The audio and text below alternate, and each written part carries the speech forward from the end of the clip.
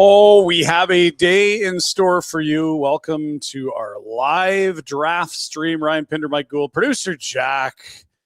The hardest week of work in his entire barn burner career. It's been an incredible week, and it rolls right into the draft. Three trades done already today since the main show has ended. Mikey, it has been a chaotic week. Thank you for joining us. We're going to live stream throughout the whole first round. With a big day on tap for the Calgary Flames, who sit at 6-30 at the moment. But there's a little hunch, a little part of me that wonders if there isn't a little order change. Barn burner, this live stream, everything we're doing here at our Marteloop Studios, brought to you by our good friends at Bet365. Must be 19 or older. Please play responsibly. We are in the McLeod Law Studios. Great local expertise.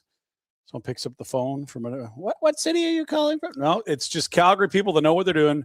McLeod-law.com for more. We will be doing super chats today. If you want to get involved in the program, we're happy to do that.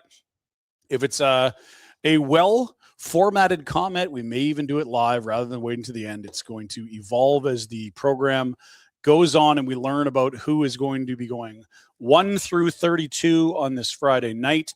Our proceeds for the Super Chats do go to the Youth Centers of Calgary, a place where kids are welcomed and can escape some of the harsh realities that is their life. Great role models, great place to hang out, healthy food, maybe a little sport court. Great place for your Super Chat dollars. And it's another prospecty show, which means our friends at the Prairie Toyota dealers are involved, Mike. Well, Ryan, it is clearly shorts weather, as we can see here in the studio. Yeah, let's go back to Mike's pasty legs for a moment. They are going to be it's going to be a highlight of the show. I mean, I wasn't aware that these would be on camera. The gams, your gams are showing, Mike. We weren't fully filled in. So, but nevertheless, it is shorts weather. It is outdoorsy season. Summer. We're really getting into it late June, and it's a great time to dominate off the ice because the ice is all melted. It's long gone. True. You got to get into a Toyota Tacoma over at your Prairie Toyota dealers with its standard I-Force engine, boasts an impressive towing capacity of up to 6,400 pounds with its panoramic multi-terrain view monitor, a power lift gate available that makes loading everything in and out a cinch. You can experience power, capability, and convenience with the Toyota Tacoma at your Prairie Toyota dealers. Don't go in there talking like blah, blah, because they won't give you as good a deal, I think, as if you go in with confidence. But just keep rolling. You only draw more attention when you do the blah, blah. Rhett does the same thing, though. He's been broadcasting for 13 years. Well, that's You're not the alone, thing. Mike. You're not alone. That's the thing. Thank you to our partners. Thanks for hanging with us. We're going to have a fun night tonight. Let's walk through some of the action we've already seen since the end of our show. I think we finished around 12:10 this afternoon Mountain Time. We heard a Brett Kulak extension earlier today. There was other news. But in chronological order, following the end of the program, Olen Zellweger was a person of interest for a lot of NHL GMs, as it seems like the Ducks kind of have a glut at defense, but kind of don't. They'd like one more impact defenseman, but have lots of good defensemen that aren't yet impact defensemen. Was it time for Olen Zellweger to find a new home? Well, it's a nice little move here as the Sabres, after losing Bowen Byram, who's a puck mover, they go get a puck mover. I don't know that he'll eat the minutes of Bowen Byram had, but the price is a lot less significant as well. It is a 2026 second rounder that belongs to the Islanders, as well as Anton Wahlberg going to the Ducks. That was our first trade of the day. And Mike, I'll get you to react to that one. What do you think the Sabres are doing, and why is Anaheim cutting bait on Zellweger now? Well, it felt like they had a bit of a glut on the left side. They have been reportedly in talks with teams about Pavel Mintyukov for the last couple of seasons. Not sure about where he fit in the long-term plans. Mm-hmm. It almost felt like Zellweger's spot was a bit more established for a decent chunk of time there. And I guess late in last season, it kind of felt like it flip-flopped a bit. And of course, Mintyukov's a higher draft pick. He was a top 10 pick, sort of the precursor to Zane Parekh coming out of Saginaw in the OHL. And so ultimately, they kind of needed to shed one guy. And the thing with Anaheim is that they've got a lot. They're sort of the inverse of Calgary. They've got a lot of lefties and not very many righties. All their righties are unrestricted right now. Okay. So that'd be Gudas, Trouba, and they've got one more whose name escapes me. But Helleson, perhaps? No, it's a bigger name. But in any event, they Carlson. But John, of course, who is not returning to Anaheim, as the word wants to go back east. So they have a lot of lefties, and it was just a matter of sort of turning one into an asset. You used a second-round pick on Zellweger to begin with. From the Buffalo standpoint, I mean, you move out Byram. You and I were together at the Unicorn the other night, Pinder, when that deal went down. Yes. And it was such a shocker that Buffalo was able to get such a quality crop of assets for Bo Byram. And it feels like Zellweger a very similar stylistic fit. They used Byram last year on a pairing with Owen Power, two lefties together. Okay. And Zellweger is a lefty as well. And so you wonder if Buffalo maybe envisions that, or if they envision him maybe being on the left side of Louis Crevier, who they got in that Byram deal, who is a 6'8" righty. He's a tank. So that's sort of where it seems to slide in. Okay, I had a Flames fan immediately say, well, why are the Flames paying so much for Nemec when Zellweger's only a second and this kid I've never heard of? How would you respond to that? Well, I don't think they're similar assets as players. I mean, Nemec is a number 2 overall pick. He's a right shot. Those are premier assets. He's also, I would argue, been a stronger NHLer to this point. He had 11 goals last year. He played big minutes at long stretches of time in New Jersey. He also was on a worse team. He didn't have maybe as much insulation. He's also just not a 5'10" left shot defenseman, which, quite frankly, fair amount of, those guys fluctuate in value like crazy. One day they're worth a second. The next day they might be worth a sixth. One thing I noticed was Zellweger's ice time dropping over his first 3 NHL campaigns to below 17 minutes a night this year. It feels like he might be turning into that puck-moving, offensively minded third pair guy, not the projection that the Flames would have for the likes of Nemec, or at least maybe it's a second pair, or a 4-5, where I believe the Flames are hoping Nemec will be a 1-2-3. Is that a fair assessment on the ability to play tougher minutes, or at least more minutes? The analog to me feels like when the Flames had both Oliver Shillington and Rasmus Andersson in their system. Okay. Just sort of as one's just not nearly as quality as the other. Yeah. Well, yeah, I mean, they sort of have similar profiles. And so I think if Nemec turns into a beefed up version of Rasmus over the long term, that's sort of what I think the Flames are hoping he will be. Okay. If not a lot more, because he's a number 2 overall pick. And Shillington always had that amazing flash, and Zellweger's always had good flash too, dating back to when he played for Everett. But you just wonder about the substance. Jack, we've already got a super chat in. J-Doll Music is in, and he is saying what Jack is feeling. This is $5 to the kids. Fellas, you never rest, and we love you for it. No one has grinded like our producer today. Jack, how are we feeling? What's going on? Do you want to talk in your mic, or are you too tired? He's like, screw it, I'm done. He's done. He's like, you're getting your 2 weeks notice from me on Monday. Screw this ass. Jack's already 2 bowls deep into the soup, I think, over there. As long as it's soup, that's great. In the shower. Second trade of the day, Andrei Burakovsky, a well-traveled veteran winger who was in Chicago, ends up going to Ottawa for a late pick. There's a lot of money here left on the Burakovsky deal, which I wonder, there's, I believe, only 1 year left on this, Mike, but what are both teams achieving in this? A 6th rounder in next year going to Chicago. That's it. This was a bit of a head scratcher for Ottawa for me. I mean, Burakovsky has the pedigree. He's a 2-time Stanley Cup champ. He won with Colorado. He was a very good player when he won with Colorado. Had over 60 points that year, but signed with Seattle. This guy on the TV broadcast fist bumping behind the rucks is hilarious. But he won the Cup twice. Since he signed in Seattle, though, the results, he got injured pretty badly in his first year in Seattle, and it just hasn't really been the same. Had a brutal finish to last year in Chicago, 4 points in his last 37 games. Gross. And it just sort of made you think Chicago's going to move on from this guy. They might even buy out this player. Yeah. And so I think Ottawa is maybe saying, okay, we got all this money that we didn't expect we'd have. Yeah. And, I mean, it kind of feels like they're filling the David Perron void, which I'm not sure if that's a void you necessarily needed to fill. Yeah. And maybe if you know you're not going to the cap and you're happy with your roster and you can upgrade one of your last few wingers on the roster, sure, it's a 1 year deal. You don't give up much anyway, but I'm kind of with you. The results have been pretty underwhelming. A trade just broke. We're waiting on the complete return. But JJ Peterka, who was moved, you were saying, what, a year ago to the day? 1 year ago today. Went Buffalo to Utah. Now he goes from Utah to Boston, and the trade announced in the building in Buffalo where tonight's draft is. Peterka's a guy that can shoot the puck and can score and had a just okay year with the Mammoth. He was supposed to be the centerpiece of the deal that Shane Doan and Josh Doan and Michael Kesselring go to Buffalo. But Doan, who at the time looked like the third most important piece, has turned out to be the cornerstone of the deal, which was a huge win for the Sabres at this juncture. We'll see what Utah turns them into based on this reporting from Frank. If it's multiple firsts, maybe Utah comes out ahead, although Doan does look awesome and has evolved from a guy to core piece in my mind. Totally.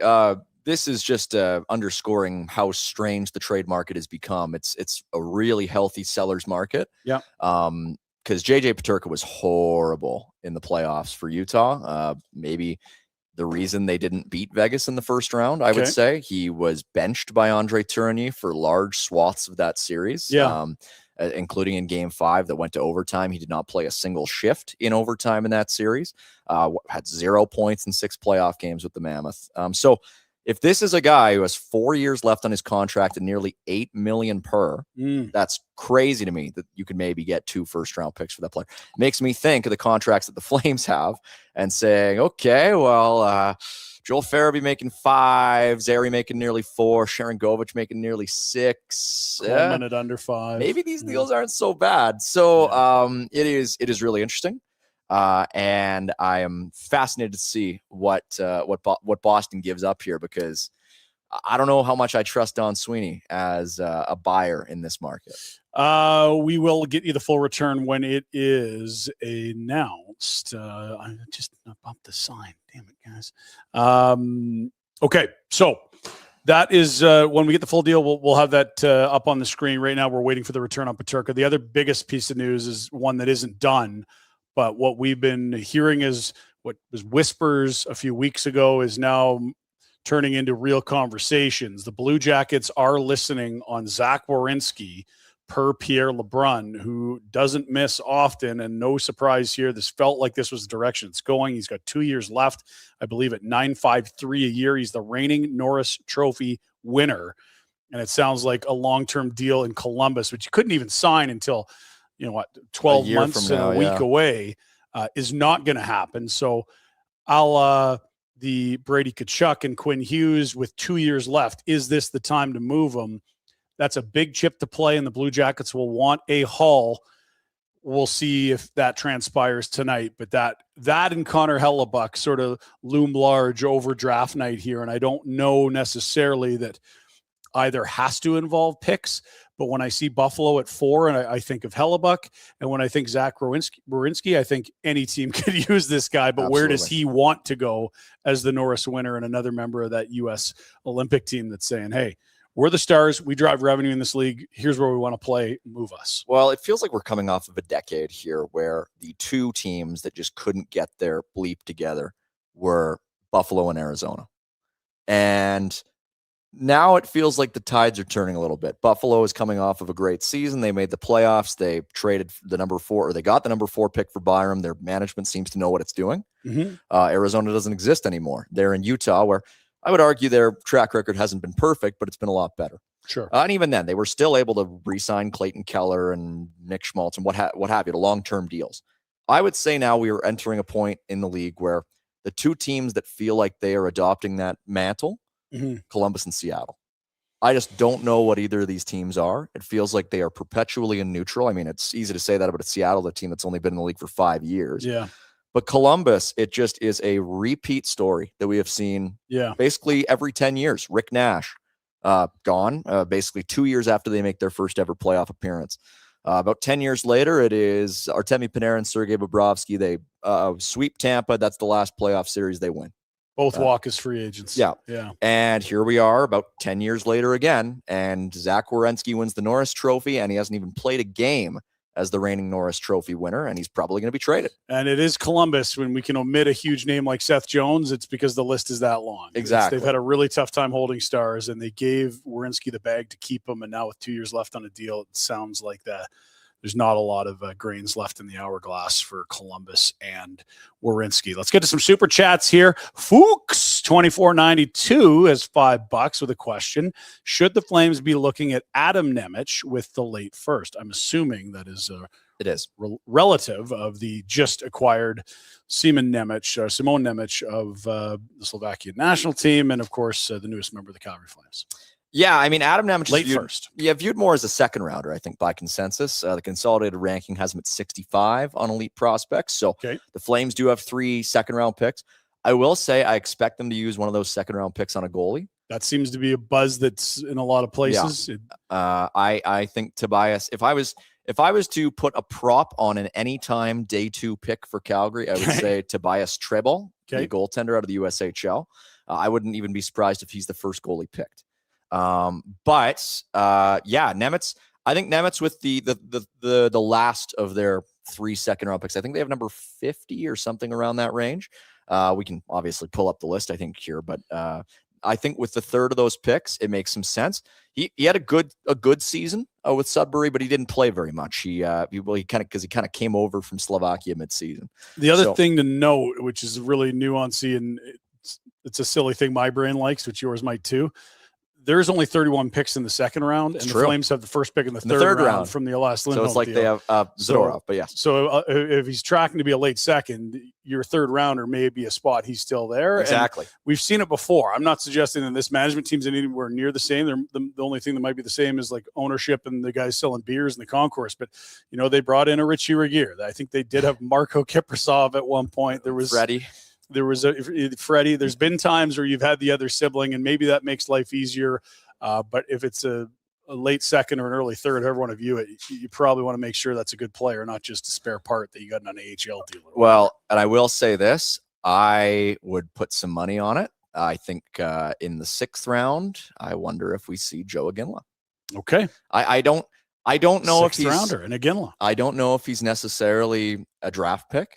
But I think if any team drafts him, it'll be Calgary at that spot. And that is their last pick. They do That's not their last have a pick. 7th. They don't have a 7th. They gave it to Detroit for who was the kid they picked from Russia last year? That guy.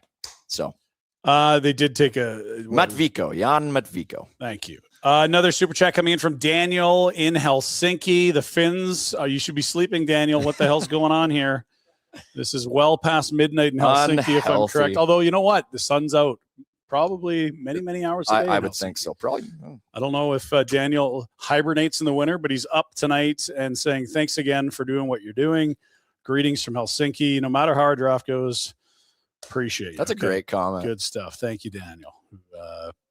Yeah, I mean, that's €5. Is it €5? Holy moly, Jack. Oh, baby. Jack, you know what €5 is? Get the conversion calculator. Ooh.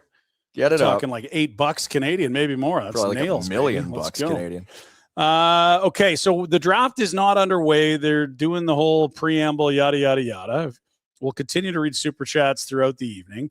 But I guess where we would start the draft portion of tonight's live stream is Toronto's at 1. They apparently have a celebrity to announce pick number 1. No one is suggesting this pick is in play to be moved. No. And it does feel like the Gavin McKenna draft. Do you think there's a chance at all that John Chaika, who does not move and operate like many GMs have in the past 100 years, has something up his sleeve? Or is this just over? That's you're getting too cute. Go take the guy that might win some scoring races before his career is over. You want to know who the first player John Chaika drafted as an NHL GM was? Who was it? Clayton Keller. And I see a lot of similarities between these two players. Okay. And so I think if you are John Chaika and you are actively shopping Matthew Nyes, which appears to be no secret at this point, or at least actively listening is probably the best way to describe it from the recent insider reports. They're ready to accept too much for Matthew Nyes. Sure. They don't want to get rid of Matthew Nyes, seems to be the report. If you are not actively pulling Matthew Nyes off the table and you are living with the possibility that he may not be a Toronto Maple Leaf in a week, and you know that your only other premier winger is William Nylander, I mean, it makes a lot of sense. I mean, obviously, the Leafs have not had a premier D prospect since Morgan Riley. They have not had a premier actual NHL defenseman because Morgan Riley didn't turn into a premier NHL D. They haven't had an actual premier defenseman in a long time.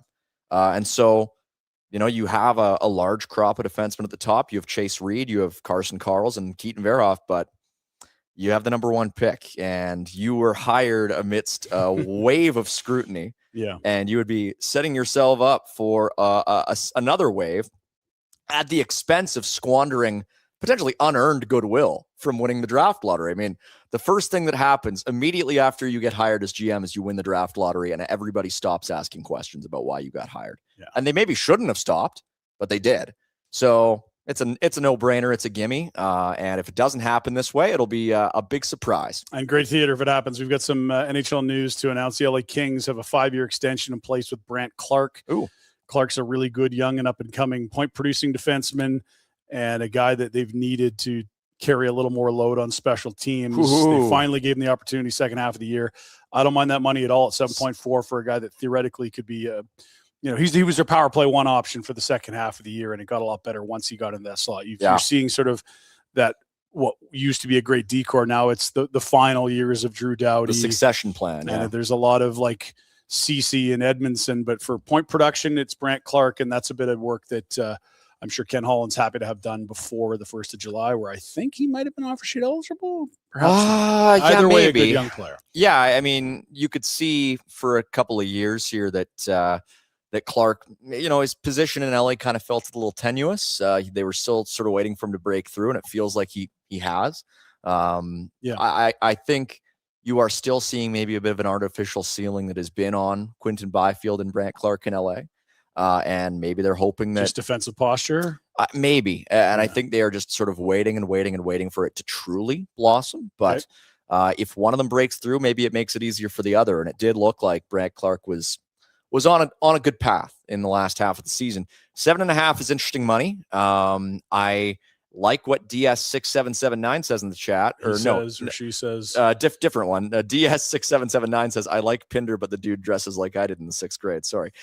It's Erickson Picks who said. Lots and lots of 6th grade outfits here. T-shirt and jeans, and we got a dude with flip-flops and fluorescent white legs on the show. Erickson Picks says, Brandt signing for 7.4 helps us for Nemitz. I can see a comparable. Could be a comp. I can see a comparable. And you know what? That would be the takeaway. If it took 9, you're probably in a more expensive landscape. Yeah, that's a good point. Okay, let's get some more super chats. We have one coming in from To Deli Creeps. Okay, $9.99. Do you think the Flames should take Pugachev? #truculence. I believe this is the Russian that came to the Gold Star camp and was measured at like 6'5" after being reported at like 6'2.5" all year. And it's like all of a sudden it's like, ooh, well, that's some beef. Well, I'm going to tell you this. I will never object to picking a player named Gleb. Okay. Gleb Pugachev. The production's okay. He's sort of viewed as a fringe first, second rounder. So, I mean, if you're picking him at 30 or 36, it's probably reasonable. I don't know. There's a lot of guys in that range. I don't mind taking a swing on size. And, if you're going with a D early, going with a forward in that range is great. I just think that might be fertile ruck territory at that point. I don't think they're going as high as 15, 16, like some people seem to think, to St. Louis. I think it'll be later on. But yeah, it's an interesting topic. We're doing the annual time-honored tradition of booing the commissioner. We're close to pick number 1. The draft in Buffalo will continue to live stream. I will say this: you can do the rucks, and you can do a goalie, and you can take a project. You do have a lot of bullets when you talk about pick 30, and then 3 in the second round and the first pick of the third round. I mean, I know a lot of that's tomorrow. There's only 2 picks today as it stands for the Calgary Flames at 6 and 30. But if you're talking about projects, that's, they got a lot of bullets in that second, third round range. They really do. Up on stage with Gary right now is Dion Dawkins. I don't watch football. Come on. Jack knows Dion Dawkins. Or are you too young?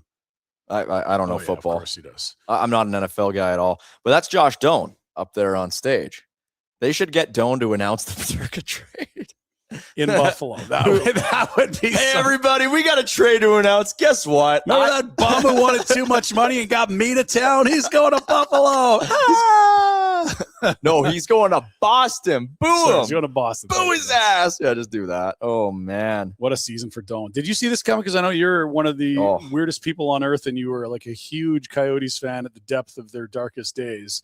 And he was sort of thought to be, what was he, a second or third round second pick? Round pick. He was tools, but never was thought to be on track to be what he already has become. Well, he was an overager. when they drafted him. So he had a great year with the Chicago Steel.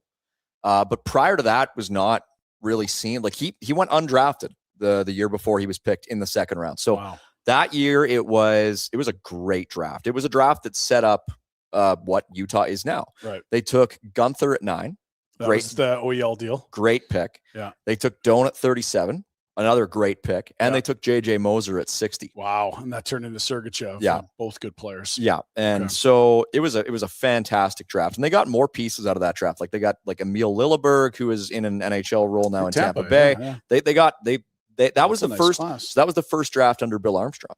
And was that where was that? Do you remember where that draft was? It was a COVID draft. Okay, because I know at some point they started the matching suits. That was I think the following year was the matching suits. Okay, I was wondering if it was the magic of the matching suits. Yeah, Bill Armstrong loves the matching. He does love the matching suits. So, but yeah, I mean, with Doan, there were always interesting hallmarks around him. He went to ASU, which at that time had never really produced an NHLer. Well, new program, right? Very good numbers at ASU. Goes to the AHL with Tucson and is immediately productive. Comes up to the NHL with the Yotes. They called him up after the news came out that they were going to relocate because I think they were like, well, we want to get PR. I think we want to get this guy. We want this guy to play for the Coyotes before they don't exist anymore. Right. So he comes up and he played 15 games and he was really good. Well, he had 2 in one of his first games, if not his first game. I think against the Oilers, yeah. Where it was like Uncle was out there, tarps off, doing the old T-shirt helicopter. And Shane was there. It was the whole suite of the family. I think it was his first game. Shane was already working for the Leafs, but he went to watch it. And so, yeah, he looked great. The next year, Utah was trying to do some things. They weren't great. And Turney kind of had him down on the fourth line. And I was always kind of like, I don't know. And they move him. And everybody thinks Kesselring's going to be the big part of the deal going to Buffalo. Right. Yeah. And he probably would have been had he not gotten hurt in training camp. And Kesselring comes back and Matthias Samuelsson is taking his spot. Right. And Doan, Doan looks to me like a quasi proto Kachuk. So that's kind of how it's kind of turned out. It's really fun to watch. We do have the complete package for the JJ Peterka to Boston deal. I shouldn't say complete. It is a pair of firsts. That's being reported by Pierre Lebrun. Now, Boston is on the clock today at pick 23. We'll see if it's today's pick or future picks. But multiple firsts for JJ Peterka tells you the Bruins think there's more there than we saw in his 1 year with the Utah Mavs. That is just insane to me. Like, and look, if Boston believes that they're going to be picking in the same range and they give 2 picks in the 20s up for Peterka, okay. But you definitely need to see more of the year 1 Peterka, which was, 30 goals, close to it? He has never scored 30 goals in the NHL. 28, 29? 28, then 27, then 25. Yeah. Okay. He scored 25 this year. That's not nothing. It's not nothing. It was maybe the least impressive 25-goal season I've seen. Like he scored a lot, not a lot, but he scored a fair amount early, really tapered off, got his ice time cut like crazy, and did nothing in the playoffs. So it's really something to me. Okay, so that is that deal. We'll figure out what years the picks are. I'm assuming they are Boston's own picks. We'll wait and see. While we're on it, real quick, we talked about this on the main show today as we're awaiting the first pick of this draft, but Rasmus Andersson still hasn't formally signed with Vegas. Your prediction? Market or Golden Knight?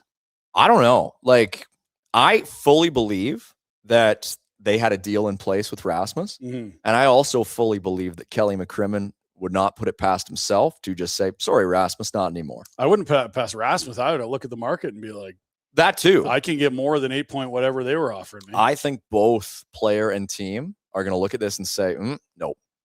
And I think ultimately, my guess is he goes to Anaheim. Hello. There goes my phone. Yeah. Okay. I think he goes to Anaheim. Anaheim. Yeah. They need righties. They have. I think if you're the Anaheim Ducks, you look at a pairing with Jackson Lacombe and Rasmus Andersson and say that feels like a good stylistic fit. And you know what? He's got enough mustard in his game. I feel like he'd be a Pat Verbeek guy. But again, if we're looking for teams like, they need a right, they want to add some help on the right side. I mean, feels like half the league. Of course. And he's Ottawa. And I just wonder on both accounts if Vegas is looking around and saying, well, is there a way we can, round up a pile of assets big enough for Zach Werenski? because for an extra $1 million than what they've agreed on handshake in theory to Andersson, you've got to do it. Maybe they can't. And then on the Rasmus side, it's like, yeah, I'd be able to get more now. Like you look at the cap growing, a shitty UFA crop, Rasmus could be set to check in or cash in, I should say. Okay, we are awaiting the first pick. Gavin is getting a lot of camera time here. Well, TV folks usually aren't wrong. He was just on the cell phone. I noticed that. They did the cell phone call, which is the NFL thing. I have a feeling that this is going to be Gavin. I'm surprised the pick isn't even in yet, but I'm sure it will be shortly. And there it is. The pick is in. Yeah, get ready for the moment, Gavin. Fixing the hair, and here comes Gare. So they said it's going to be a celebrity here. Yes. I saw the speculation today was Bieber. Biebs would make sense. I was trying to think of who else it could be. Like Drake's kind of not someone you run in public anymore. He's been accused of everybody bring out Drake, the curse. He's been accused of heinous things. Do you get a sense of what San Jose's doing here? Is there still a blockbuster to be had? I keep looking at 2 and 9 thinking, is that enough for Zach Werenski? Maybe, man. Like that's would he not be a great fit there? That's exactly what they need. It's exactly what they need. Like a Norris defenseman to add to a group that's already got Celebrini, Will Smith. Man, you're right. That's a really good point. And it's a haul. Like for Columbus, who we've been talking about, you're stuck in neutral. There he is. Perpetual rebuild. Beebs. The Beebs. Nailed that one. I think a lot of people did. He's not wearing the when they did the what was the Dave Chappelle skit? They had some sort of a pimp showdown with a grape drink, a purple fur suit. He had one of those rocking for the playoffs a few years ago. But it is a huge pick for the Leafs. If we, I know it's a small market team no one talks about, but this is a huge 2 years for them to convince a superstar that can, no one else is flirting with 70 in a quarter century. Yeah. Can you keep him in the fold? If you're going to, you need to surround him with talent and get better quick. I love the Radish move for them. I think that money's going to look fine as the cap continues to grow. It helps their power play a ton with that big shot. And I think Morgan Riley's been criminally overrated there. Beebs is dabbing up the commish. Let's go. Is Gary that short, or is Beebs actually a good size? I think it's Beebs that's short. Yeah, no, I thought he was towering over him, and then nope, that was. I think Beebs is Tom Cruise sized. I think they're both 5. Well, that makes Gary the size of one of my 11-year-olds. So we'll see. He's wearing slippers. Someone in the chat's noting.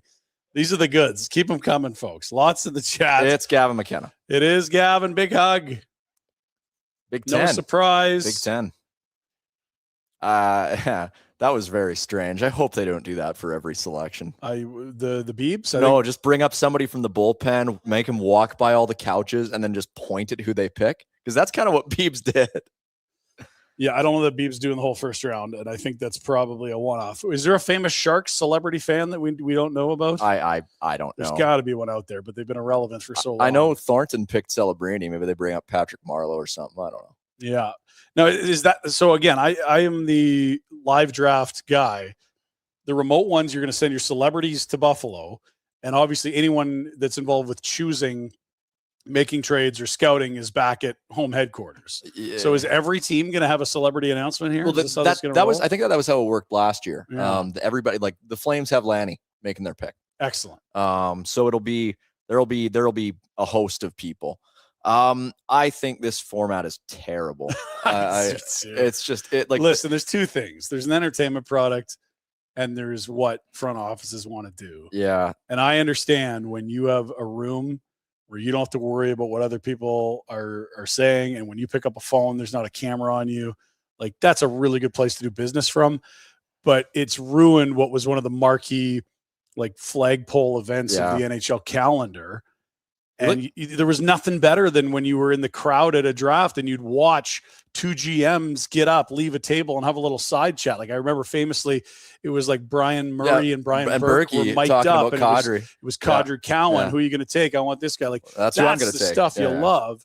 And all that is now off camera. Yeah. Like we haven't seen Chaika yet. Not that we need to, but I mean. Oh, guess what? Treliving's on the phone. Something's about to happen. Yeah. Yeah. Well, not this year, isn't it? Oh, no. Oh no! Oh, we're gonna do a freestyle rap here. What's going on? Say Drake. Oh no! It's an Austin Matthews Zoom call. Oh dear! He's not even looking in the camera. Wow. Oh. Oh no! Yeah, I do like the real draft. This sucks. They're going to get better at this, but I just love seeing the tables. You know, the other thing that factored in, because I was covering the Vegas draft, and the year before Boomer and I were in Nashville for the draft. There was a catastrophic position for the airline industry coming out of the Nashville draft. Right. Yeah. And it was just a ton of scouts missed their flights. That was probably why it guys happened, in upper management. And it's this is a disaster. And then a year later, there was a mechanic strike for one of the Canadian airlines coming back from Vegas, and that stranded more guys. So 2 years in a row, teams we can't do this. We have meetings about free agency. We got guys hanging out in the airport for 3 days. It was just, I wonder if it wasn't a combination of bad circumstance and then just teams throwing their hands up saying we're sick of this. And by the way, get a bleeping charter and fly them in, owners. You're all billionaires now. Let's go. I will say some players don't look good in certain jerseys. I don't know. It just doesn't feel right. I do think McKenna looks good in a Leafs jersey. I also think it is an original 6 jersey, which I guess everybody looks good. It's a good looking jersey. I don't like compliments. There's no problem with that jersey. Mark Giordano looked weird in that jersey. That is true. We were I just 15 years of us only seeing him in the probably. Yeah, I will say I obviously it sucks. It's why did the Leafs have to win it? But there were certainly worse teams to win that lottery. Some great comments here. This feels like watching the Oscars. Bieber sucks and the Leafs sucks. This is very fitting. Couches, God help us all. Bieber is high. I'm muting the TV. There's a lot of that. I did think that when they were looking up at Matthews projected onto the screen, it kind of reminded me of Superman and the Fortress of Solitude. Just looking at Jor-El, just being oh, okay. Hey, Gavin, welcome to the team, buddy. We're looking forward to seeing you at camp. It's could have been an email. What's your dream for the Flames today? Who's available at 6 that's realistic? I suppose Stenberg isn't, but everything else theoretically could be. I'll add Reed to the group. I want Carson Karls. I've wanted him for weeks, for months. I think he's the guy. But I don't know. It just doesn't, for whatever reason, it doesn't feel like it's going to happen. Okay. I remember coming into this studio last year, and I wanted the Flames to take Ben Kindle, and I had a feeling that it just wasn't going to happen. I had got the vibes they really liked Kindle, and it was too bad last year because you remember they had to send their first to Montreal. Yeah. The jersey pick ended up being way higher than you thought for, I believe, the Markstrom deal. So it didn't turn out to be as damaging as it could have been. But I just got the sense for a guy that was projected to be later in the first round, he had that helium as you got closer to the draft, and all of a sudden it was Kindle's not going to be there for them, I see. And he wasn't. What was it, Pittsburgh at 10, Jack, got Kindle, or 11? 11. That. And he plays right away and was a big part of the turnaround in Pittsburgh, where they went from god-awful to, home ice in the playoffs. Incredible story. So is Matthew Schaefer interviewing McKenna? Shafes, you got 20 years NHL, and he's already working on the next chapter of his career. He's turning it. He's looking good here too. This Eric Johnson, it reminds me of EJ doing the TNT broadcasts. Oof. And if you see a guy who's 40 that's comfy in front of the camera with a mic, you've been in front of them for 2 decades. Yeah. This kid was shaking like a leaf a year ago, wondering if he was going 1. Yeah. No, he's talking about a special player. Wow. I will say, going into last year's draft, my number 1 guy was Kindle. My number 2 guy was Cole Reshny. And this year, for the Flames or overall? Those were my. I thought you were looking at Schaefer. I'm that would hammered, Mike? That would be crazy. Mix in a Temple. No, my number 1 guy for the Flames was Kindle. That was who I thought was going to be there. I think I kind of went back and forth over which of those 2 I liked more. Yeah. And Reshny was right there for me. This year, I feel Karls and Vigo Bjork. Yeah, I would love to see either of those guys, and I also think this slide that Verhoff's undergoing, it feels like an overcorrection in the market. True. I agree. Because this is a guy that shouldn't even be in university. He got his schooling done a year early. Mm-hmm. He's a grade 12er at university, and he's a physical specimen. He's almost a full year younger than Chase Reed. And because of his birthday, he's into this draft class, and Chase is as well. Yeah. But it's not bad production. And, people don't like hearing this, but when you send 5 to 10 of the best players that would have been in the Western League to college this year, Dub college gets worse. is better. Yeah. Dub gets worse. And it's not just the Dub. It's also the USHL. It's also the OHL. It's also the Q to a lesser degree. But I think there's a bigger gap between the NCAA and the Western League this year than there's been in our lives. You used to look at college and it was like, yeah, but it's college. It doesn't matter. And now you're like, it's a significant gap, I believe. When you look at his numbers as a 16-year-old in the Western League. Pretty good. And then you go look what he did against men 3 years older than his playing brethren in the Western League. A year later, you're like, shit, I think it's more impressive than people give him credit for. I don't disagree. The only thing with Verhoff that gives me pause is the skating. And it is the number one thing that certain scouts have honed on, is just that the boots are a little bit slow. And is it average, or is it just not elite? Yeah, because you are going to pick a guy in the top 10 here. I've seen a lot of average grades, which feels like a knock. But if you're going to be his size and his skill set and be an average NHL skater, that's fine. Yeah. Yeah, no, it's really interesting. And so I actually do think there's a stronger case than maybe people think that he goes top 5 here. He's not even there for the Flames. Yeah, no, I wouldn't be surprised. I also think there's a bit of Albert Smith's helium here. Like a lot of smoke with him to the Rangers all of a sudden. Well, there's a lot of Carl's smoke too, though, to the Rangers. Has been, yes. Carl's anywhere above 6, there's been too much smoke. I'm just ignoring that at this point. It's wishful thinking. We know the picks now. They're going to Utah in that Peterka deal. So it's Boston's own 2026 first-round pick. So that's number 23 today going. That's right. To the Utah Mammoth, who now have 2 picks in this first round, by the way, 19 and 23. And it is Florida's 2028 first-rounder, which, if my memory serves, Boston got for Brad Marchand. Florida's first in 28. Okay, so that's 2 drafts away, and then Boston's this year, which is 23 tonight. Yeah. By the way, it's 5:27, and we gotten through 1 pick. Yeah, I need a little quicker pace here, because at this point we're gonna have to have breakfast when the show's over. But this is pick 1, and I know some people are like, this is stupid, 1 player. Well, it's the number 1 guy. If we can get to 5 minutes a pick from this point forth, I'd be thrilled. But that might be wishful thinking. I do want to just point out there was a clock behind Sam Cosentino and Jason Bukala on the. Well, no. There was a clock. Oh, now it's in. Now the pick is in. All right. The clock had gone away, which was of note. The Sharks are using the pick. This was thought could be in play, and the Sharks are a team on the rise that is loaded with prospects. Celebrini already over 110 points. Looks like a future Canada captain, never mind superstar in the NHL. And we'll see what the Sharks do at 2. We're expecting Stenberg if they're using it. Looks like when they didn't have 9, there was a bit of a push for Reed here. Yeah, it looks like they're introducing a celebrity again. Let's see. They're clapping for somebody. Is this PWHL? PWHL. Okay. All right. Okay. That chick looks like she could shoot Gary into a net. Bigger and stronger than the commish here. Layla Edwards from Wisconsin played with KK Harvey, who was just picked first overall. Okay. U.S. Olympian. It looks That's right. There you go. So she'll be announcing the Sharks selection of number 2 overall. It's likely a winger start here. We'll wait for the word on Stenberg, whose older brother was a Blues first rounder a couple of years ago, Otto? That's a couple of years ago, but yeah. Gavin. Here we go. McKenna, the winger, goes 1 from Penn State. And number 2. Stenberg. There it is. Yeah. Ivar. So he's off the table. No surprise, and a great bit of work from the Sharks. I'm sure that Eklund's a good player, but 9, now they can still get a D in this draft class. D was the greatest need, but Stenberg was the best player available. Mm-hmm. So to get another top 10 pick, for me, looks like a stroke of genius from Mike Greer, another one from Frölunda. So now it officially gets interesting to me. Yeah, this is where things do get interesting. Vancouver's on the clock, and there's a million ways you can go. You can get the top defenseman on the board. You can get the top center on the board. Oh, shoot, we got a trade. And we have a trade. Pavel Dorofeyev traded to the New York Rangers from the Vegas Golden Knights.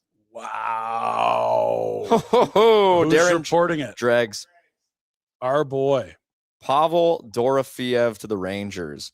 And I wonder if Vegas is getting the 5th overall pick. Oh, my goodness. Vegas, if they get their first, it is number 5 overall the Rangers hold. Would that be too much for Dorofeyev, or is that just right for a guy that just crested, 30 goals and seemed to be a massive weapon on the power play? How much did JJ Peterka just get? 2 first-round picks. And late. I get it, but I'm saying, like, if JJ Peterka is just hear me out. If JJ Peterka is the Simone Nemeth, then is Dorofeyev the Bo Byram. I was just going to say, do we have Dorofeyev? If you had to pick between Dorofeyev and Byram, is it a slam dunk? You're like, I like both those guys. I would take Byram just because he's a defenseman, but I think Dorofeyev's the better player. So maybe that is fair value, and maybe this is number 5. The timing's important. If this is not involving number 5, they could announce this tomorrow and it's fine. Mm-hmm. But I do start to wonder if it's number 5 going to Vegas, a team that has not used picks often, and when they have, they've immediately traded their first-round picks. That would be a stunning development. And for the Vegas Golden Knights, it's like we got a lot of these guys in their prime, albeit maybe the tail end of their prime. Don't have a lot of young kids pushing. Could they add a stud to the system at 5 with the Rangers pick? Here's my question. Goodness. I'm just gonna go completely galaxy brain right here, okay? Okay. Do it quick, and we got Pike on the other side. Do it really quick. Dorofeyev from the Rangers to Vegas for 5 goes to Toronto for 9. Let's head down to the Scotiabank Saddledome, where Flames Nation editor-in-chief and grand poobah Ryan Pike joins us. The Wrench on draft night. What a treat. How are you, sir? Not bad. They fed us, and there's a party going on the arena floor, and the rest of us are just waiting with bated breath to see if we can get this draft done in less than 9 hours. Yeah, from your mouth to God's ears, please. We do have 2 picks in, but it's taken 32 minutes. Just a quick reaction to the news that just broke. Dorofeyev to the Rangers. He had an incredible campaign and is a homegrown, patient, nice developmental win for the Vegas Golden Knights, but needed a contract. Yeah, and they're hard up against the cap. We've been hearing the whispers that Rasmus Andersson is all but done, but they needed to open up some cap space in order to sign him for next year. And it appears that this is one of the things they're working on. But Vegas, we've discussed in the past, one of the reasons why people both love and hate Vegas is that they're coldly analytical. They are not sentimental in any way. And so, homegrown kid, thank you for helping us do the winning we've done, but get out. We need the cap space. Yeah, and it just occurred to me, like it did yesterday on the show. Jack, can you imagine this? Vegas has pick 5. What if they don't take a player at all, and this is part of a package for Werenski? Because that's where I want to go if I'm Zach Werenski. 100%. Like that feels real to me. Am I out? Is that too zany? I mean, they have a pretty good blue line as is, but I mean, Rasmus isn't done yet. They're in a situation where if you can upgrade, you might as well upgrade, right? They keep moving. They're basically like the Florida of the West, where it's a really nice place to play. They try to win all the time, and they're very, very good at sort of cutting bait when they need to and making those types of moves on the margin. So, it's another interesting, bold move by Kelly McCrimmon and his crew. So let's play it out this way, Mike and Pike. Well, we got you here, but we'll get to Flames in a moment. If you were willing to pay Rasmus Andersson 8.5, let's call it, and that's a guess, it's a round number. How excited and how much would you give up to spend an extra $1 million and turn him into Zach Werenski? Because I think this is happening. I think this is a Werenski play. You think so? I mean, who's available at 5 that can impact the Vegas roster next year? Absolutely nobody. In the way that a Zach Werenski can? Nobody. No one. Maybe in a couple of years. But look at this group. Take Albert the reigning Norris Trophy winner. Like you rarely see Norris guys get moved right away, let alone to a team that just went to the Cup final. So, if they could pull it off, that'd be very impressive. Yeah, and this isn't Erik Karlsson. He's 34. Incredible. The Canucks pick is in. Pike's going to hang with us for this pick. Let's see. But really quickly, we've now seen 2 picks in the top 5 moved. It had been 20 years since we've seen the top 5 pick moved. 2 this year. Well, we don't know if 5 is being moved here. Sorry, we don't know. Yeah, I'm assuming it's but 5. It feels like it has to be. It feels like with the timing, it's. 5. What if it's Adam Fox? That is true. So who goes at 3 here? I think it's going to be Chase Reed. I think it's Reed as well. I don't think they're going to do the father-son thing. That would be real tough on the kid. Kobe Smulders. Kobe. No, I mean, let's give like this year's draft class is the Hall of Very. It's Malhotra. Wow, it's Malhotra. It is Malhotra. Jeez, quick reaction to that, Pike. This is not the easy call to make. I mean, I guess Father's Day is coming a little bit late this year. That's you got to really trust your team's ability to not have it be a big deal. But you know how, like, I think one of you boys mentioned on the show on Friday. Give me an example of this working. Like a father coaching his son in the NHL, a player of this caliber being coached by his dad. I don't think you can find many examples of it working. Yeah, and if you say Dave Lowry, Adam Lowry, I'm like, well, yeah, that's not an 18-year-old, and it's not the guy's first head coaching. I mean, it is for Dave at that point, but like that feels very different. A well-established veteran versus like this kid's going to come into the room as the highest pick the Canucks have made in a long time, and oh yeah, dad's the coach. I mean, this is a very interesting decision. I think everyone loves the player. It's just, did you want to have the father-son dynamic there? And maybe it takes a couple of years anyway before that happens. And now, what is it? So Buffalo at 4, the Rangers potentially, Vegas at 5, and then the locals at 6? Yeah. You've got news? 2 things. Okay. I'll start with the actual news first. Okay. Emily Kaplan, ESPN, saying that the number 5 pick is not in the Pavel Dorofeyev trade. So okay. There's the first big thing. Maybe it is Adam Fox. We'll see. Second thing, I will say this. I have repeated on our back burner show a couple of times and even on afterburner shows throughout the season. I was not overly enamored with the centers in this class. Yeah. And there might be 2 C's, not 1 C. And right? I thought that there was a possibility of them being overdrafted. Okay. And as such, I was a little more bearish on the prospect of, say, Caleb Malhotra falling to the Flames at 6. I'm very high on Cole Rezny. Cole Rezny is very good. I don't know if a center in this year's draft is much better than Cole Rezny. I don't think so. And he went 17 last year, fellas, or 16 to the Flames? Okay, we got a return for Dorofeyev. Okay, sorry, Pike. All this news breaking while we got you. Just stay tight, and we will get to the Flames. Less than I thought. It is crazy to me that Peterka went for a similar return to this. So the number 26 pick in this year's draft, so worse than the pick that Boston gave up for Peterka. Okay, number 26. The number 92 pick, so a third, and a 28 first. So basically the exact same return for Peterka plus a third. That to me is crazy value for the Rangers and terrible value for Boston. For the Vegas Golden Knights. Well, bad value for Vegas, yeah, but it immediately makes the Peterka deal look clueless to me. Okay, so that's the return on Dorofeyev. We'll leave the Bruins out of it for now. We got Pike at the Dome. The defensive class that we think will become the hallmark of this draft class has not been touched yet. We're 3 picks in, and we've gone winger, center. Tell me about the D, and are the Flames a team that will get one, or do you think there's a Vigo Bjork for them out there at 6? They're a best player available group, so they've been leaning on best player available since about 2011, especially in the last few years under Conroy. So they're not gonna go out of the way to get positioned. They're gonna go out of the way just to get the best guy on their list. I know they're really high on Carson Karls. They're high on Verhoff. I don't think that's telling tales out of school. Most teams are very high on those 2 players. Yeah. I'm very fascinated. I'd love to get some truth serum into Craig Conroy and find out what the ordering would be between Karls, Bjork, and Verhoff on their list, because they're all guys that do different things really well. And Vigo Bjork ain't big, but I mean, he's a damn good hockey player. So yeah, he's a dog. Yeah. We'll see. Okay, thanks for joining us. We appreciate it, Pike. And if you got time between the 2 first rounders, we'd love to get you back for a quick reaction when we know who 6 is, but I know you'll be busy. At this rate, we might have more trades. Who the hell knows, right? Yeah, no kidding. Incredible stuff. Okay, so a lot just happened. Thanks, Pike. That's Ryan Pike from Flames Nation down at the Scotiabank Saddle Dome. Dorofeyev to the Rangers, pick 26 today. It's moved for the 3rd time. This is originally the Dallas pick. It then went to Carolina in the Stankoven deal for Rantanen, and then Carolina moved it to the Rangers.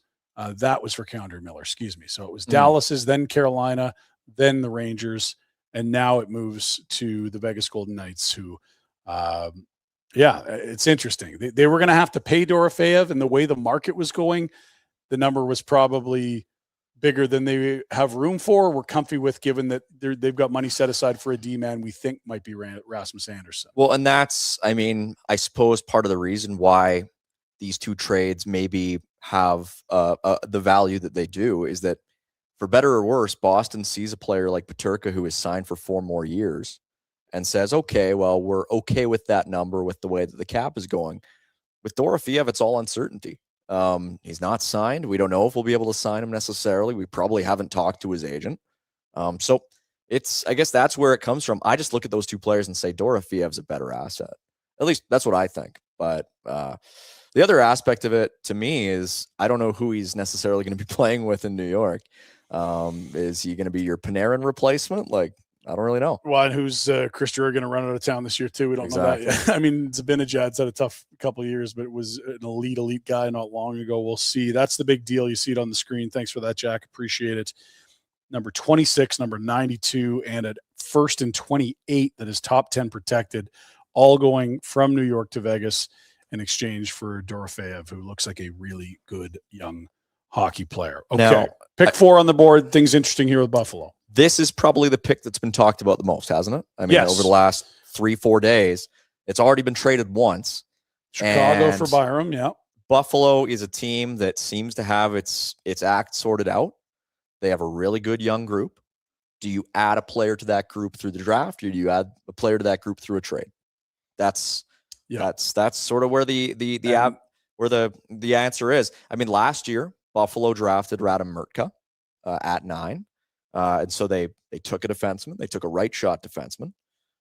Do you add another one? Because you have a bunch of lefties. You have Power, who is a lefty. So they are making the pick. They're making the pick. That tells me they're not getting Hellebuck because this, well, I shouldn't say not, but this would have been a chip you think they'd use. I'm going to call something really weird here. I wonder if it's Bjork. I'm going to call something weirder. I think this is Keaton Verhoff. Okay. So Buffalo is going to use the selection at 4 that they just got for Bowen Byram earlier in the week. Rangers are up next, and then the Calgary Flames. If I told you the Flames were going to get one of the top 3 D in the class, you'd be pretty happy because it's gone winger, center for the first 3 picks thus far.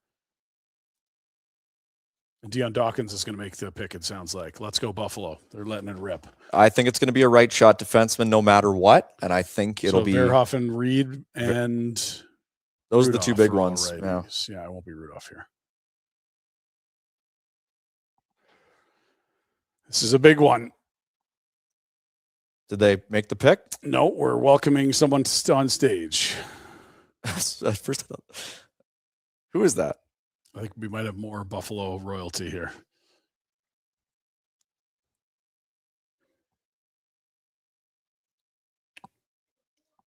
Here we go. NFL draft. Whoa! Psych.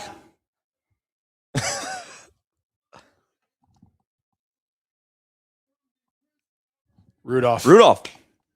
Wow. Incredible. Someone in the chat has a feed a little ahead. That is unbelievable. I will say this. I will say this. Wow. Chase Reed has been considered the top right shot. This is why I thought Verhoff. Yeah, okay. Chase Reed has been considered the top right shot D, but this is a guy who has had a couple of good OHL seasons, but was not a top prospect as a younger teenager. Okay. This is a guy who has sort of blossomed a little bit later into a top NHL prospect, but he was playing in the NAHL 2 years ago.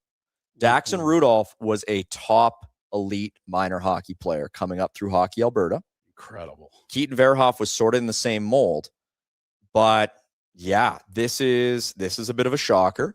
And I will say, I think Carson Karls is going to be a Calgary Flame now, because I think the Rangers are going to go Chase Reed now.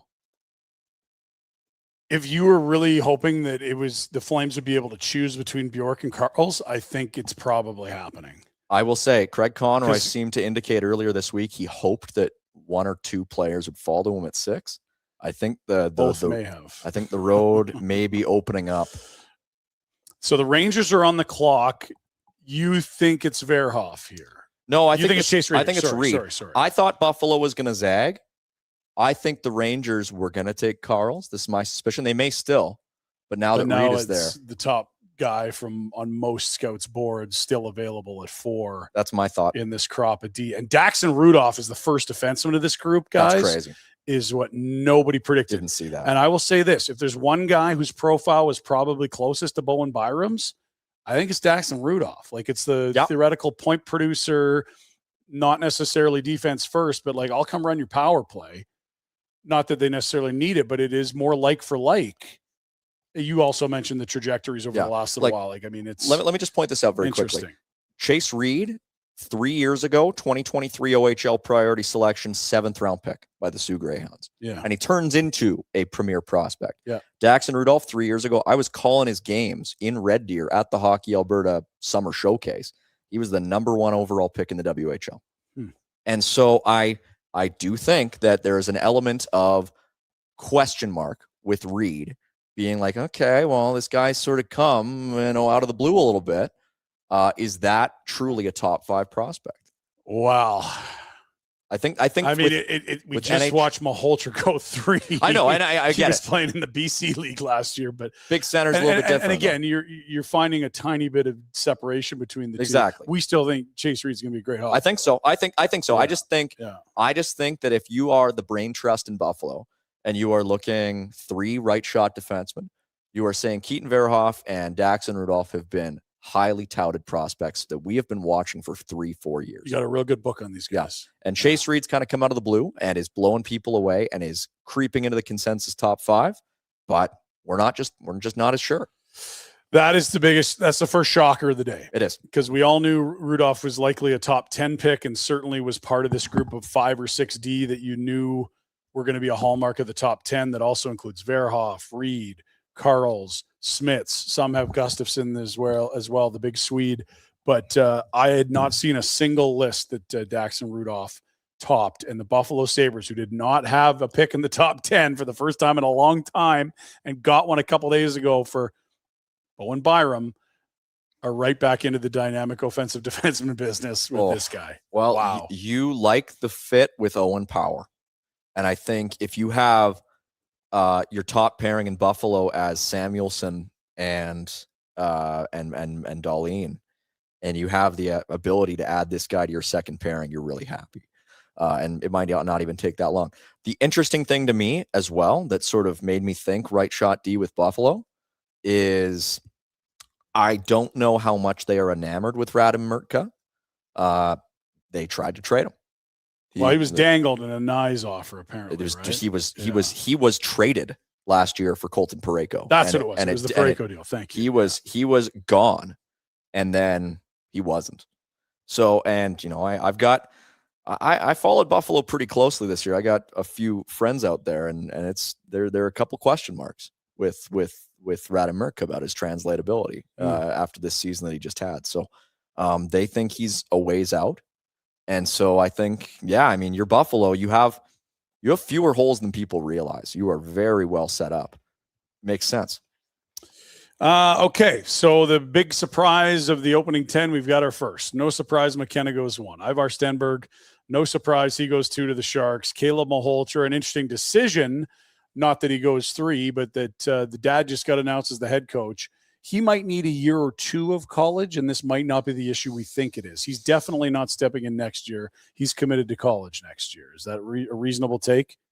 Sorry, who? I wasn't listening to you. Yeah, that's right. Works, yes. Yeah. I think it really depends. I don't think he's committed. No, he's committed to BU, isn't he? He's that's what I was saying. He's committed to at least a year of college. That's right. And so this whole coach and kid thing might be ancient history if it's Manny's third year coaching and they've overhauled a roster and he's coming in as a 20-year-old.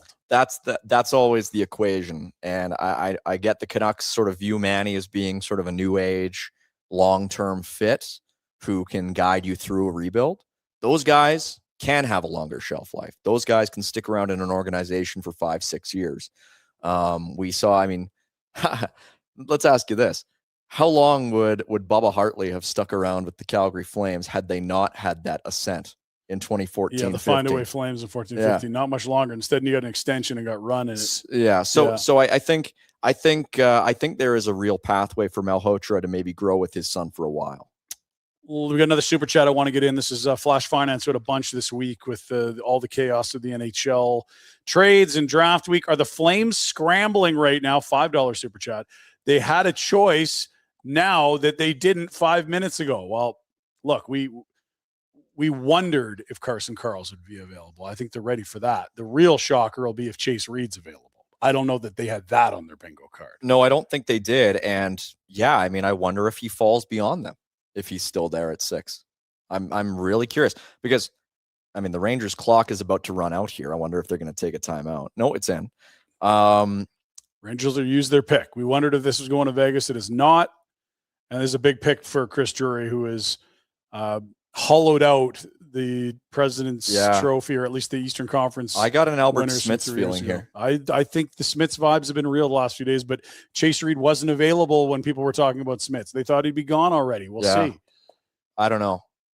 Verhoff wouldn't surprise me either. It's Schmitz. There it is, the Latvian. Wow. Holy.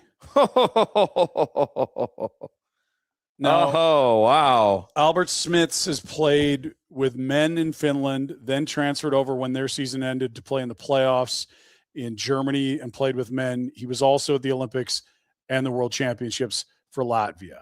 I got told I was a bleeping clown when I said it, but I do believe this is the closest to NHL-ready defenseman in the class. Yeah, and I will say it again. I don't care that Chase Reed is there. I want the Flames to take Carson. Really? And this is the choice the Flames are left with. We never thought Chase Reed was an option for the Calgary Flames, and they're on the frickin' clock right now. Do you have the balls to slide back? Do you find another pick? What are you doing if you're Connie right now? And I will say as well, I bet that's the exact thing that the Rangers just said in their room. I don't care that Chase Reed is there. Albert Smiths is our guy. We're taking him. This is incredible stuff. Again, I do think it plays a role that this guy kind of came out of nowhere. And you know what? There are some times where guys slide and teams haven't thought long and hard about if they were available, and they slide too far. Cam Fowler went all the way to 11 or 12. Yep. He was projected to be a top 5, top 3 even, to the point where the Rangers went up and took Dylan McIlrath ahead of him because they'd probably keyholed in on McIlrath and hadn't even considered Fowler being available. This is Gary's at the podium. You got to be very careful here. We got to trade.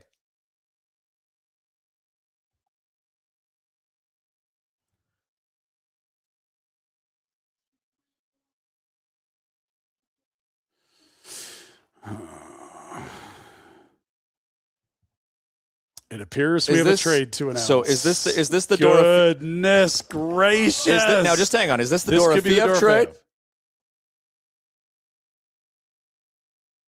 The Mammoth? Peterka. Yeah. Old news. Okay, who cares? Gary, we already knew this. Who cares? We have an interruption to announce. Come on. The Flames are on the clock here, I was waiting to see the Gary impression come out. Holy Christ. This is insane. Hello. We got a trade. We got a trade to announce. Of all the things I thought we would see, I never imagined Chase Reed would be available at 6, to the point where it's like, you're really hoping that we've got something that I've got another trade to announce. I think this is going to be the Dorofeev one. Yeah. Okay. It is a good horn in Buffalo. It is. It's a top 3 horn, Jack. Dallas is great. Buffalo's elite. Chicago's elite. Calgary's pretty good. Not top 3, but yeah, it's pretty good. You don't think Calgary's horn is that good? Not better than Dallas. Buffalo, I think Calgary's horn is great. It is the Dorofeev deal. Yeah, Gary's just catching us up. Oh, man. That 2028 draft. I'll still be the commissioner then. Conditional first round. Give us a third one. Let's hit a 3-pack of trades. Would you consider moving back here for the Flames, or are you now in add another pick mode? Because I think you just take who you like. I'm asking a question I think I know the answer to, but do you think Craig Conroy has run through the permutations of what do I do if Chase Reed is available? Has he had a long thought about that? Or is it like I really keyholed in on Verhoff versus Smiths versus Bjork? I'm sure they've talked about everybody. Versus Carls. I'm sure they've talked about everybody. Like they have a list. They have a list. We've seen it before where teams get keyholed on a certain portion and they don't consider a guy sliding and they've fallen in love. I think Carls is their guy. I wouldn't be surprised. Do you think he's the consensus best player available, or are they in love with Carls? The consensus best player available is Reed by consensus, but that's the public consensus. Right. And we know that he shouldn't be on the board by the public consensus. And I guess you're not you don't have an NHL draft order list in front of you, but I don't. do wonder, do you get too cute if you keyhole in on Carl's, or are you?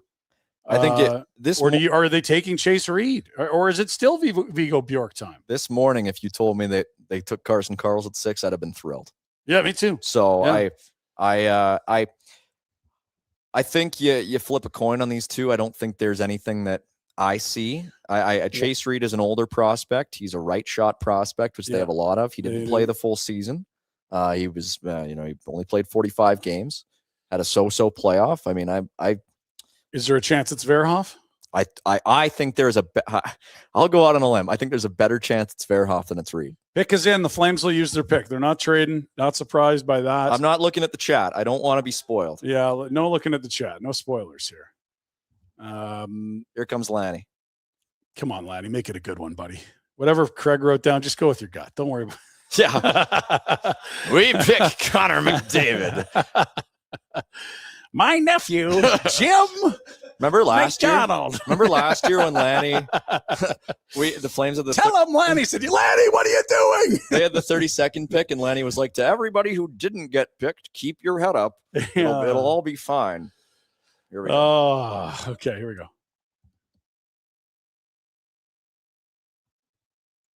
Saying hello to the fans. Thank you, Lanny.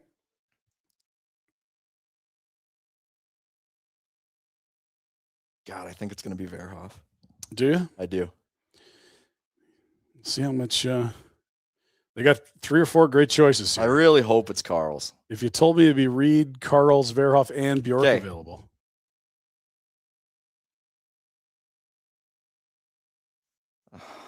Get on with it. Come on. Yes! There it is. It is their guy. Yeah. Carson Carroll. He's not even there. He's on the far. This our boy. Carson Carroll's. Wow. And so the slide continues for Chase Reed. Goodness. It's my guy, Carson Carls. Put him on a pairing with Zane Parekh for 15 years. Yeah, or not much. And this is your guy. This is everyone's guy. When you asked Flames fans, this was the one they keyed in on. That's a great. There's the shot of the farm. Look at, there's some mullets in the house. We got some serious Tennessee top hats out at the farm. This is good stuff. Jack, this is the hair of winners. Great pick. Oh, wow. Get in there. That's awesome. Carson Carls. That's a great pick. Always felt like a Flamesy guy. Can you imagine if Daryl was GM? Remember how happy he was when they drafted Dion? Well, that was what I so my dad. I was talking to my dad. I have great phone calls with my dad about hockey. Try to do it once every day. You can get to the point. It'd be great. Yep. Shut up. But he was saying, what do you like about Carson Carls? Yeah. New age Dion Phaneuf. That's the way that I think of Carson Carls. He is a new age Dion Phaneuf. He's a better skater, but he is just as physical. Man, not just as physical, but he's close to being as physical. And he has a great shot and a great left shot defense prospect. The best left shot defense prospect they've had in a long time. Oh my goodness. That is terrific. I am so happy that the Flames have Carson Carls in their system. Carls from Prince George goes to the Calgary Flames at 6, and the slide continues for Chase Reed, still out there. Keaton Verhoff, still out there. Vigo Bjork. There was a lot of concern that he would not be there. This is the guy that unanimously, Jack, all of us wanted to get to the Flames at 6. What we didn't expect is they'd have to pick between him and Chase Reed, and they indeed stick with the player that we thought would be a great fit in Calgary. I'm so stoked. I was happy when they picked Cole Reshny. I will admit, when they picked Zane Parekh, I was higher on Zeev Boyum at the time. Okay. And I am way higher on Zane Parekh now. This is the first time under Craig they have made the pick, and I've just been unreservedly pumped. Just sitting here being like, yes, yes, yes, yes, yes. And you wait till that news trickles back into the Flames war room. They're going to be like, yes! Approved. We Gould got him. Wants it. We got him. We did it, boys. Gould's happy. Just like, yes, yes, yes. That is perfect stylistic fit. Now watch him turn into a schmuck, but I think he's going to be great. I think he's going to be really good. And there's a bit of an element of unpolished gem to him as well. Yeah. where it's like apparently like the farm's a real thing. And when this guy's full-time job isn't the farm, it's to be a hockey player, there's more to unlock. And you already love the frame, the skating, the physicality, which he seems to be getting more comfortable with. This is a player with a long runway for improvement and a force that's off to college next year. And we'll see for how long. Now I'm just really fascinated to see what the other teams do. Like the Flames got their guy. I'm really happy with who they picked. And now we'll just see if they're able to move higher than 30. Yeah. We'll see. Yeah. And we'll see if they're able to get a forward. We'll see if maybe Liam Ruck is the guy for them at 30, but there's 24 more picks now, Ryan. Let's get to another super chat. Just popped in. If you've got anything to say about the pick, let's do it. Hey guys, this is from Flames Work Hard. If you look at the 2003 draft, taking Dion Phaneuf at 9 was in hindsight terrible. Parise, Burns, Getzlaf, Carter, Kessler. Yeah, it was a pretty good draft class, but I'd never seen Darryl smile publicly as much, and he was not a bad player nor a bad pick. That's $20 from Flames Work Hard. Thank you for that. How are the comments, Jack? People like the pick. I imagine they do because it seemed to be the sexy name. If only Carls could get to the mid-6. And there's a lot. I say a Yahoo. That feels appropriate. I will say, based on what I'm seeing in the chat and based on what I'm seeing, apparently the Saddleome is cheering. I think it's huge cheers to Saddleome. Come on, Carson Carls, let's go. Chop, chop. That was before the pick came in, $6.99 from Otafolo. Yeah. Very good. People like this. I think this is what fans were clamoring for. Now, again, fans aren't GMs. We don't want fan popularity contests determining draft positioning, but there's a lot to like about this story and a heck of a hockey player this year with the Prince George Cougars. The Calgary Flames, I feel completely confident saying it, have the best young group of defensemen in the NHL. Yeah, I mean, we could set age cutoffs, but when you look at Nemec and Parekh and now Carls, and you add in that, you've got Henry Muse at college, who might be a year or two away. You've got Brstevich already there, Kuznetsov and others. Ken Alicia is in for $5. Oh my God, Carls is definitely a pick I would think would be available. Pinder, please fix the curve on your cap. So I got another hat for you, jerk. Yeah, Seattle takes Chase Reed. It's enough curve for you. And that's so this was a good spot for Seattle. They needed to go D. They've gone forward heavy forever, and have this guy slide. What a dream for Seattle. Totally. A player who fits them very well. And Seattle had never taken a defenseman in the first round before this. So I think everybody and their mom thought that Seattle was taking a D here, and they do. And you know what? Seattle is a market that's been clamoring for a star. If Chase Reed turns into he could be a star defenseman here. Totally. It might not have been the perfect fit for everyone, but for Seattle, this could be a really good fit. That's the thing. We're talking here, sitting on this couch. Well, I guess this isn't a couch; these are chairs. But we're sitting here. Armchair, yeah. They're armchairs. We're sitting here talking about Chase Reed and being like, okay, well, we'd rather have Carson Carls, and it's really a situational thing. Like, if the Calgary Flames had taken Zeev Boyum 2 years ago and they have a lefty in that spot instead of a righty, you're maybe sitting here and saying, okay, we want Chase Reed. He's our guy. I kind of agree with you, but I also just think that they continue to say best player available, not positional need. I get it. Handedness. They're both D. I mean, I get it. Yeah. But Carson Carls, I thought he was the best D in the class. And I really, really liked that player. I kept hearing from people in the scouting community that there were very different types of defensemen, and they were all very good defensemen, and that team-to-team lists were wildly different. Yep. And today really illustrates that. Daxon Rudolph's the first D off the board. Then it's Smith's next, Carls, and now Reed. It's 4 defensemen in a row, and it wasn't the order we thought they were going to be in. Not at all. If you had to rank the 5, you thought Rudolph might be the last. He was the first. A month ago, it looked like Smiths would be second or third last. He's the second off the board. Carls is the third D. And now Chase Reed, the presumptive consensus 1D in the public space. He's the 4th defenseman off the board in this class. Good for him. I hope he does well in Seattle because Seattle could really use it. They've had a bad week. They didn't get Jason Robertson. They don't seem to have much of a direction. I said earlier on in the show. But hey, it seems like a good fit. Makes sense. Another super chat coming in from Scott Kerr, 164, $2. We will get Alexis Joseph next year. All good. It would be the Flames' luck to win a lottery next year when it's a Landon Dupont draft, but Joseph's a heck of a talent, and they do need center badly. Oh, yeah, you trade 2 firsts for Nemec, and then you get another righty the next year. It's like, yeah, hey, great. Welcome to Calgary, Landon. You want to play center now? Do we have a guest on the line, or are you just another super chat? Another super chat. All right. Great pick, fellas. Now trade Peterka and move up to 7. Okay, settle down, RB. RB's new. He was running Mackenzie Weegar out of town. I hope it's not 15 years of this, RB. 279 there. Although if they do trade him now, it wouldn't be 15 years of it. He'd be onto a new victim in a month. I really like what I saw from Peterka late, and I certainly don't worry about, they got Nemec because of something with Peterka. I think you're collecting as many good young players as possible, and suddenly they've got 3 22 or younger on the blue line without the inclusion of some of the prospects that we mentioned before. Do we do a North Dakota trip this year? I'd never thought about it. I don't like connecting flights for nation vacations. It's my idea. I get to go. You can pay. Jack, it is a temple. The Ralph Engelstad Arena might be the nicest arena in North America. Maybe, definitely in college hockey. If you've got, I think it holds like 13,000. It's incredible, like palatial. Yeah. If you had a Cole Reshny as well as Carson Karls, I would go out on a limb and say the 2 best prospects in the system. Then once they trade for the Jets pick here, they'll get Keaton Verhoff. Have all 3. Take him too. But hey, screw another North Dakota guy. Yeah. Jets are on the clock. They still have Connor Hellebuck, and they still have pick number 8 after the Chase Reed tumble stops at pick number 7. Who does Winnipeg take here? I mean, Viggo Bjork fits a need, but I don't think they'd expect Keaton Verhoff to be here. Maybe. I wouldn't have been surprised if before the draft he got to this point. But I thought Reed was going to go higher, and I thought Bjork over Verhoff. I didn't think Rudolph would be on the board here. That's what I mean. It's when you have a couple surprises, everyone slides back one spot further than you thought. I think you were probably how we felt about Karls.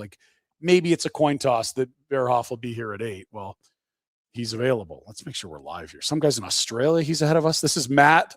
Another super chat. 5 Aussie dollars. You know what that comes out to? 2 cents? No, it's about 505. It's nice. The exact same. That's I don't know, or 495. I don't know how my stream in Australia is ahead of you guys, but love the coverage. Very happy with Karls. Many are. And thank you for the cash for the kids. How do we go to live? There's going to be a live button here. It says we're live. Figure it out.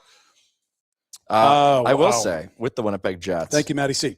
Talk about a team that was defined in its early stages by good drafting and has been undone in the last 5-6 years by bad drafting. It's really true. It was draft and develop's going to be our lifeblood. And you're like, wow, they're doing a pretty good job of that. I remember Scheifele felt like a reach at the time, and that turned into a great pick. Josh Morrissey, a great pick. And then it's like, the last couple of draft classes haven't been the greatest. I would say that's very kind. Yeah. They have been terrible draft classes for the Winnipeg Jets.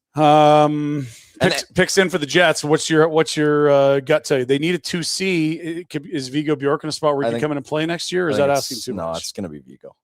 You think it's Viggo? Yeah. Okay. Can we get the Aussie feed, Jack? We need the Australian coverage of the NHL draft. It's Viggo, and I will admit that time I did see the chat.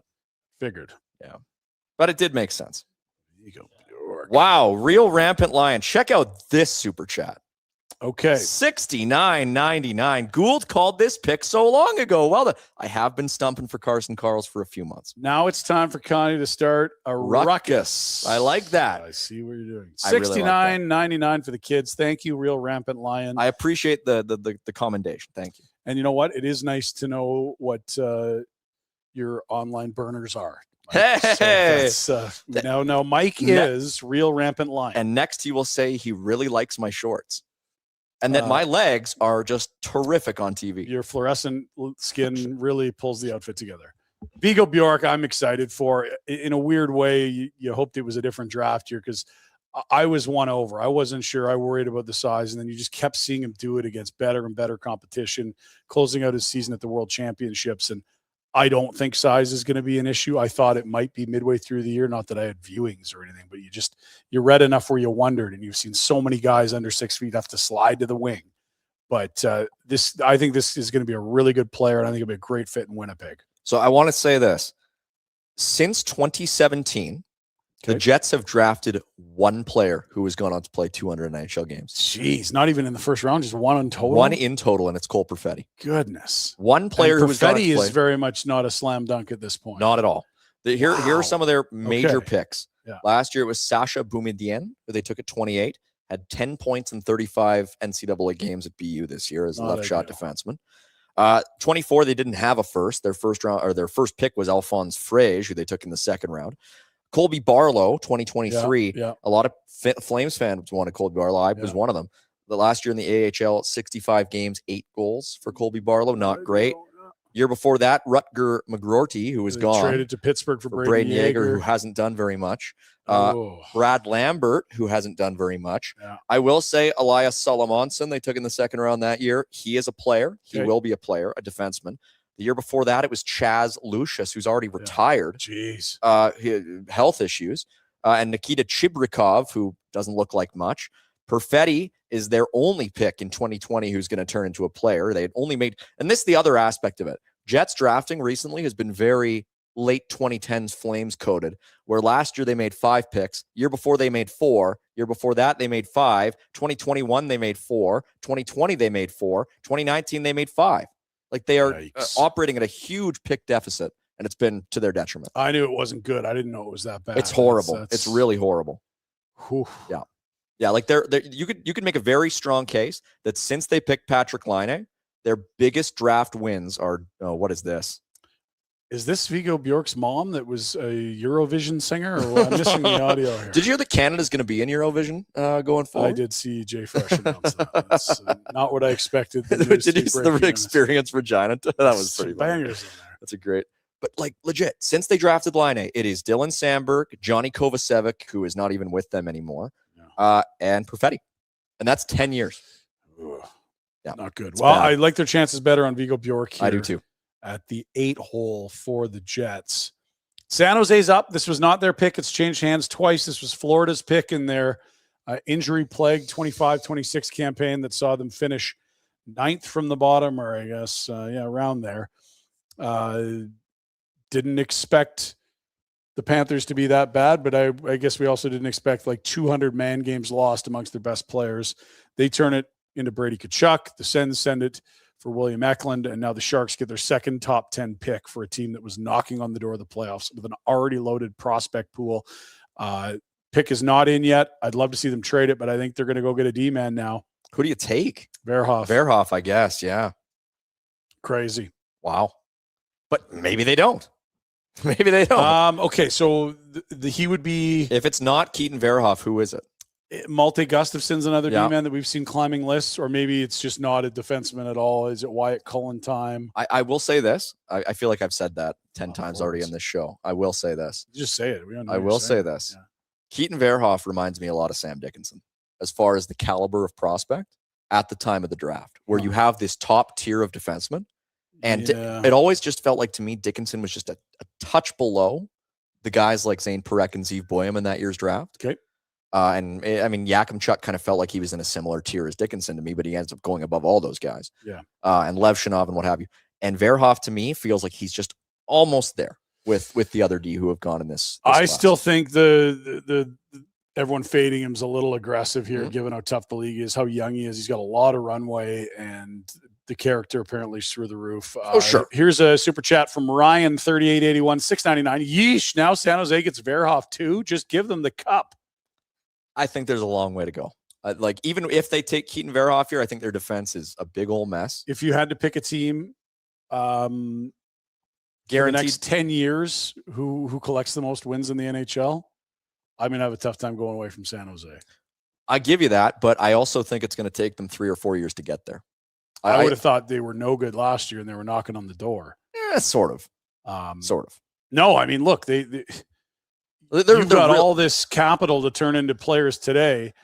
Sharks are on the clock. It's ticking down. They're going to use the pick. We'll see what it is, but I'm expecting Verhoff. Maybe it isn't. I think on paper, this is by far the worst defensive group in the NHL. And there's a long way to go to come back from that. And it took, we'll go from here. Really quickly, Super Chat, RB's back in. Now the Ruck Brothers, it's the right thing to do. The Ruck Brothers would be fun.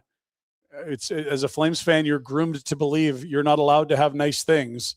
But if you could pull the Carl's Ruck Twins combo, it would feel like finally things are coming up Flames. Although we'll see what any of the players actually turn out to be down the road. Layla Edwards is back. Do we have any Sharks fans in the house? Wow, lots of Sharks fans in the house. A few, I'm guessing, yeah. All those Craig Rivet fans. He played for Buffalo and San Jose.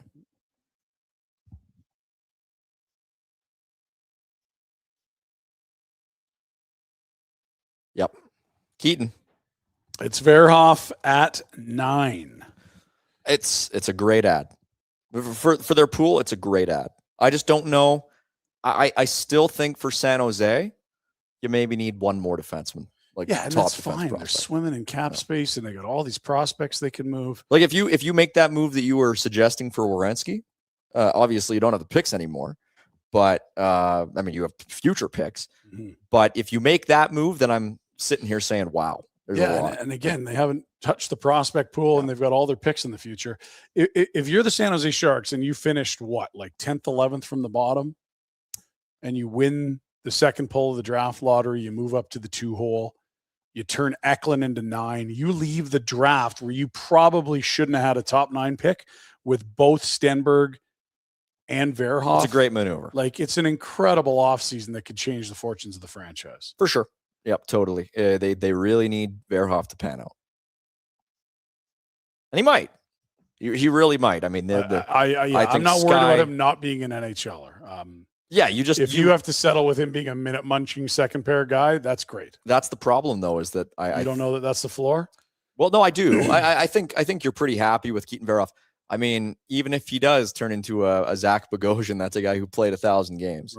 Right. But not sexy, but yeah. Yeah. So another super chat coming in. Hellbent PH, $2. What's the chance St. Louis grabs the Rucks? St. Louis picks at 11, 15, and 16. For me, it feels too soon based on the things I've read, but what do you think, Mike? Roughly 0% of 15 and 16, maybe later. But I don't think there's really any chance of them going that high. We do have some news coming down the pipe. 9 picks in the books, and they're going to commercial. What do we got, Mike? It's just piggybacking off the Dorofiev stuff. It looks like that he's got an extension in place with the Rangers. Do we have the dollar terms on it or no? We do. 7-year extension. Can we guess? Hang on. I'm going to say 7 times 8.5. More. 10. Wow. 11. Wow. No wonder Vegas moved this guy out. 11.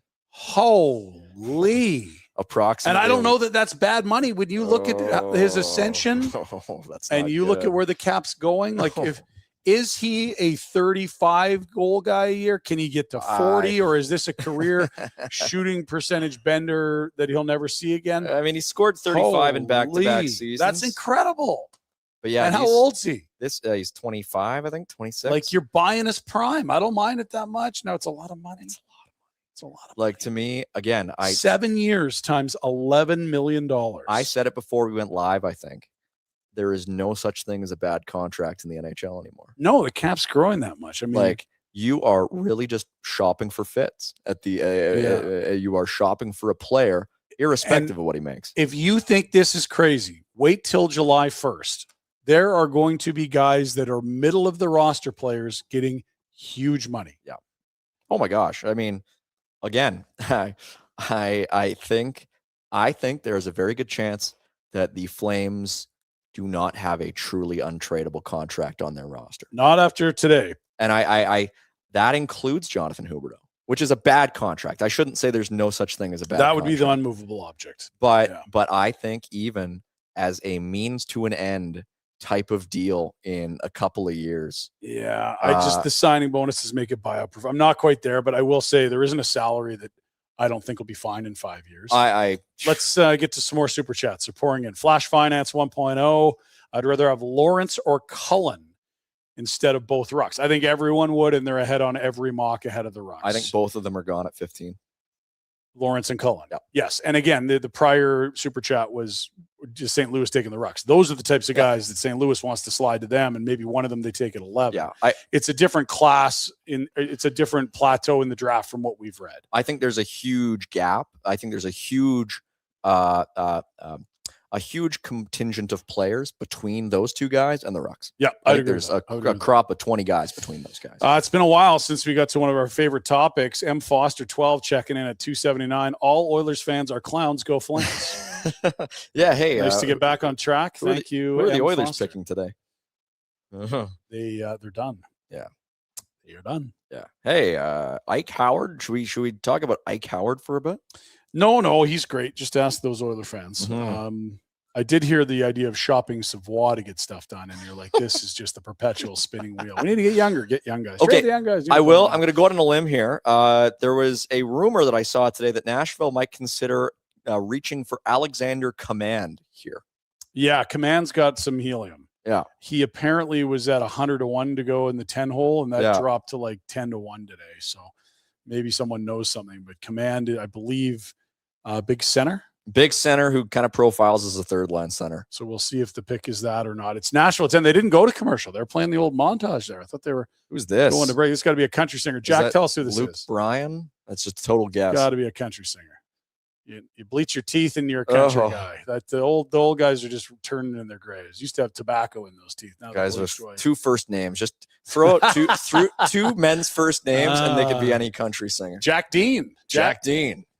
Rhett Ryan. Rhett totally Ryan. Country singers. Yeah. Hey, I'm Rhett Ryan here on Country 1015, whatever. Hello. Jack Dean here. We're coming in with the top 10 country of the month. You're as smooth.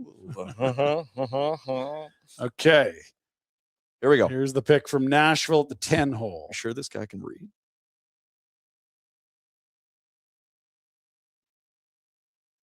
Oh. Cullen. Wyatt Cullen. Wyatt Cullen goes. He's a big riser this year, has grown a ton. His dad is Matt Cullen, the former NHLer. Former Predator. He's a winger, not a center, and is the U.S. National Development Team program. This was a guy that you saw at the end of the first round, a lot of mocks at the beginning or midway through the year, but did too much, too often, and grew too much to slide to that point of the draft. Well, if he plays as long as his dad did, he'll be a good player. I mean, Matt Cullen played 1,500 NHL games. He played until he was like 45. Crafty winger is sort of what I recall hearing about him a bunch. Matt Cullen? Or Wyatt Cullen, of course. Son, yeah. Yeah, because Matt Cullen was more Matt didn't get drafted. He's retired. Mike. Well, he was more of a defensive center. I mean, it kind of is that year. A lot of two-way defensive third-line centers with their kids going in the top 10. Let's go back to the Super Chats. Wyatt Noor, 8233, checking in for $7. Carls, Nemec, Parek, Bristevich, unreal top 4 in 3 years. I'm not sold that Bristevich is a lock to be a top 4, but I really like him to be. If he's your 5, you're really good.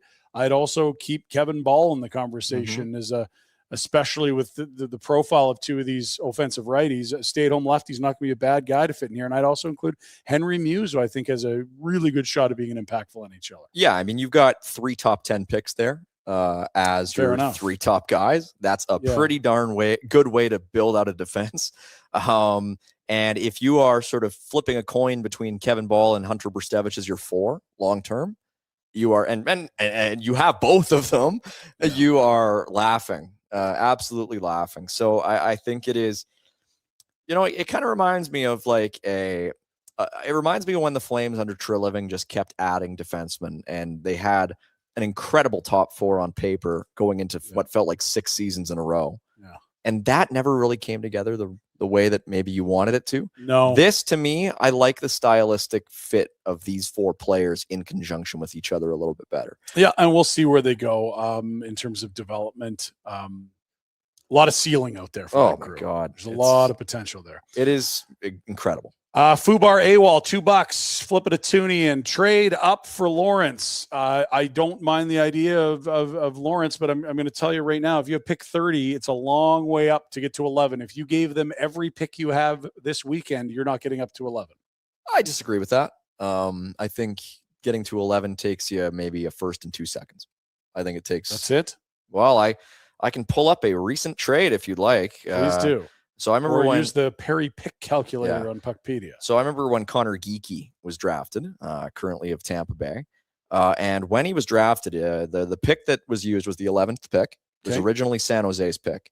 And they traded it to Arizona in exchange for, I believe, 27, 36, and 45.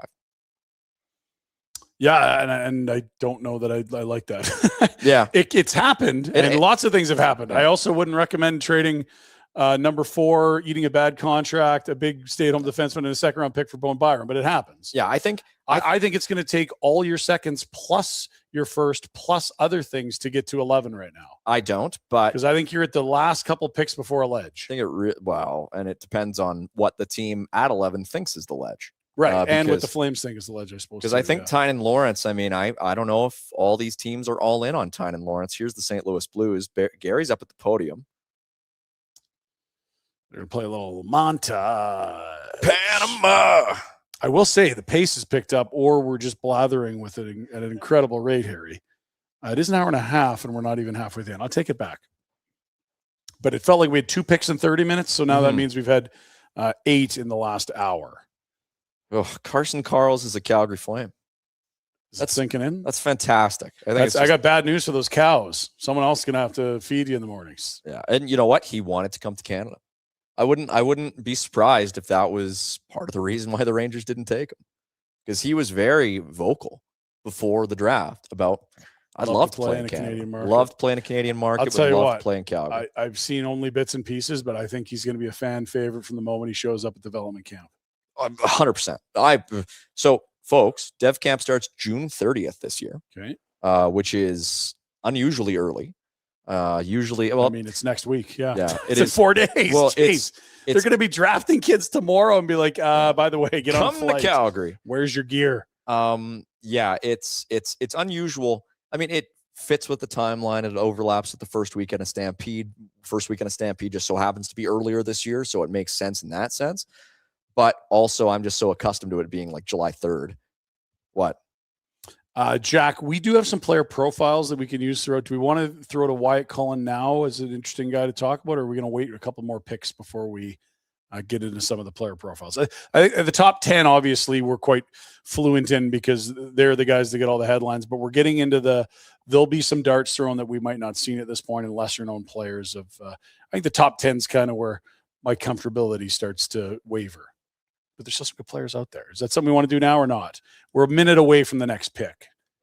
Let's see the net. We'll watch the St. Louis pick. This is an interesting one, guys, because it's the first of 4 first-rounders, and it's their first pick in the next 7, in the next 6 selections. This reminds me of Boston when they went Zaboral, Zaboral, and DeBrusk, and then the next 3 off the board made it famous because it was Connor Shabbat, and Barzell. Yeah, I wonder if this is Malty Gustafson. Gustafson would be the next D if you went off consensus rankings. Yeah. And at forwards, Tynan Lawrence is still out there at center. You'd mentioned Alex Command, the big center. Tynan. You. It's Tynan Lawrence, the center. It's Tynan time. Yeah. Hey, best center available. Yeah, and I don't know what he turns out to be. We've heard so many good things, and then we also had the big underwhelming jump to college midway through his USHL season. Yeah. It's like, why did he go there? Yeah. Well, and you go because you think you're going to dominate like he did the USHL. As a 16-year-old last year, he was phenomenal. I think was the best player in the Kelly Cup or the Clark Cup, whatever it is. I think that's a photo of Keaton Verhoff up on the screen. It does look like although I don't know. They look really similar. Another set of twins here? What's going on? I still think that was Keaton Verhoff, but they do look quite similar. So Lawrence is off the board. We've now had 3 centers go. Bjork was the last one to go at 8, and the only center prior was Caleb Maholtra, Manny's son, at 3 to Vancouver. Lawrence from BU, again, moved midseason from the USHL. If we have something on Tynan Lawrence, now's a good time to jump to it. This was a guy that people thought was a top 3 pick potentially earlier in the year and was dominating the USHL, but here he goes at 11 to St. Louis. There was talk early this season about Tynan Lawrence going first overall in the draft. Yep, first overall. For a hot minute there were people wondering if the versatile, highly skilled center could be the first name called. A preseason injury while playing for the Muskegon Lumberjacks of the USHL kind of scuttled all of that talk, but he did produce over a point per game when he did return, but ultimately left for Boston University in January, chasing a bigger challenge. And even though there were struggles, you could tell the vision, the skill, and the potential were still there. Yeah, Tynan, one of the things that stands out for me is just his relentless motor, and he never stops moving out there in the ice, and he's very difficult to play against, and he's a fun kid to be around too. He came in last year for us mid-year, not easy to do, especially as an underage player, and to have the impact he did, even though the production may not have been there to his liking, that's for sure, but he always stayed positive and just every day just had the right mindset and trying to get better. So he's a terrific kid. I just think for a centerman to be able to play on both sides of the ice, to have that mature game when you're young, and that's the thing with Tynan, where even if the production wasn't coming offensively, he didn't cheat the game defensively. He's good on both sides of the puck, and he's got an excellent stick. He creates a lot of turnovers with having a great stick, and that's one of the details that he already has built in, and it's great to see a young player that already has those habits. Ultra competitive type of kid who wanted to go and play against older players to prove that maybe he was more NHL ready, or maybe that he could push off some of the doubters. And when you look at, the main skills and the main traits that really make this player, worthy of a top 10 overall pick in the National Hockey League entry draft, is you just look at his hockey IQ. And when you have a player that has the skill set, that has the skating, has the stick handling, has the vision, but then they have that hockey IQ, that ability to anticipate, that ability to make plays offensively, defensively, create space. You're talking about a guy who could come into your NHL team and be a player like a Patrice Bergeron, or be one of those complete 200-foot centermen that we're watching Jack Eichel do at the National Hockey League level, and be the best player with and without the puck. And I think Tynan Lawrence really possesses a lot of those traits and a lot of the abilities to come to the NHL, after developing at BU here for a couple of seasons, and be a guy that is as good with the puck as he is without the puck. From Boston University, Tynan Lawrence, drafted. All right, there it is. Tynan Lawrence, more on the centerman that just went to the Blues. We're going to have more of those features. Great work from Jeff Merrick and a bunch of the rest of our staff at the Nation Network putting those draft profiles together. Makes sense to do that as we now get into the teens pretty quickly here, and Totally. the lesser told stories. I don't think we needed to remind our viewers that, Gavin McKenna's a winger that's good at hockey. From Whitehorse. Medicine Hat, yeah. You ever been to Whitehorse? I've not. I would like to. I fun. spent a year living in Fort St. John, and that's as far north as I've been. Mhm. And I think I've only heard good things on the old Alaska Highway about if you keep going north, how great it is. I would like to go this time of year. I will say that. Cammy and I both went to Whitehorse last year. And that was the McKenna game that he didn't not play. At. Yes. I took a video. I was sitting in the row right in front of where his family was supposed to be sitting for the game, and it was conspicuously empty. Now I do think they did come, but it was at a time when they weren't there. But yeah, super cool place. And New Jersey's on the clock here. Sonny Metta's first pick as the general manager of the New Jersey Devils, and the pick is in. We'll see what they do. They've got a lot of draft capital all of a sudden because they do have those first rounders they added from the Flames for Simone Nemec earlier in the week.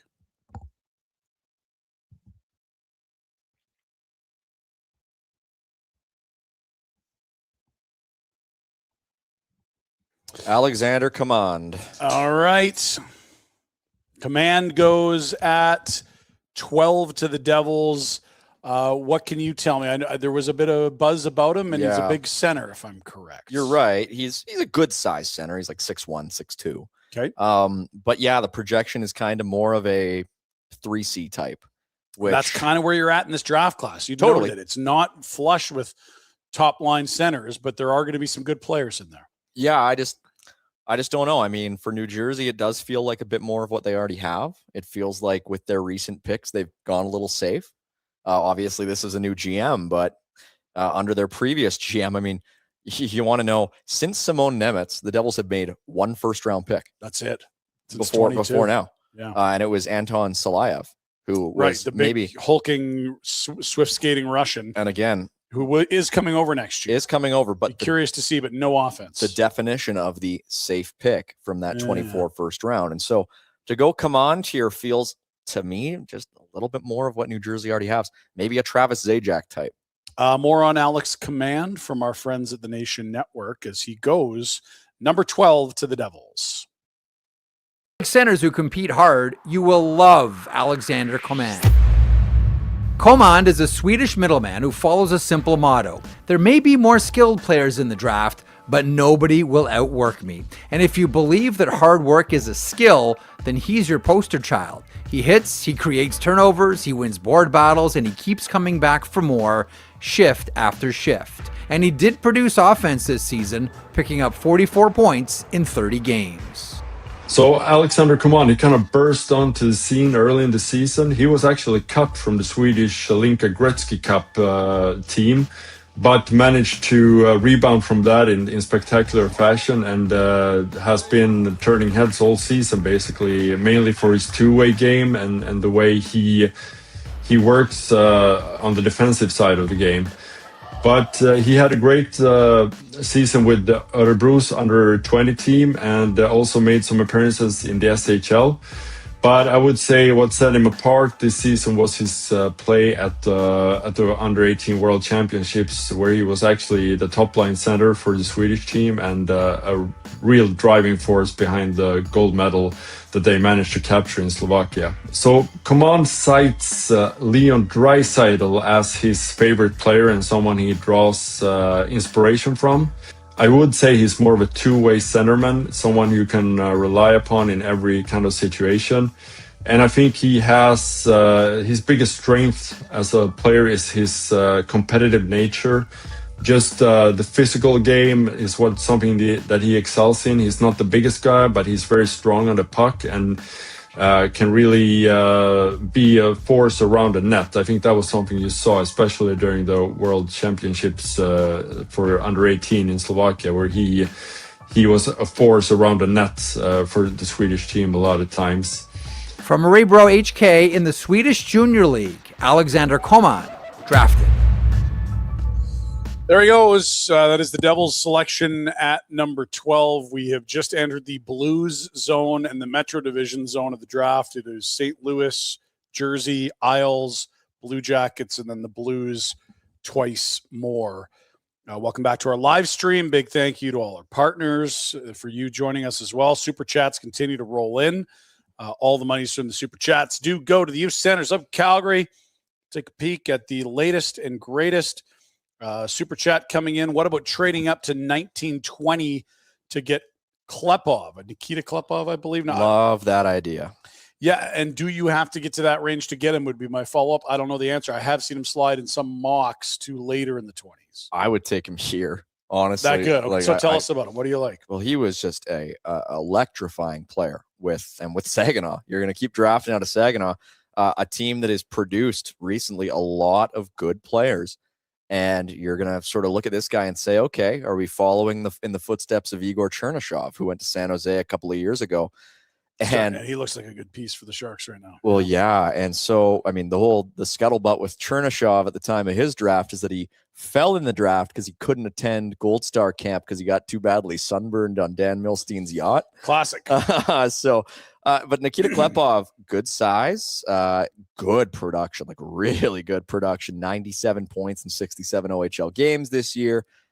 Again, just the sort of guy who you put in and say, hey, Nikita Klepov and Matvei Gridin riding shotgun with each other, maybe on a power play or something like that.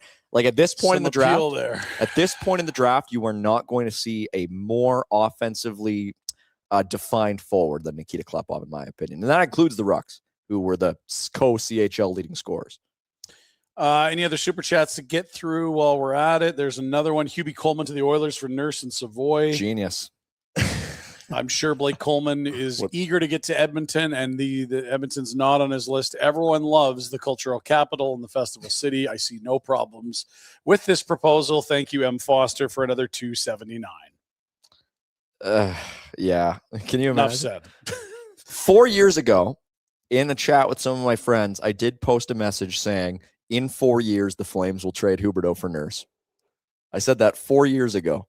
Now, and who would say no? I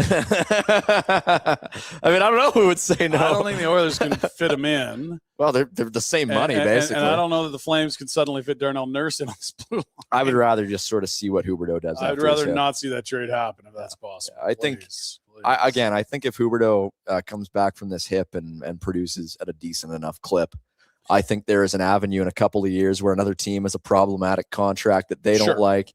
I think there's a lot more better avenues to follow in the Darnell. There is a large if in there. There is a big if in there, and the other side of that is if he goes wants on to IR. be productive, you can move him. Yes, of course. He's been incredibly unproductive. Yeah. Islanders are up. Isles are up. They hit a home run with Schaefer at number 1 last year. Great draft Completely last year. changed the direction of the organization. They then moved Noah Dobson and got 2 picks in the teens, and now they pick at number 13. Lucky number 13. Here's Schaefer to come out and make the pick. Should remember as well, on top of Schaefer, it was Victor Eklund and Kashani Aitchison. Aitchison's a heavy-hitting D-man. Yeah. That'll be 3 great picks. Yeah, you might look back at that like the Ducks fans looked at the Perry Getzlaf draft. Yeah. Such an amazing event. Say hi to the draft show. Got it. Yep. Yada, yada, yada. Say hi to all my family in the Hamptons.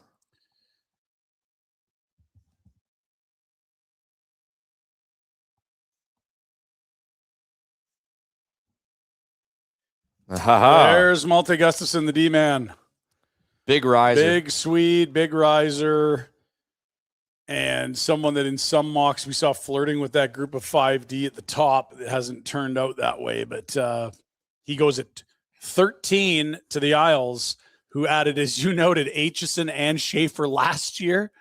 You're talking about 3 defensemen taken in the top, 15, 16 that they add into their system over the course of just a year and a couple days. Crazy. Well, and I mean the Islanders, like they kind of made a similar swing on a similar type of defenseman, albeit on a smaller scale, a couple of years ago when they took Jesse Pulkkinen in the second round. That hasn't worked out quite as well. But this, I mean, I had people telling me throughout this year, even before Gustafsson was in the teens consistently on draft boards, that this guy was part of that crop of defensemen at the very top. And so it's an interesting bet by the Islanders. I mean, I still don't know if they necessarily have enough scoring. Okay. I mean, they've made some deals in recent years to kind of reduce their scoring a little bit.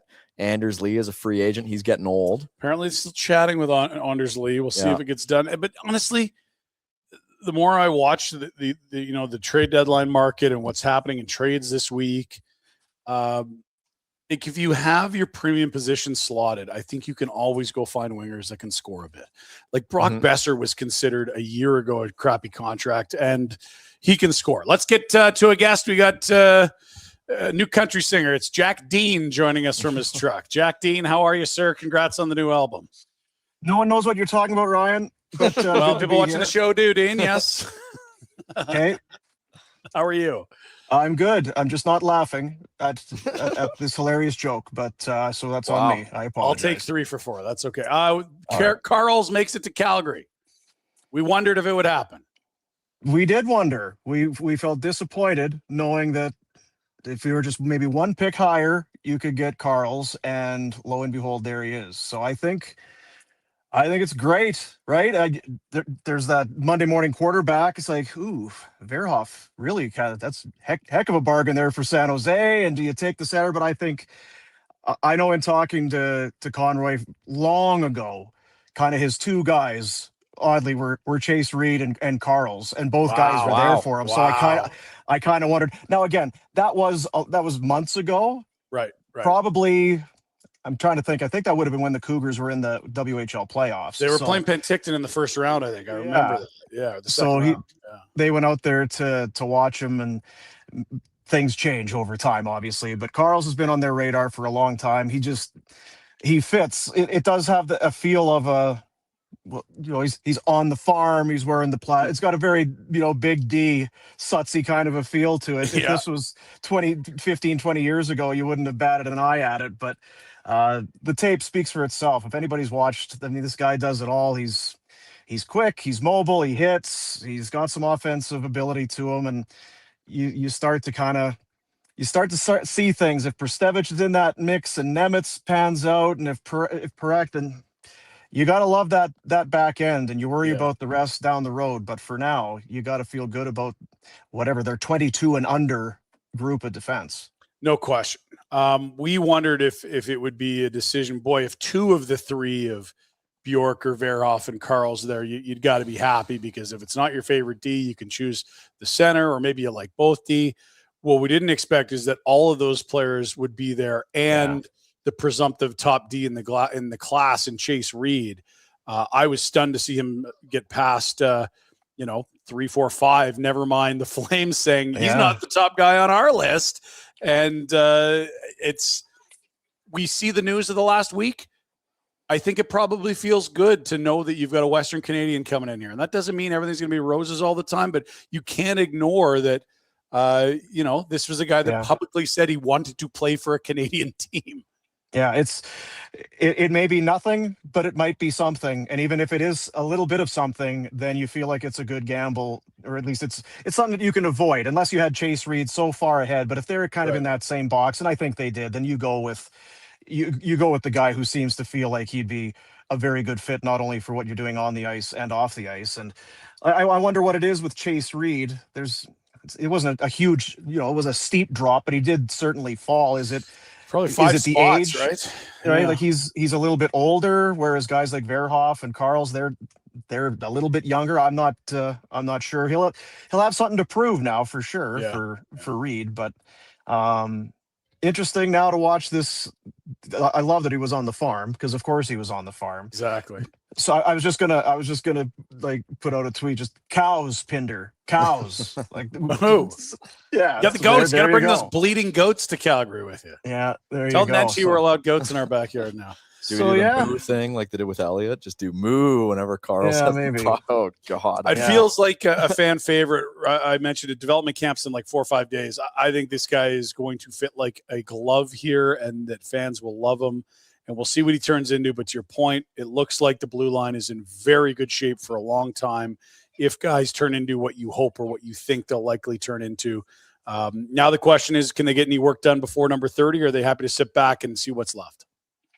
It'll be interesting to see what pick are we at. Where are we at now? Well, Columbus just took Oscar Hemming at number 14. So they've got a ways to go. St. Louis is up next with the back-to-back. 2 picks in a row for the Blues here. Dean, it's funny.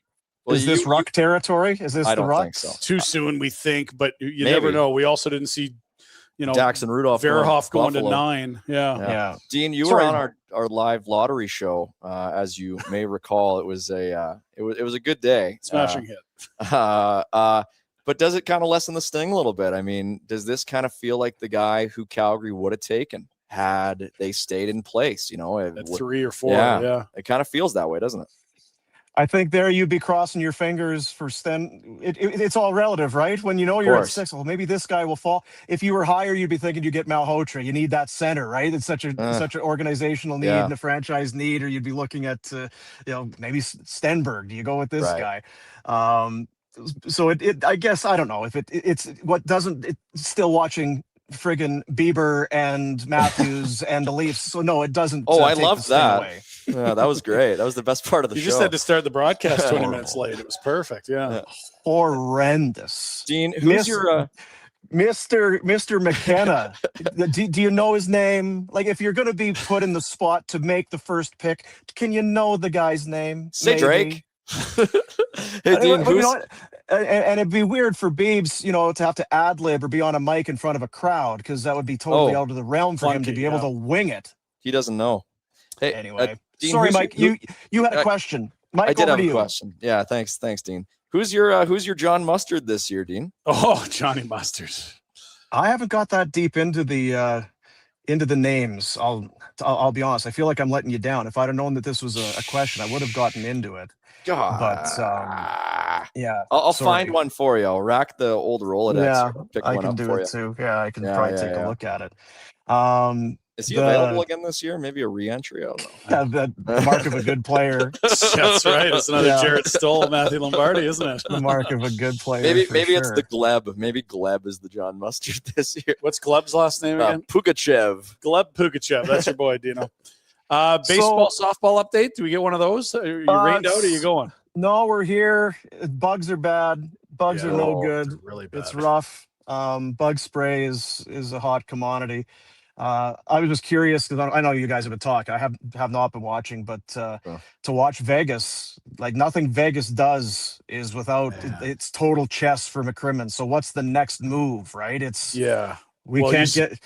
Rasmus getting signed? We thought for sure Dorofeyev was going to get paid, and now he's gone. So what is happening in Vegas? So the contract terms are out. It's 7 years, $11 million per. And when you see that number, you know why Vegas had to do it. You can't afford to do that.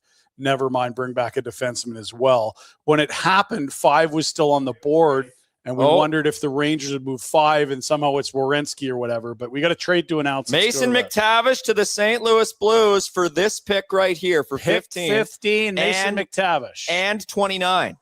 So the Blues go from 3 remaining first-round picks to just 1. Ooh. Anaheim gets pick 15 now. It's the second time that pick's changed hands. Elliot Friedman is putting it out. And 29 is a pick that started with Colorado. So they picked at 11. Oh, that's a bad trade for St. Louis. Oof, and these would be the picks. One is the Detroit pick from the This is the Detroit pick that will go to them, and then the late pick, which was Colorado's to the Islanders to them, is now going to Anaheim. So the Ducks will now pick. They didn't have a first rounder. Then now it looks like they get 15 and 29. So I said this earlier in the week. The Simon Nemec trade, when you and I were out, Ryan, I said, would you rather make the move that the Flames made for Nemec or McTavish? And this feels like a very similar collection of assets to Anaheim because you're getting a slightly higher first in addition to a late first, as opposed to what we project to be 2 late firsts, 2 future firsts, down the road, and a second. So that's a better package. I think that's a better package. I might prefer Nemec too. We'll see. It's a prove-it year for McTavish. It was a tough year for him. Making $7 million, healthy scratch in the playoffs, a 40-point center as of right now. That's a big risk. Do you know? Yeah. Why is it a risk? Because he had a tough year. He's coming up, but he had scored. He's been scoring 20. He scored 20 once as a centerman. I don't know. Centers are hard to get. He's a center in his early 20s. We talked about it today on the show. It's the foot speed seems to be maybe a bit of a concern. But for St. Louis, there again, do you want to pick 4 guys? You'd spend 1 pick to get a player, so it essentially costs them 1 of the extra picks. I don't mind it. I don't know that it's necessarily it's not a home run. I'll say this. He doesn't have to be a star there, and this can work for them. They just took a center at 11 in Tynan Lawrence. They've already got Holloway who can play the middle. They kept Robert Thomas after dragging him through trade rumors. And now if he wants to come in and be a 2-3C with the Calgary and Dylan Holloway, that's fine. It's just where are we at in the draft? What qualities left, Mike? Maybe this is the ledge where it's like we need a player now because this isn't what normally is left at pick 15. I agree with you. I just don't see the separation, the defining star quality on anybody in St. Louis. That's the problem. It is a big glut of guys, and I look at the strength on defense, for example, that Calgary now has with Karls, Parekh, and Nemec, and I don't see a collection of any pieces in St. Louis like that. Okay. What's interesting is earlier today, the story seemed to be that the Ducks weren't going to make a McTavish trade unless there was a body coming back because they're not looking to rebuild. They weren't going to do a picks only deal, and now here they are doing a picks only deal. Third pick that's moved just today. We saw Utah also get Boston's number 23, JJ Peterka, with some cost certainty, goes to Boston. A just okay year in Utah after really popping early in his career in Buffalo as a finisher. It's been a crazy day. The Vegas trade as well. We were just the trade broke as we were talking about that. Cutthroat McCrimmon, and it feels like okay. Is there a way they can find enough assets for Werenski, or is all this money they have left now just Rasmus Andersson's? Yeah. Again, we talked about that today, that Rasmus, that a deal hasn't been announced or done, is a little surprising. That doesn't mean that things have gone sideways, but you wonder a little bit between maybe some players being available that they didn't think were going to be, going back to when that Rasmus deal was done. Is Rasmus looking at the market thinking he can cash in? Because there's nothing in the UFA crop. Hard to say where it's at. But it does feel like if Zach Werenski's name comes out, if you're McCrimmon, your eyes get big and you start thinking, okay, what have I got around here that I can bring this guy in? And that was the first thing that popped into my head because you brought it up. Wouldn't it be Vegas to go and get this guy? Totally. And they ship out a guy that's making $11 million a year. Okay. All right. So they still have pick 26 from that deal and a first in 28. Their own they've already traded to Calgary. Actually, that's 27. Never mind. But either way, is that the beginning of a package good enough for Werenski? We'll see. But if it is going to happen, they don't have a lot of time. They're probably on the clock in an hour. Yeah, it feels a little bit late now for this year's picks or for today's draft. It's going to be a monster deal. You think of the Quinn Hughes trade. It was you're talking four big the pieces. Same thing. Yeah. Charlie O'Connor just tweeted this out, and I think it's a very good point. Just sort of illustrating how different this year is from last year, where Philadelphia got Trevor Zegras from the exact same Anaheim team last year, very much as a distressed asset in the similar type of vein. Second round pick and Ryan Poehling. Wow. That's crazy. And I think that's the market, guys. There's no one in UFA. Everyone's got cap to burn. If you can actually play, the prices just went up. I think Zegras is way better than McTavish. I agree. Yeah. I mean, he's certainly after watching this season, it's easy to say he was distressed. But yeah, you need a Mason bounce back. Dino, thanks for joining us. Anything else you want to add here? I mean, Carl's is a great start. Are you getting greedy if you're asked for the Ruck Twins at this point, or is there another name you love? That's again. I love the story. I love. To have 3 Western kids, a couple kids from Medicine Hat, the Twins, the whole thing. I think it'd be a fun story. There might be better options available, and I don't know. Again, things have to really go your way. The one has to be available when you pick at 30, and then the other one's still got to be around. I can't imagine a team would jump in. Maybe they would. Be kind of a dick move to do it, but it would. Right. Kelly McCrimmon would do it. I'll tell you that. I'll give you him. I need a first. What? You just but no, I like the player. Skates, hits hard, Western kid, the whole thing, and maybe some of that gets overblown sometimes. But I dig it. I look forward to watching this guy. Thanks, Dino. Enjoy the night, buddy. Get that bug spray. You could sell it for double sticker price at the softball pitch. I appreciate it. Thanks, boys. Bye, Mike. Bye, buddy. Bye, Mike. John Mustard. We also had Rhett checking in a moment. I don't know if really that. He had a screenshot. I sent it to Jack. We'll get that ready for you. We can also hit some super chats while we're at it. Look at this. Don't know that we missed a pick. Here it is. This is the Barn Burner group chat. Driving, but I'll text when I get stopped. San Jose's winning this draft. And I said, yeah, it's unbelievable. 12 months from awful to looking like a decade of contention. What a job San Jose. Also tell Gould he's an idiot. I am making that my phone background. That is fantastic. Tell Gould he's an idiot. See, when I decided that I wanted to be on this show, when I decided that I was going to make it a career goal of mine. Because we were begging you. And you were begging me. You relented and said yes. Finally, I was like, yes. When I made it a career goal of mine to sit in this chair next to you, Ryan, the number one thing I wanted was for Rhett to be nice to me. That was my goal, was to curry favor with Rhett. I'd love to be like, you're such a moron, you did it wrong, but I did the exact same thing at a wedding when I was 25, I think. Rhett, I love you, man. Hey, Rhett, we're going to work together. You're cool. Oh, gee, Who's man. this duster? Oh, jeez Louise. Let's ram through some super chats, Jack. I think they've been piling up a bit as we've been going. God, that's so good. Okay, here's one. This is from, I'm like a second behind. I apologize. OUFC 27. $5. Would Brent Seabrook be helping this young decor? Great player to mentor and teach these guys. In fact, that's what he's on payroll to do. He is an instructor under payroll for the Calgary Flames to help defensemen. Unless his contract is up and I don't know about it, Seabrook is here to do exactly what you're talking about, and he is on payroll. He is hired. He is a Calgary Flame and part of their development. Before the next super chat, we'll go to the Anaheim Ducks selection. This is pick 15 they just got from St. Louis. Mason McTavish, if it felt like his days were numbered. Today it was his last and his first with the St. Louis Blues. And the pick is Klepov. in. There's Nikita Klepov. You had noted the offensive prowess, and that is a guy they're adding in Anaheim. It's a great pick. With Cutter Gauthier. It's a great pick. Oh, my God. Yeah, that's a great pick. With Seneca. With Leo Carlson. Yeah. With Roger McQueen theoretically arriving soon. I thought it was a pipe dream. My goodness. This is a great pick for the Ducks. You want to give a young, offensively gifted forward to Joel Quenneville? My goodness. I thought this was a pipe dream getting to 30. And there were some people who had him mocked in the 30s, and I just never believed it for a second. So I think we're in upside down board territory where one team's list for the next 10 might look the opposite of another team's list. And that is why I wonder if it wasn't the spot where St. Louis was like, okay, now we pull the trigger on Mason. Yeah. We were hoping someone would slide out of the top 12 to us at 15. Didn't happen. Let's make the deal. Give him 15. Wow.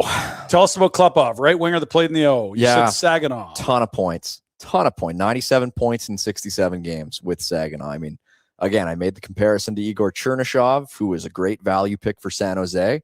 And Anaheim is just sort of joining that arms race. They're trying to match what the Sharks are doing because they want to be at the forefront, just like the Sharks are. And so, they've done a really good job. They've found some good value. Leo Carlson was a great pick 3 years ago. And they traded Mason. They traded Mason McTavish. They wanted him to be in that sort of cohort. And now they're just sort of, I mean, what? This is 4 or 5 years younger than Mason McTavish? Yeah, and not a center. But here's the thing. Look, but Mason McTavish might be fine. They have got so many forwards. They've got options at center.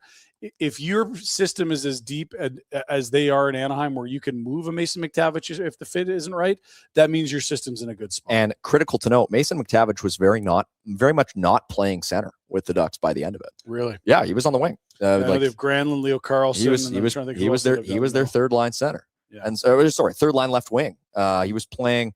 God, I don't even know who he was playing with. He was playing with. I think he might have been on a line with Paling or something. I don't know. Yeah, Paling. But yeah, like he was not playing center for a lot of this season. So, they felt he was expendable. He was making a lot of money, and frees up some space. I mean, they're going to go shopping.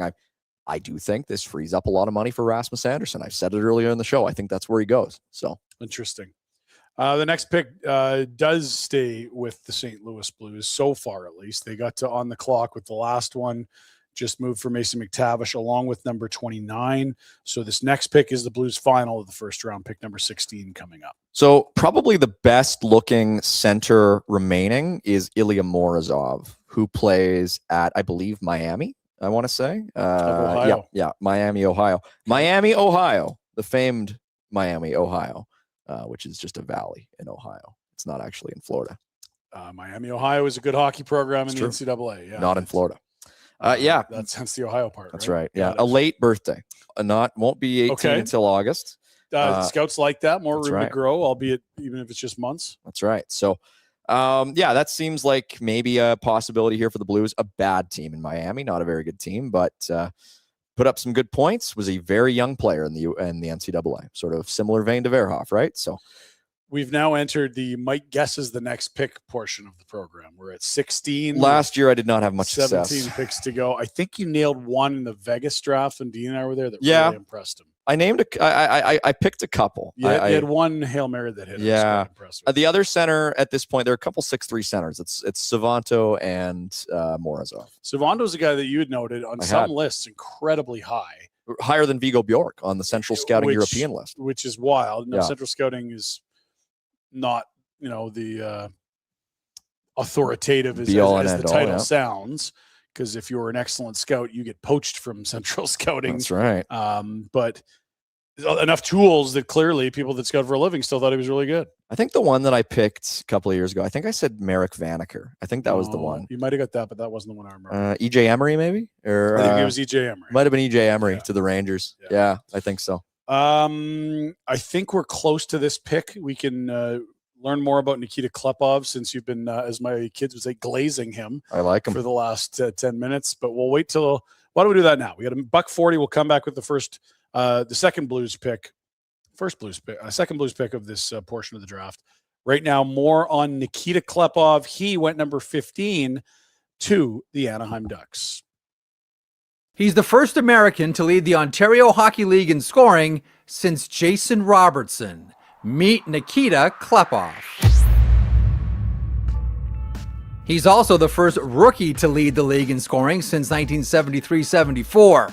Talk about exploding onto the scene in Canadian junior hockey. The Florida-born forward made it look easy in his first season in the OHL. 37 goals, 97 points, and numbers like that had scouts turning their heads all season long.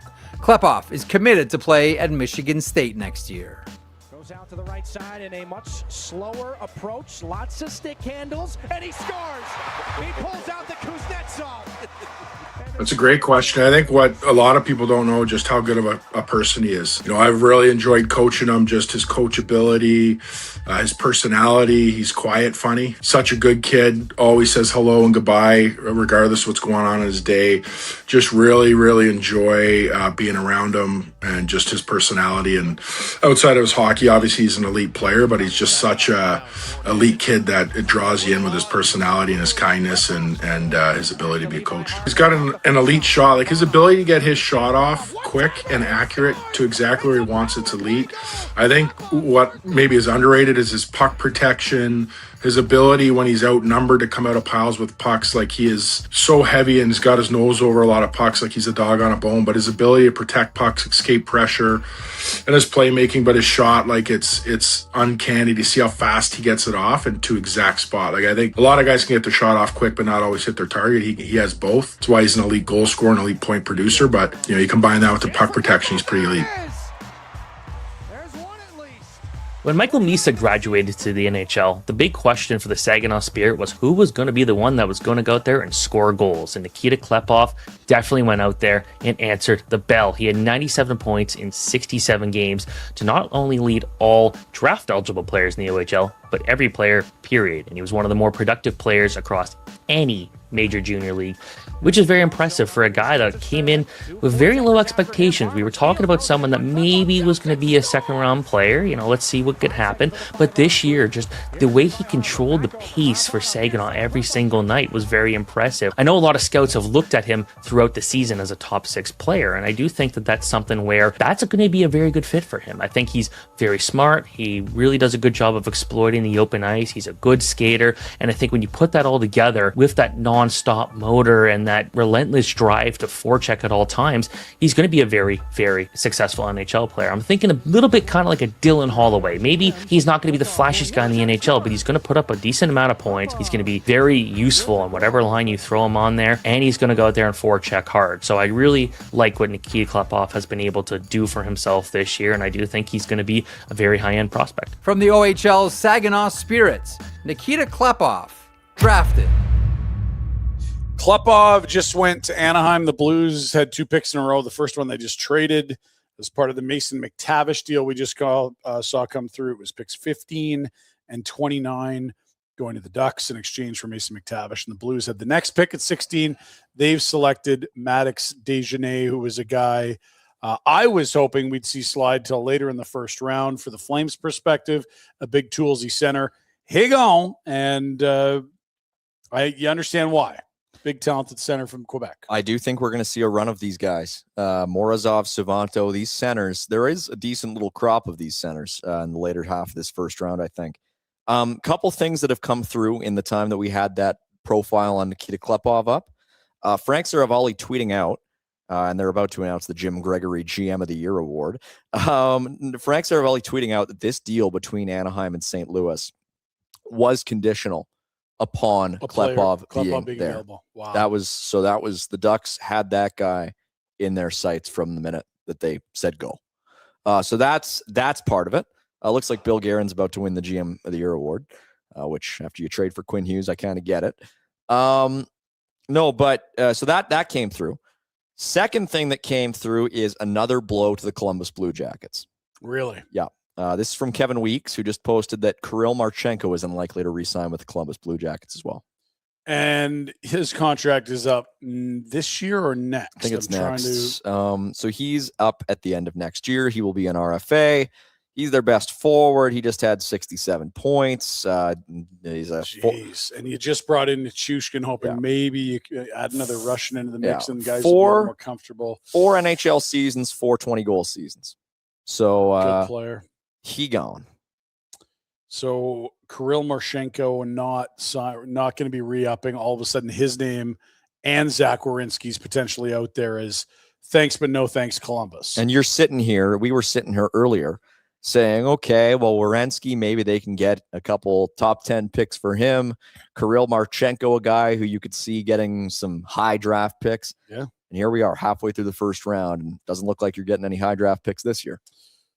It's a good point. I mean, you'd rather have the kids in the system a year earlier if it's of the same quality. Yeah. So now you're sort of sitting here with two lame duck stars. So when Marchenko, what does he look like elsewhere, and where does he want to go? I don't expect you to know either necessarily. I value him sort of the same as I would value Dorofeev. Like, I think they're very similar, comparable players. One's a shooter, one's a passer. Sure. Yeah. Yeah. I mean, if JJ Peterka is getting you 2 firsts, jeez, it's crazy. So it feels like not unlike where Detroit was at when Larkin asked out. Suddenly you're just staring down the barrel of a rebuild, whether you wanted one or not. Yeah. Yeah. No, it's a tough one. And again, it's been this franchise ever since it started. Yeah. It's the perpetual mediocrity. Yeah. It is Bill Guerin that wins the General Manager of the Year award. And as you talked about, no surprise after the Quinn Hughes deal, 4 huge pieces they send to Vancouver to go get a Norris caliber defenseman. It was an incredible move. I remember exactly where I was. Same. Where were you for the Quinn Hughes deal? I was helping somebody set up a garage door opener. How exciting. I was up in the Northeast, I think, and had to help somebody set up a garage door opener. And I was on my way to Home Depot to grab a new remote. Okay. And I was in the Home Depot parking lot. Garage remote? Or actually, it was Canadian Tire, I think. And I was walking through Canadian Tire when we found out what the pieces were. Remember exactly what it was. Yeah, I was walking by the pirate ship in West Edmonton Mall. Really? Not far from Fantasyland Hotel, Wow. which was nowhere near any fantasy I've ever had in my life. But No. It was crazy. You're like, holy, they're going to get this done. Yeah. Their own first. Ogren, obviously. Boyum's the big piece. Boyum's the big piece. And then Marco Rossi as well. That's right. Heads over in that deal. We're into the second half of Friday night's round 1 draft. Congrats, everyone. We made it. Jack, only halfway. How excited are you? It only took 2 hours and 11 minutes to get halfway. Oh, he doesn't look so good. Hey, do you remember who the Kings took in the first round last year? Put you on the spot. It wasn't the goalie. That was pick right before Cullen Potter went to Calgary. No, I don't. Henry Brustevich. Oh, that's right. Yeah, okay. Henry Brustevich. The brother. To the Kings. That's the right. Brother. I think, lesser brother, but a good prospect in his own right with the and Hunter was a second rounder. Hunter was a third rounder. Yeah, and injury plague draft year, if I'm correct. Yeah. Just a heads up programming note, Kent Wilson's going to join us somewhere in the mid-20s. The Godfather will weigh in. Oh, my goodness. On Carson Carl's. Biggest storyline of the actual podium microphone announcements, because we've seen some blockbuster deals today. Dorofeev's move, Peterka's move, Burakovsky, Zellweger, and now a word that Werenski and Marchenko both want out. But as when we look at the players selected in the first half of round 1, what's the biggest story? I don't know. I don't know if there is a super big story just yet. I mean, I think it has been a run of similar players, I suppose. It's been like there's been a run on D and then a run on these big centers. So I wonder if the 30s, or I guess the 20s rather, are all about this run on wingers. There's a good super chat that just came through from Shrimp on the Barbie talking about Ethan Belchitz, who is one of those wingers who's expected to be there. Sliding, yeah. Who has fallen like big, a stone. And the feet, a big question. He came in as a potential top 10 pick to that prospects game, and it was like, I don't know. Yeah, Ethan Belchitz, Ryan Rubrek. There are a lot of these forwards who just maybe don't have that differentiating asset in their games. Well, the size is differentiating for Belchitz, but unfortunately it's paired with bad boots. Another trade. We have a trade to announce. Well, this is not the McTavish deal because that's already been announced. What's this?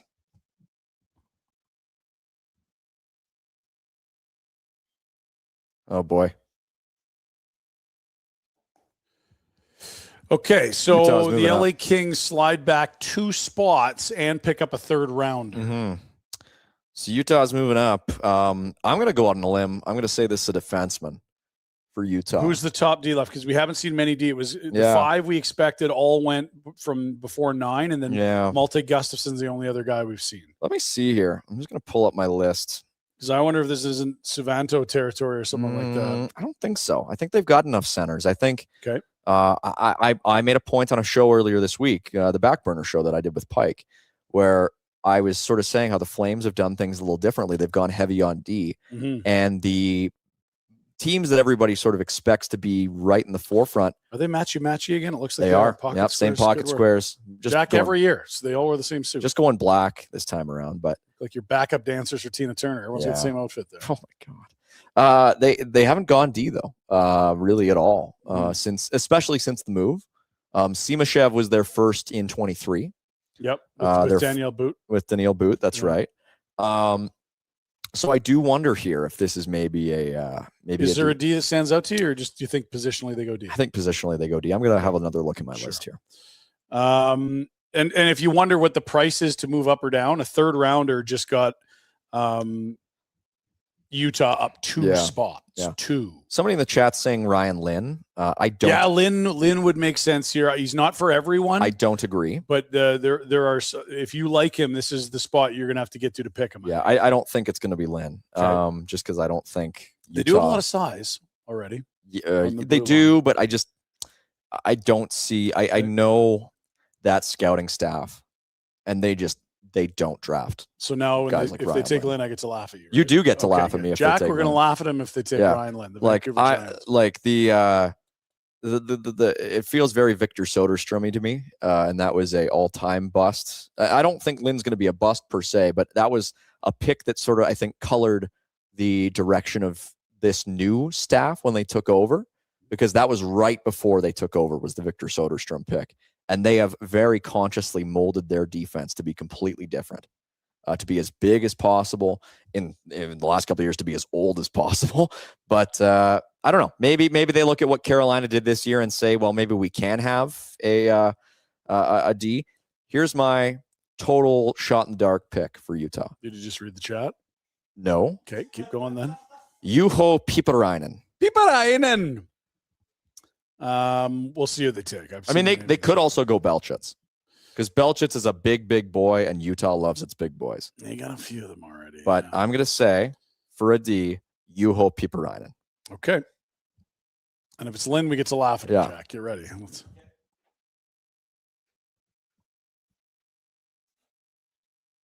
Yeah, minor hockey. Thank you. Yay! Boy, Garrett.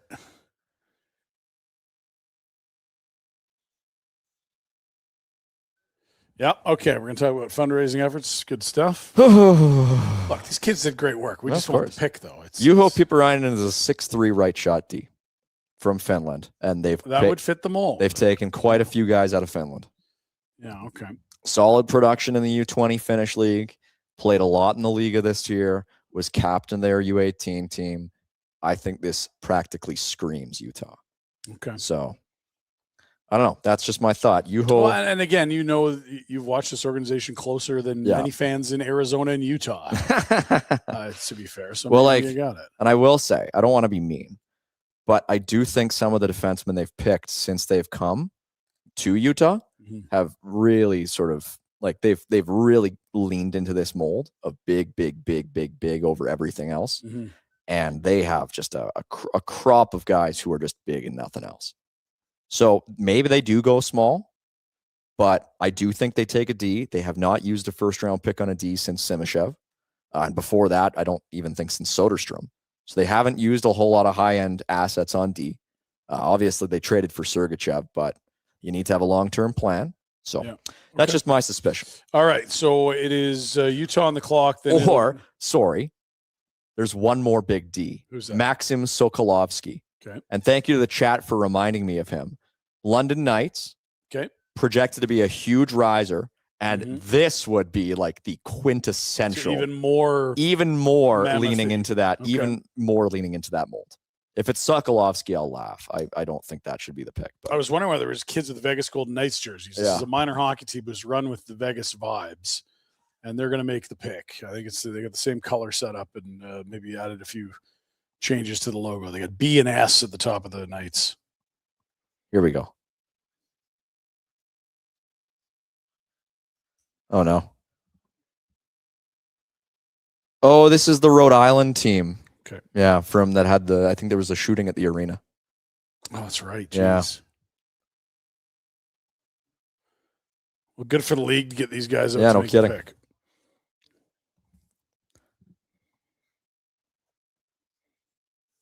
Went on to win the state championship. How about that? I didn't know that. Huh.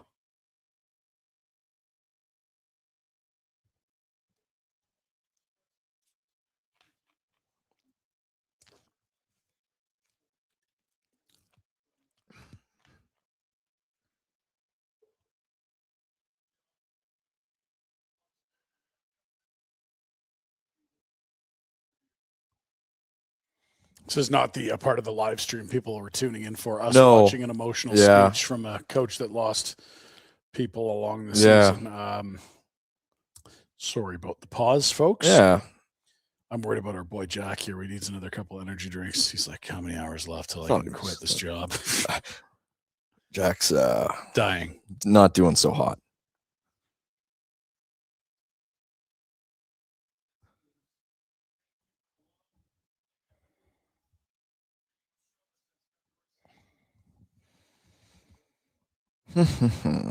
Okay. And this is very, I don't know if this is a Ryan Smith Utah thing, but what a great thing to do. If it's the league and they picked a spot, sure, Yeah. maybe we're halfway through round one. This is Yeah. where you do it. Maybe that was Ryan Smith, but Yeah, I think it's probably the league, but either way. halfway yeah. through. Yeah.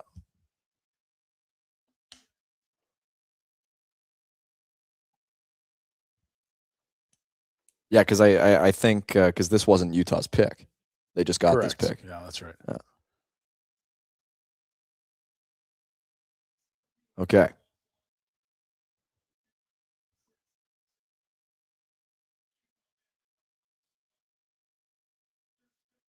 Belchitz. Oh, Belchitz. Yeah. All right. That makes sense. Big boy. Yeah, it makes sense. You knew Utah was going size. Guy is a beast. It's a better pick than Sokolovsky would have been, but And they said he played where in Neo? Windsor. Windsor, thank you. yeah, I mean, based on pure statistical profile, sort of a borderline first rounder to me, but based on the overall package, I mean, when Ottawa traded for pick number 9 before they traded it for William Eklund, some people were saying, well, oh, you just traded Brady Tkachuk. Go get Ethan Belchitz. He's the next best thing. That never really rang true to me. 6'5". That's again at the end of your 17-year-old season. That's a large human. Totally.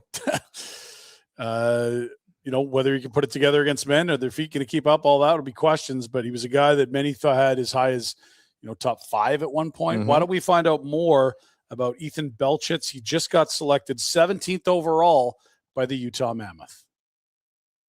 Since he was drafted first overall in the 2024 OHL priority selection, Ethan Belchez has always had the NHL size. He just needed the skills to catch up.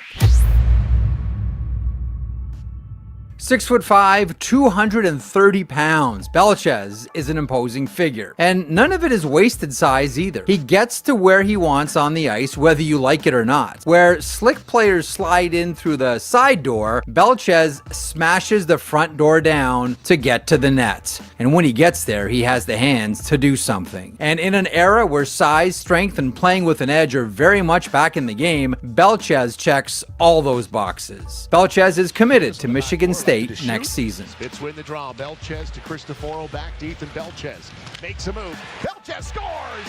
OT winner! I guess the first time, when we introduced Ethan, just to see the poise and the young man speak. He's a very confident young man, but just a great welcoming teammate as well. And even though he was the first pick overall, he never acted like he was bigger or better than anyone. And that really, I think initially was so impressive from the young man, that he just carried himself in a manner that he represented himself, his family, and the Windsor Spitfires so nicely. I think he's good at everything, but I think the shot and the strength he can score, from hash marks out, and he's just a big body that has the ability to score goals. And as we know, that's very hard to do. And I anticipate him. Obviously, he did in the OHL, and I anticipating him doing this in the National League sooner than later. If you're looking for a high-end power forward, Belchich is your guy. He is 6'5", and he has been 6'5" for many, many years,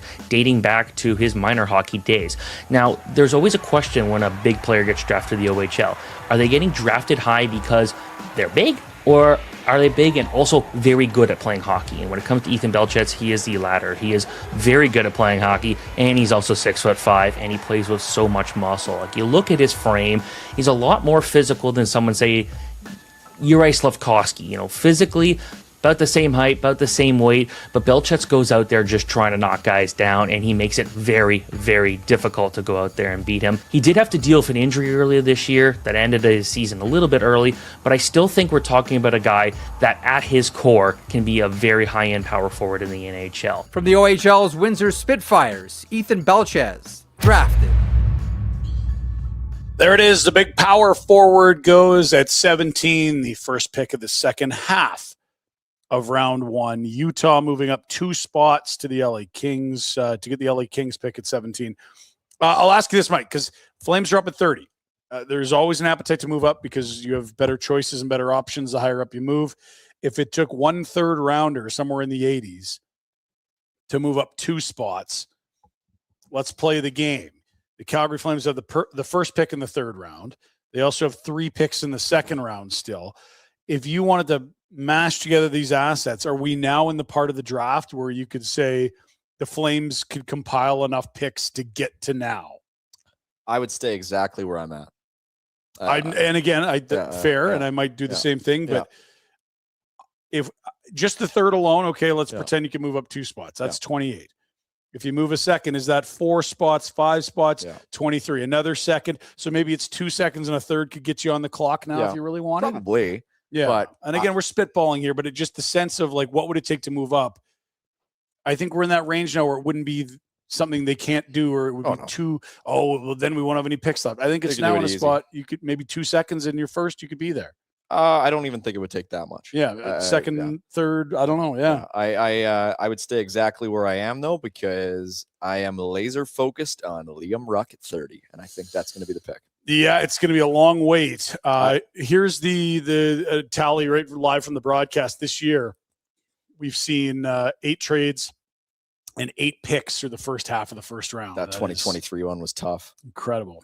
I think that 23 one might have been. No, I wasn't doing the live show yet then. That was a tough one though. Watching along, doing Flames Nation stuff. Oof, boring. Belchetz goes at 17. The Washington Capitals are on the board. This is a pick that was Anaheim's. They got it for John Carlson. It was a conditional second. If they make the playoffs, it turns to a first. Mm-hmm. They did just that. John Carlson's gone, so it was 2.5 months of John Carlson for this pick coming up. Washington could really make them pay, and it's another reason I think they were okay with the Kyrou deal. They moved pick number 60, and they already had 18 right there. They've had a great offseason so far. I really agree. I know some people are wondering what they're doing. I think this year was an unfortunate step back that was more bad luck than bad roster. I like their goaltending. I like their young players. I like the Protuses. I like their young Hudson on the back end. And now all of a sudden, Alex Tuck is in his prime still. They go get Kyrou, and they pick here their first selection at 18. I wonder if this is Ryan Lynn. Interesting. Nope. Savanto? Yeah. Yeah, the big Finnish center. Look at this. Interesting. Oh, wow. Look at him. If you like big centermen, you said it. There was a bit of a run here in the teens. They're not guys that project to be 1-2s necessarily, or they'd be top 10s in this class. But there are big centermen that you're probably looking at. We want this guy to be our 3C for a decade. I love the jersey press. Jersey guy. That is like quick work. Holy smokes. I remember it used to be a thing where, if a team really wanted a guy and they wanted to show get the name bar. They wanted to show people that this was our guy all along. This was our pick. Yeah. That's now they just have them for everybody. It kind of takes the fun out of it. And also it's when the teams were at tables. Yeah. You couldn't bring 15 jerseys to the table. Yeah. So if you got the guy's name on the back, it was like a statement. Yeah. Like I think of Jack's new buddy, Igor Chinnikov in Pittsburgh. He was a guy that had some scouts twisted their heads like, I've never heard of him. And he went, I think in the middle of the first round, Jarmo Kekalainen picked him. That's when they got the name bar on. They were like, we knew this was our guy. Nobody else. Nobody knows who he is, and we're going to rub it in your face because he's going to be a player. Oh boy, I really thought Washington would go D here, but I don't mind it. They have the thing. Size this guy. I know. Yeah, I mean, again, Central Scouting loved this guy. Men's league, I'm guessing. Where did he play? That's Liga. Yeah, some Liga Finland. No, like with the Caps, I just like obviously this isn't a next year pick. No, none of them are at this point, right? Yeah, and the Caps, I mean, with the moves they've made, a sneaky contender in my opinion. I agree. I love their goaltending. I mean, I don't think it was a great year for their backup, but Logan Thompson, I think, is the best Canadian goalie on the planet. Might be. Well, and you're kind of looking at Ryan Leonard and saying, okay, if this guy has a Kachuk type glow up, which some people think is possible with Ryan Leonard. He scored 20 goals as a rookie. He had a very similar rookie year to what Matthew Kachuk did when he was in Calgary, albeit a year later. Yeah, sure. Yeah, a little older. But still a guy who a lot of people really, really, really like. Suddenly that Capitals team looks a lot different. And you might not have the centers that you used to have, although depends on where Protas plays long term and what the ceiling is. Yeah, we on looked that at guy. the depth chart today or yesterday, and I love both the Protases. They're huge and they can skate, and they've got puck skills. It's like those are really hard guys to find. Cole Hudson is going to play like his brother. I guess, you know what? I will admit, I totally forgot about And that's Cole probably Hudson. why you don't take Ryan Lane. Exactly. Right? Yeah. I totally forgot about Cole. That's another. They've been one of the best drafting teams, and I look at the trades they've made. Like they found a way to get Jacob Chychrun. Imagine trying to add Jacob Chychrun in today's trade market. No kidding. What would you have to add? Like he's a 20-plus goal a year defenseman. Well, and this just goes to show. I mean, it fluctuates from year to year because only 3 years ago now, it was Arizona trading Chychrun to Ottawa. Yeah, get a high first, like it was pick 12, and 2 seconds. Yeah, right.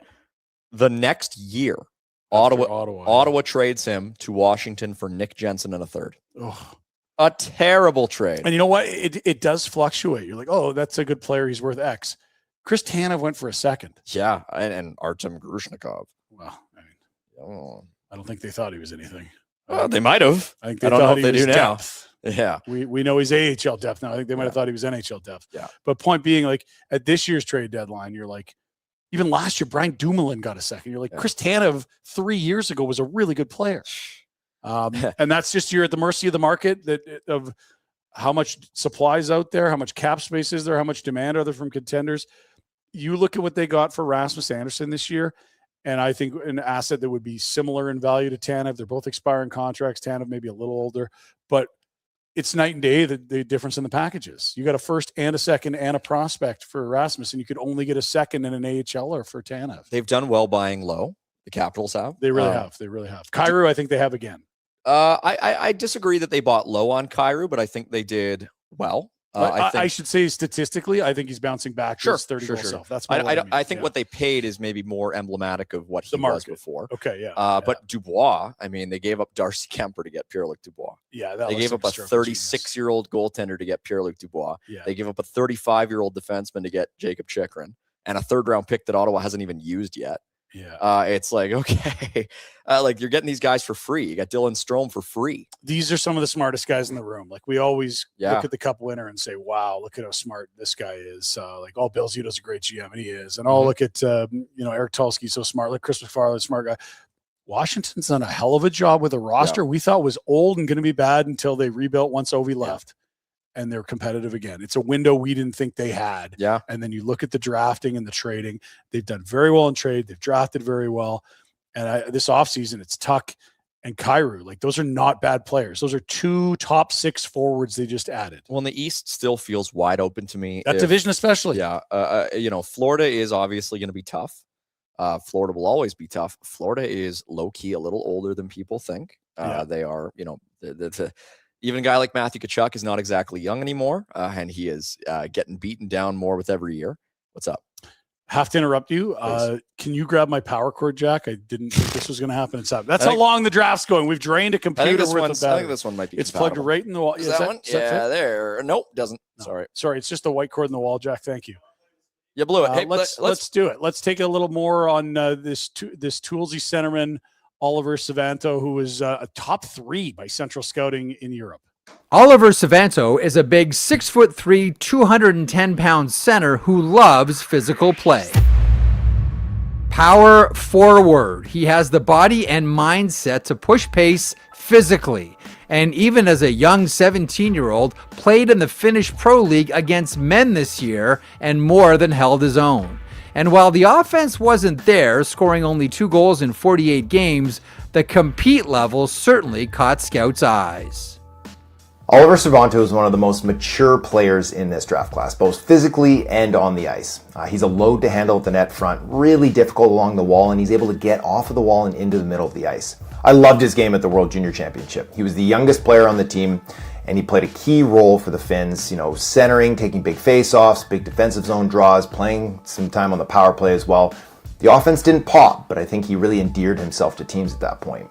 I'd hoped to have seen more offense from him this year to really project him as a top 6 option, but that just hasn't been the case. You have to go all the way back to his U18 year to see some real point totals, and I think that is going to limit him long term here. But again, big, strong, physical center in a class that was light on centers. It makes sense why he went in this spot, and I think that there's a legit bottom 6 upside with this, still a little room for improvement. Oliver Savanto from Tappara of the Finnish Liga, drafted.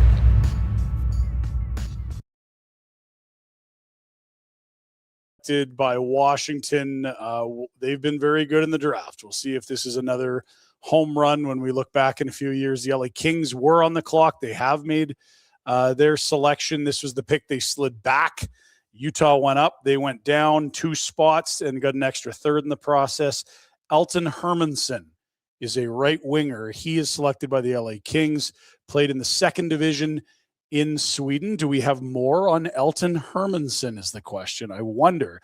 This is, I'll be honest, this is the first name I'm not familiar with, and I wonder, is this a reach or are we in the sleepy end of the first Pinder didn't do enough homework zone of the draft? Hello, I'm back. Elton Hermansson to the Kings at number 19. Yeah, feels like a case of LA knowing they could get this guy at 19. He was definitely viewed as a first-round pick by a lot of people, though. So we're getting into the Pinder fog then. This is where I'm going to get.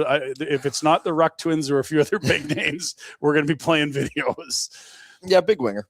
Okay. Big winger from Sweden who scored well enough. We've got the video. Let's find out more about the newest member of the LA Kings. Offensive skill and good hockey bloodlines. Meet Elton Hermansson. His father, Lennart Hermansson, played pro hockey for 15 years in Sweden, and older brother Simon plays as well. So for Elton, hockey is very much a family affair.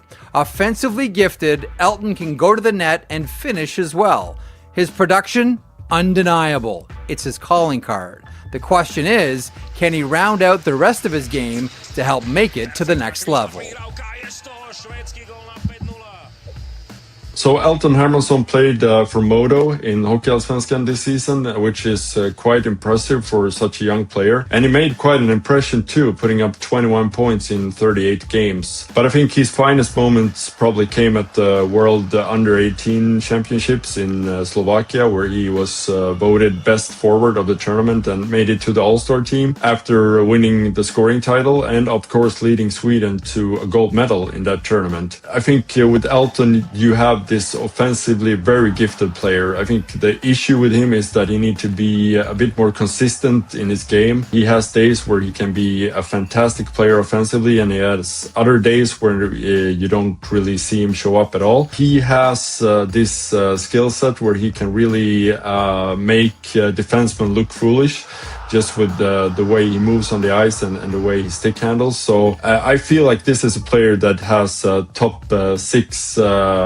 potential for the NHL. A bit about his background. So Elton's dad, Lennart Hermansson, was a solid pro player in the Swedish league, and he was actually playing with Marcus Naslund and Peter Forsberg in Modo in the early 90s when they made it into the scene and became 2 of the best players that Sweden has ever scene. I think it's easy to say that Elton Hermansson comes from a bloodline of great hockey, and he's been surrounded by pro hockey for basically his whole life. From Modo in Sweden, Elton Hermansson, drafted.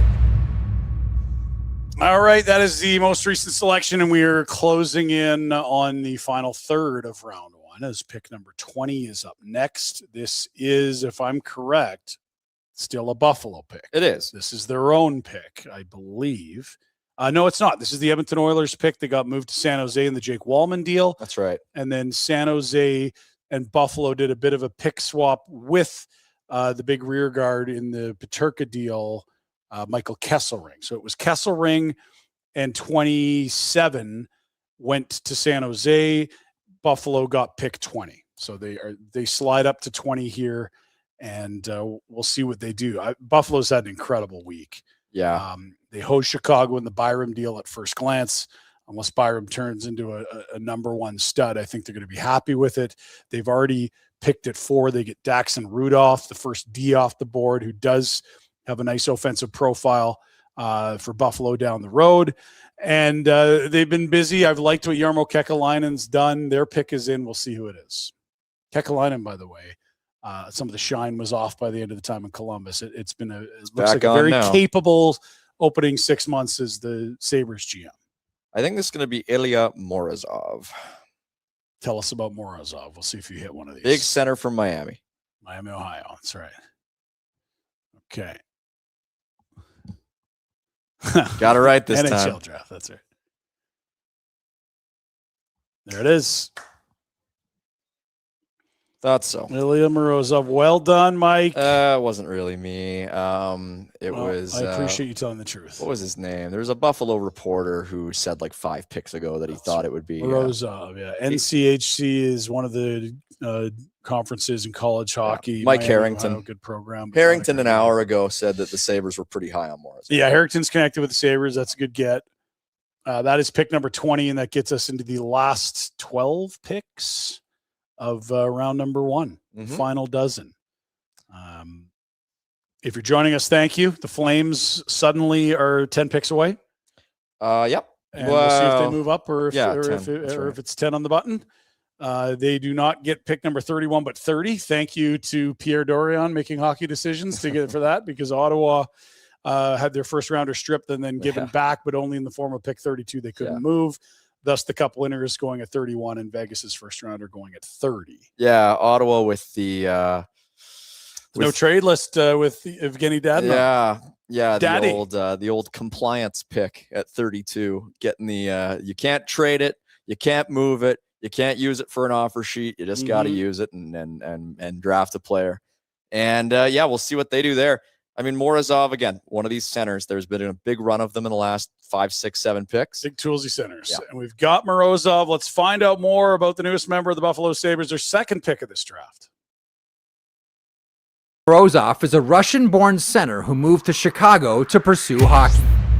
Morozov kicked off this season as the youngest hockey player in NCAA Division I hockey, playing at Miami University, and his 20 points helped the Redhawks put together a winning season, something they haven't seen in a decade. Morozov loves the game where it is the hardest, along the boards and in front of the net, where he can use his 6'3", 200-pound frame to his advantage. This two-way center is going places.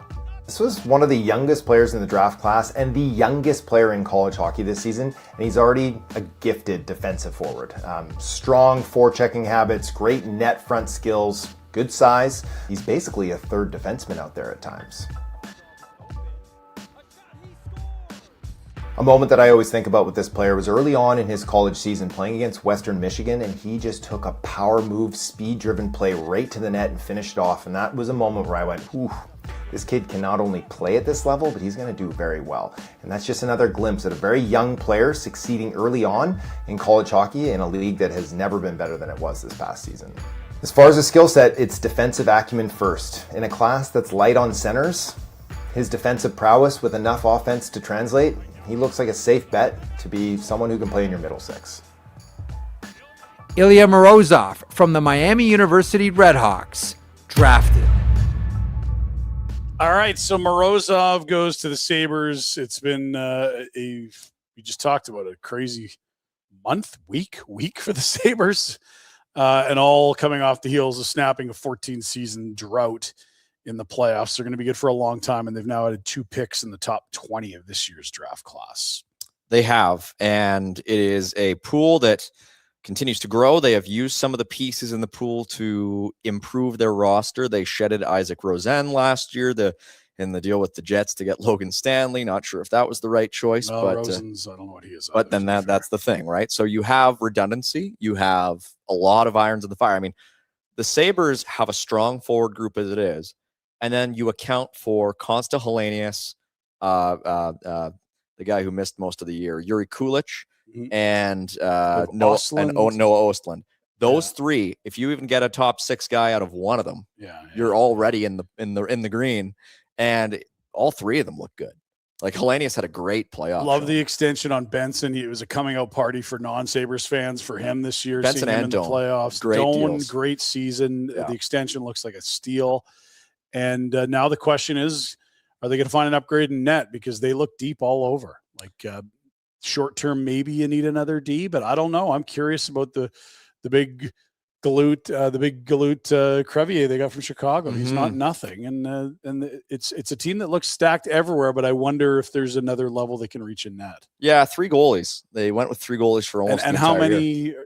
Yeah, like no disrespect to Alex Lyon or the kid they pulled out of the East Coast kid that had never hardly played the league. Yeah, but like there's better tandems or more established, proven quantities. Yeah, Ukko-Pekka Luukkonen a little overpaid. Colton Ellis a waiver claim. Yeah. Like it's a bit of a weird 3-headed monster in Buffalo. So we'll see if they can maybe consolidate a little bit. I almost wonder if they'll be in the market for a goalie here. Although I think they took one just last year to Pius Liinanen, I think. So we'll see whether they go for that. Actually, that was all the way back in 2022. So maybe they do go for a goalie at some point here. Maybe they take one of the guys who we expect in the second round. So yeah, and I'm sort of more trying to tie it to Hellebuck. Like they're built to win now. I don't think I don't think they have the pieces for Hellebuck at this point. If you have the prospects, they do. Jack, what's going on, buddy? Were you raising your hand or you're just okay? You're good. Philadelphia Flyers are on deck. They're a team that returned to relevance this year in a way. Dan Vladar was a really nice get by them. They identified a good goalie in a tough spot, you could argue, playing behind that Calgary team a couple of years ago, getting the tougher matchups than Dustin Wolf. Return to the playoffs, some good young players. Still think there's lots of holes to fill in a really weak Metro division. I think everyone's now looking at Carolina clearly as the heavy favorite, and Washington's made some moves, man. They have. Philly's in a weird spot. They kind of have 2 disparate cores in a way. They have their older guys, sort of the Sanheim, Konechny, Couturier. I mean, you could kind of put Vladar into that camp, but and then they have a really, really young group with Martone and Michkov, Forster just coming in, and you have not really hit on your recent picks. You have, I mean, Martone was a great pick, but then you've gone to the center well numerous times, and the returns have not been great. I mean, they used a very high pick on Jet Lachenko, which I think they would maybe like a redo on. They used a similarly high pick last year on Jack Nesbitt, which again doesn't really scream top 6 to me. I almost wonder if they go back to center here. Jack Hextall is a guy who I've kind of liked in this range. It's funny. I was confusing Hextall for Nesbitt, U.S. born centers, I believe, and guys that, it's a good point. If you keep chasing centers and you hit, those are the premium positions at this point of the draft. Was that a guy dressed as Gritty? That was strange.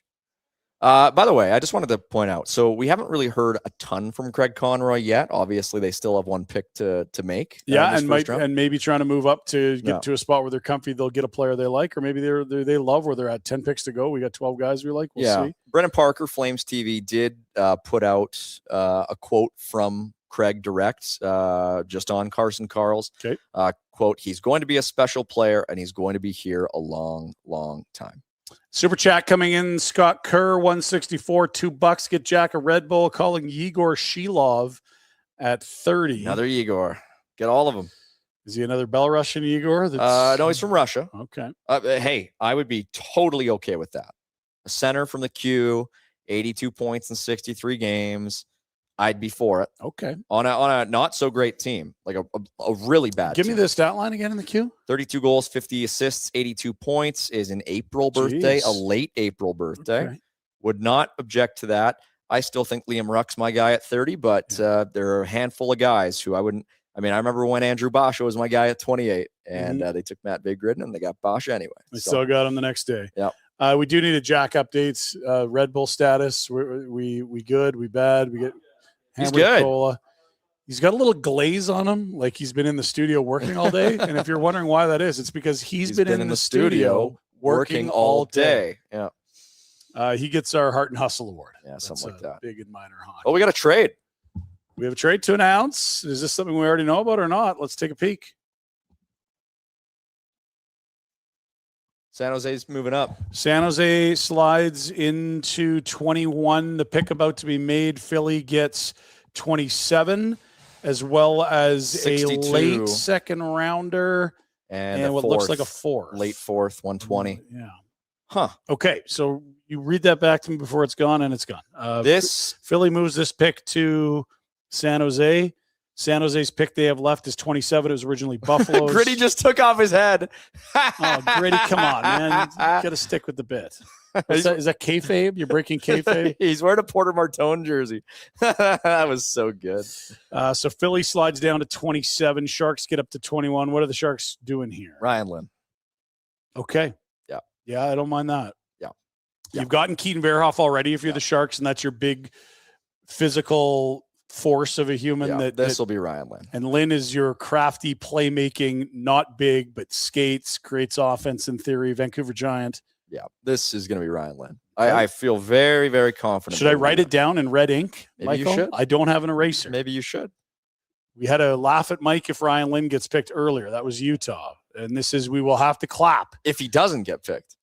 Well, no, you laugh if he doesn't get picked. And you were correct on that one. Yeah, I was. And if you were correct on this one, we give applause. We give applause. I claim my seat next year. I don't know anyone else in the firm that can do this. Like I'm in Jack, the firm. Yeah. Like welcome, Jack. Jack, you want to slide in and give us some notes on Ilya Morozov? You're good? Okay. Get him around. I do want to shout out LL472 in the chat who is calling the same thing. Also saying that. No, did he call it before you, or I don't know. I think it was. Didn't read it. I think it was a mutual calling. We'll see if the Sharks are calling. It makes sense. I mean, there's Mike Greer in the war room. They got a minute left. You're trading up at this point. You're probably looking for a guy who's falling. Yeah, and he is. Lynn at mid-season was a guy you thought might go sort of 8 to 12, 8 to 15. There we go. Here's the pick.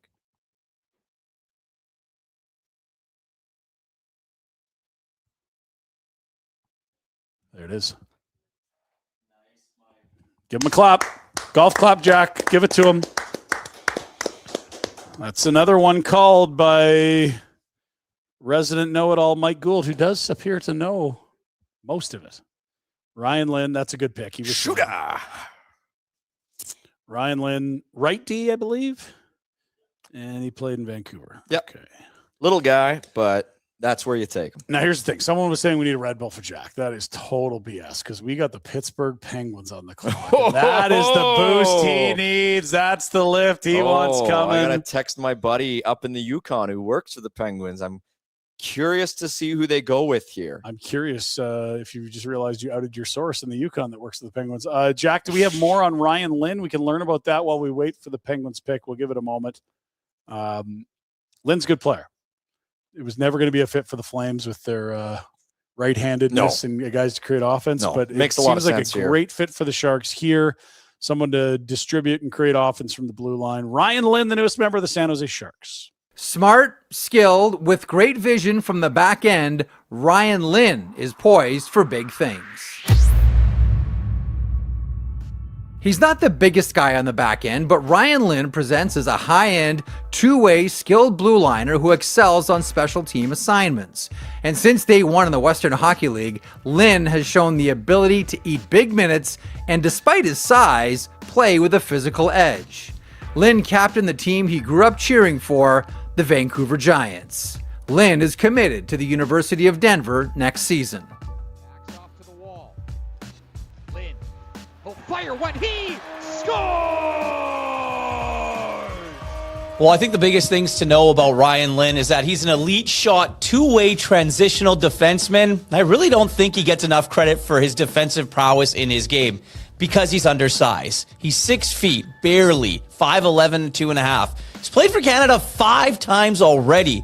That is a ridiculous stat for someone at his age. And he's also, the fastest WHL defenseman to 100 career points since 1991. 100 points in just 100 games. I don't know that I can particularly say that I have one story off the top of my head that I can remember about Ryan Lynn, but just the general maturity and professionalism of this young man. I mean, he's a guy that has obviously represented Canada at the highest level for his age, being able to go and do that 5 times. He's a guy that is very smart, very cerebral, lives and breathes the game of hockey. Very smart as well, like I just mentioned. Both his parents were teachers. I would say the main skill that Ryan Lynn would possess would be his hockey smarts, aka hockey IQ. Not top-end skating, but his elite edges allow him to escape pressure, constantly break out the puck with ease. You talk to a lot of people, and I have a couple of scouts around the National Hockey League, and they've said that this guy, we may look at him in a few years from now and be like, wow, this is a player that maybe some people slept on in the draft. From the Vancouver Giants of the Western Hockey League, Ryan Lynn, drafted. Irf Kafar in the house, breaking it down on Ryan Lynn for us. Good stuff. Okay, behind the scenes, pull back the curtain. There's exciting picks, like who are the Flames going to take at 6? I can't believe Chase Reed is here, but the Penguins are on the clock, and producer Jack, who his love for the Penguins never wavers, but his confidence about how good they are does. We've got less than 3. Can you get a mic set up just for this pick? I know you don't want to talk, but these are your boys here, Jack. What's going on for the Penguins at 22? We're taking a ruck. Oh, no. So I do not necessarily disagree with Jack here. I think there's a strong chance. Well, and they sniped, in theory, Mike, last year. Sniped Kindle. Not that he would get to 18, but... and they have the 39 pick. So they've got an early second. So pick 33 will be the first pick of this. So they got the pick 6 or 7 of the second. Yeah, I think Liam Ruck is a very good option. I think my official prediction, we're getting a little bit of backwash there. My official prediction is a right-hand center out of Slovakia, Tomáš Čurenko. Okay. We'll see if I'm right. I think what happens here is because we talk about the Rucks, they play in Southern Alberta, they're twins, it's Medicine Hat. We get excited in Calgary about it. Now, Jack's going to steal our thunder with his Penguins. That's where this comes from. What a jerk. He's smiling ear to ear. God damn it. It's entirely possible. It's possible. It does feel like kind of a dubious thing to do. I do think, like, I'm trying to game theory this thing where it's like, okay, if you want the Rucks, how do you get them? I think you just have to get the first. Yeah. Who wants to be the dick that takes the other one? Yeah. And separates the Marcus twins? Ruck. Like, you might be able to get him a late second for the next one if you get the first, because other teams are going to be like, how do I deal with this? Like, we know they're better together. Here we go. They got the guy. I know who it is. Here comes the pick. Don't say anything. Don't look at the comments. We need the reaction from Jack. No. Yes! No. Oh, the brothers. God.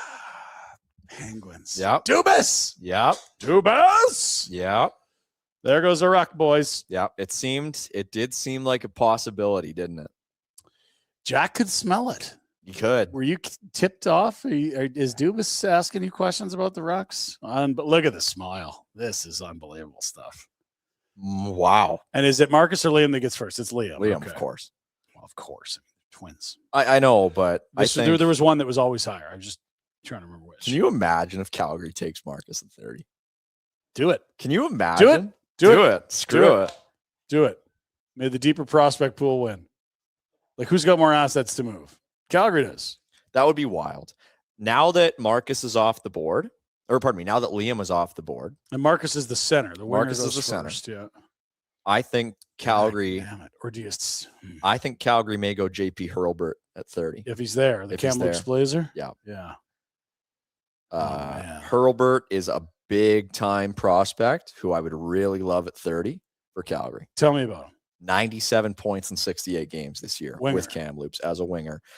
Playing on a decent team. Yeah. Okay. They have some prospects. Nathan Boehm is a good prospect who was a third-round pick in Chicago. Tommy Lafreniere is an Oiler. Brooks Regaut, or no, not that's I'm thinking of Ty Bonkowski. What a name, Ty Bonkowski. Not bad. But JP Hurlburt, this is a guy who was at the U.S. National Team Development Program, left, came to Canada. He's from Allen, Texas, which is kind of wild. Wow. But has a ton of skill, like just mesmerizing skill with the puck. And so at 30, I think it's great value. We'll see. Counting the picks until the Calgary Flames select, you've got Utah, Vancouver, Ottawa, Vegas, the pick they got from the Rangers, Philadelphia, who just got the Sharks pick, then Montreal, Anaheim. It was a St. Louis pick until they made the deal for McTavish, and then Calgary. So that is 1, 2, 3, 4, 5, 6, 7, 8 picks to go for the Flames. We'll see who's left as the show rolls on. I always wonder, there was a year that Brad Treliving and the Flames didn't pick till round 4. Oh, 2018. And that was when they had the live drafts. Mm-hmm. Like, are you just busting out some Battleship or Monopoly or Game of Risk at the draft table? Like, you're sitting there for 4 hours. If I was a scout, I would quit. Oh.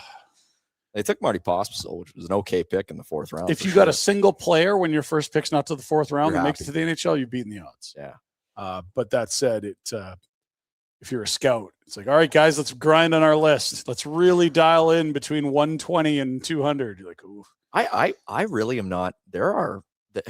Pittsburgh does not pick for 17 more picks. Yeah, and so this was the game theory thing I was saying. Like, does someone else say we have a piece that Pittsburgh likes and we can leverage it into a ruck, or is everyone like, I don't want to have to deal with Dubas on this? They've already got the first ruck. We're not going to take the second. Marcus Ruck led the entire CHL in scoring this year. Right. But if he did that with a frame and a style of play and a skating stride that was projected to be a star, these guys go in the top 10. I get it. I just like you're in project land here. Yes, you can hit in the 20s and find stars, but you're looking at like a 60-40 chance the guys even get to 200 games. Never mind stardom. Yeah, I really wonder, like, and if you're Pittsburgh, if you do get to 39 and Marcus is still there, do you take him then?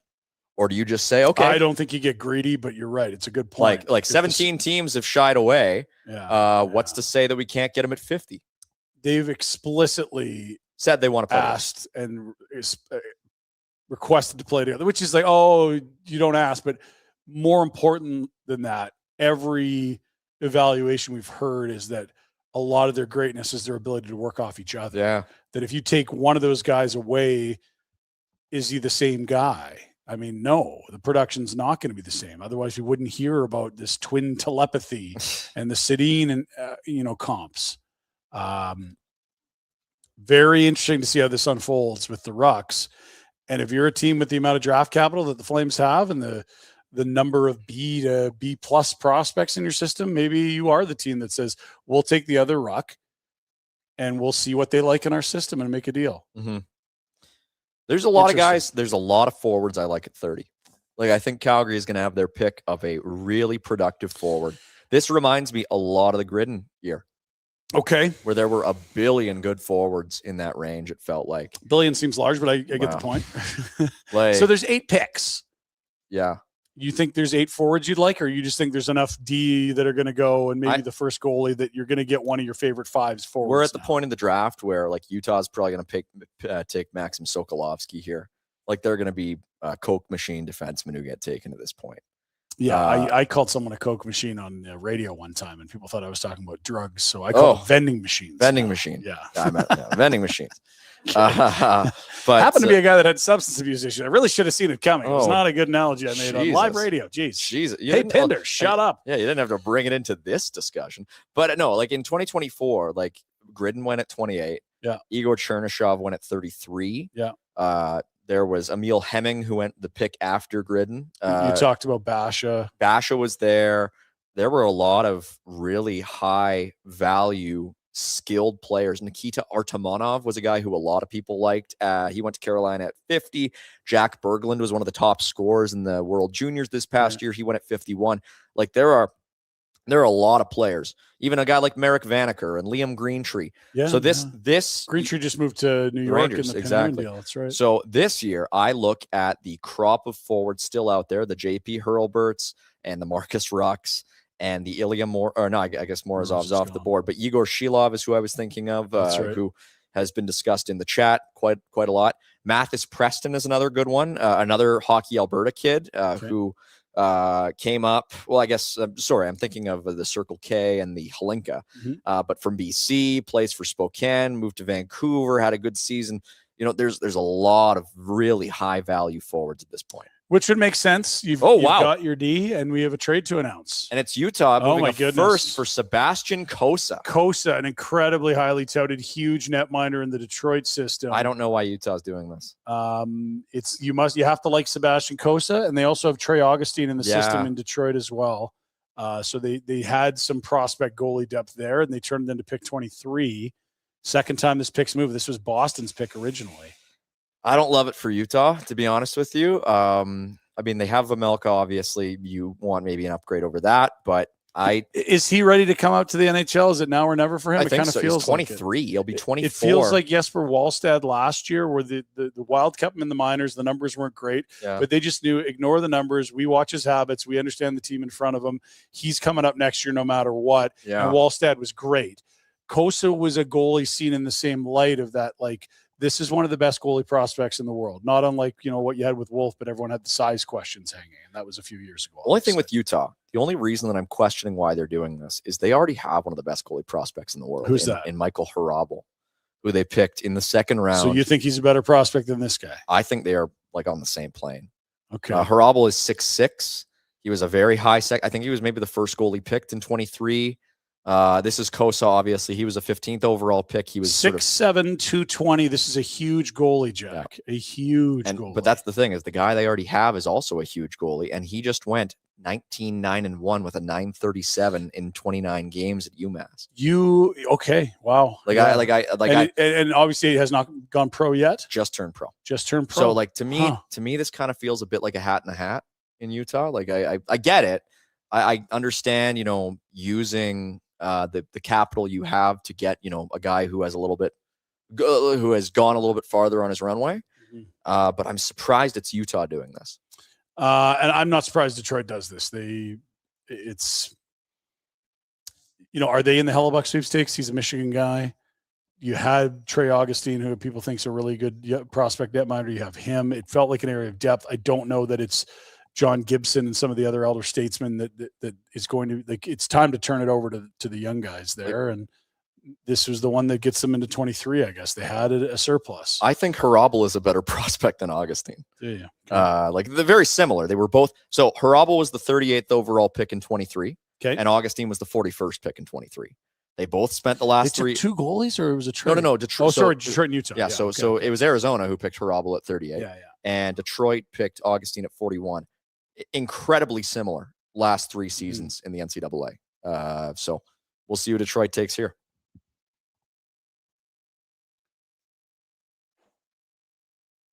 JP. Hurlbert. Good pick. Yeah, I like that turn for Detroit. And so does that make more sense now when you see the player? Like, okay, totally. That's what they want. That's what they need. They had the depth at the goaltender position. Guy who he's going to go to the University of Michigan next year. So makes a lot of sense. There you go. Okay. And I like it for Detroit because they've used a lot of draft capital on forwards who I haven't loved the ceilings of, who felt a little safe. Totally. Like Nate Danielson. It felt a little safe, and Hurlbert doesn't feel safe. He feels like a big swing. And it's a later cut too, so go chase some ceiling. Okay. Yeah. Interesting. Devin Thumwood's not happy that I keep talking about the good prospects and then they get picked right away afterwards. Sorry.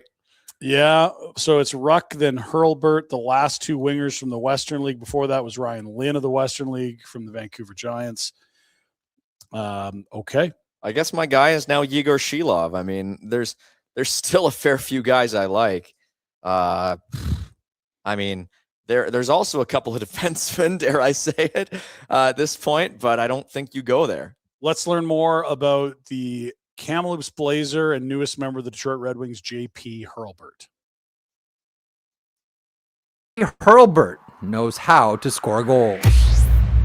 After leaving the U.S. National Development Program for the Kamloops Blazers, J.P. Hurlburt lit the Western Hockey League up. 97 points in 68 games for the Texas-born center, which led all rookie scorers.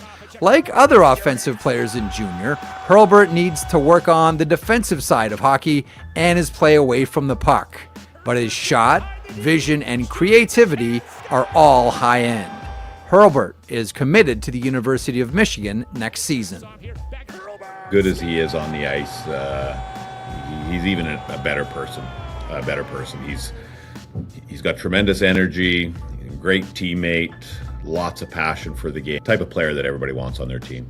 I think the thing that jumps out all the time when I think about JP and him coming to Kamloops is just how quickly it became apparent that he was going to be a big part of our team. Obviously, he was going to help us on the ice, but he showed up here a couple days before training camp, and by the first weekend, he's kind of leading the way. The guys are going to Mucho Burrito, and he's leading the charge. It's a Sunday afternoon. I'm in catching up and doing some stuff at the rink, and I hear a noise, and there's 5 or 6 guys, and they're coming in for a workout on Sunday, and then they're going to golf.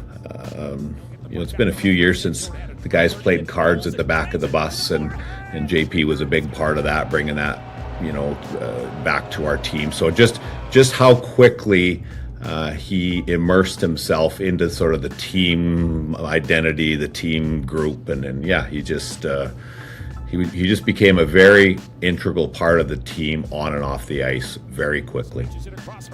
What fans should know is that he chose a bit of a different development path that many Americans typically do, heading to the Western League, and immediately thriving. He did have the opportunity to stay in the United States, but he decided to cross over to Kamloops and dominate the Western League. And dominate he did. He led all rookies in scoring and showed that his offensive toolkit can translate against older and tougher competition. He's one of those, he's a first shot shooter, as in he can score goals at will. That's the first thing that always stands out in Hurlburt's game, is just his ability to generate that release and score goals from in tight or from distance, pick corners, one-timers, you name it, he can score it. From the Kamloops Blazers of the Western Hockey League, J.P. Hurlburt, drafted.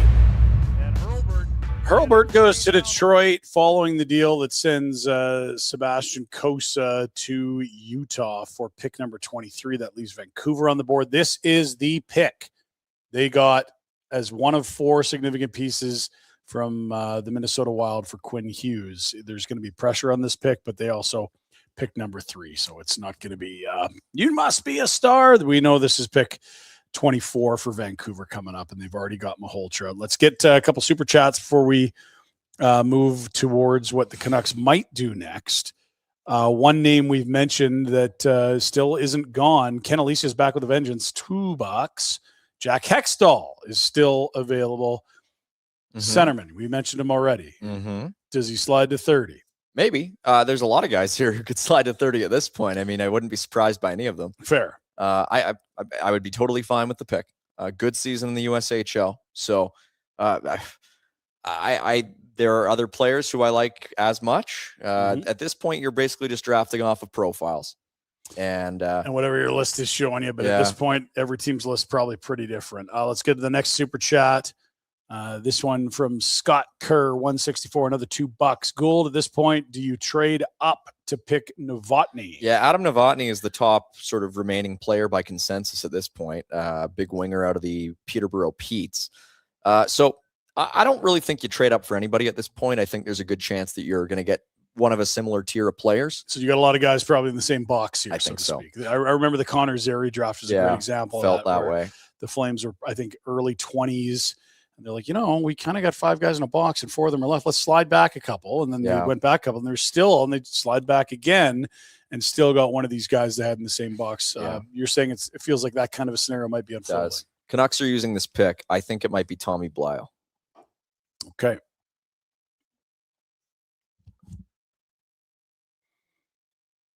We got a special guest making the pick for the Vancouver Canucks. Again, their second pick. The first was Caleb Malhotra, who we will get a lot of time to dissect him playing for his dad eventually. But first, is it BU he's off to next year, you noted? Malhotra? Yeah. Malhotra, he and Tynan Lawrence are actually be on the same team, which will be interesting. That's right. Two centermen that hopefully BU is better than they were. Top 11. Well, if you're bringing in Malhotra and he goes 3 overall, you probably expect to be quite a bit better. I'd suggest. Yeah. Just sticking with the who's up next, it goes Vancouver, Ottawa, Vegas. That was the pick they got in the Dorofeyev deal. Mm-hmm. Then Philly, who just slid back for San Jose to be able to pick Ryan Lynn. Then it's Montreal, Anaheim, that pick acquired in the Mason McTavish deal with St. Louis, and then Calgary. So he's 6 picks away, I believe. 1, 2, 3, 4, 5, 6, 7 picks away from the Flames' next selection. It just feels so right for Vancouver to use this pick, which they got for trading an American right hand, or I guess he was lefty, but on an American right hand defenseman.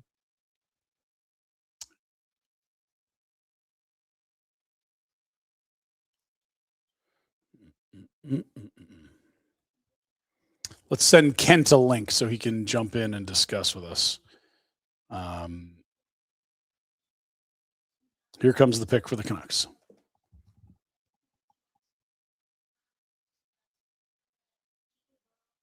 Oh, this is Novotny. Novotny goes. Interesting. We got some guys in the chat that know what they're talking about. I'll tell you that right hey, now. Got smart viewers. That's why we do this show. To get smarter? Sure.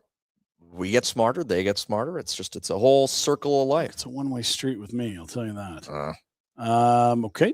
Okay. Matt C's telling me to stop mentioning players. I didn't mention that player. It was a super chat. It was a so super I'll chat. absolve you from that. But the That wasn't JP my fault. Hurlbert, that's on you. That was on me. And Liam Ruck was Jack's fault. Yeah. But he's happy about it because he went to the Penguins. I think they'll do okay at 30. I don't think I'm not too flustered at this point. So Peterborough gets Adam Novotny, the winger, left shot winger. And he's a Vancouver Canuck. So that's Malhotra, it's Novotny, it's a center, it's a winger. And I believe they should have some second round capital as well, the Canucks. Mm-hmm. They don't have their third. That was shipped to Calgary for Zaddy. 2.5. Oh, was it the Zaddy? It was Zaddy. I thought it was a Lindholm. It was Zaddy. Zaddy, baby. 2 trades that year. Yep. It was a 5th a couple of years ago, and then the third way down the road. And today, that's right, is way down the road. Let's hear more about Adam Novotny of the Peterborough Petes. He's a member of the Canucks now. At 6'1", 205 pounds, Adam Novotny is a forechecking terror in the OHL. Novotny loves being first in on the puck in the offensive zone, and when he gets it, he knows what to do with it. The Peterborough Pete's left winger found the back of the net 34 times this season and never seemed to take a shift off. The Czech-born power forward brings physicality with a scorer's touch. Novotny was part of the silver medal winning team this year at the World Juniors. Looks back to the point. Played across Petrosky to Novotny and he scores.